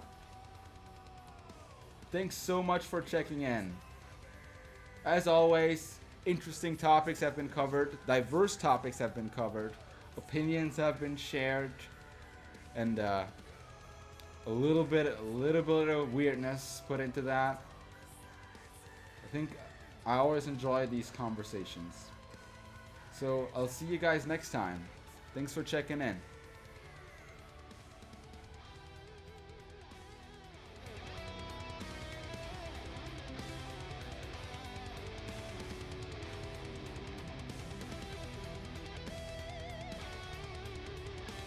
Oh wait guys, before I leave, I think I'm just gonna host Jameski. I forgot the hosting is a thing. I saw that Jameski is on. I'm gonna shoot him a little host, okay? So if any of you guys know Jameski, you can go say hi to him. Those of you who don't care, don't feel pressure to watch the guy.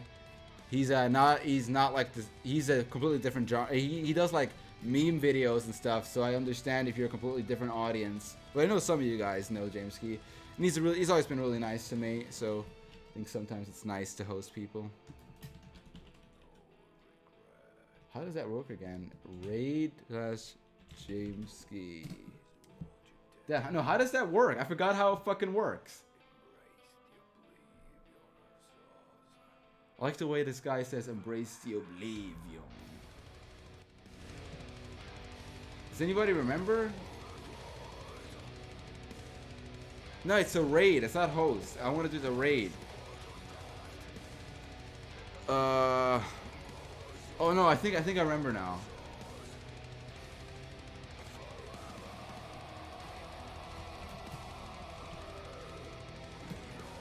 There you go.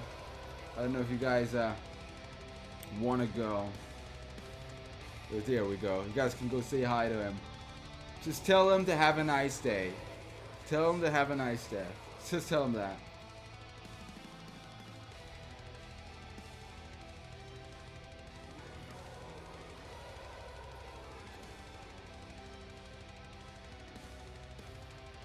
Is this enough? Let's see if we can get 400. Can we get 400 to join in?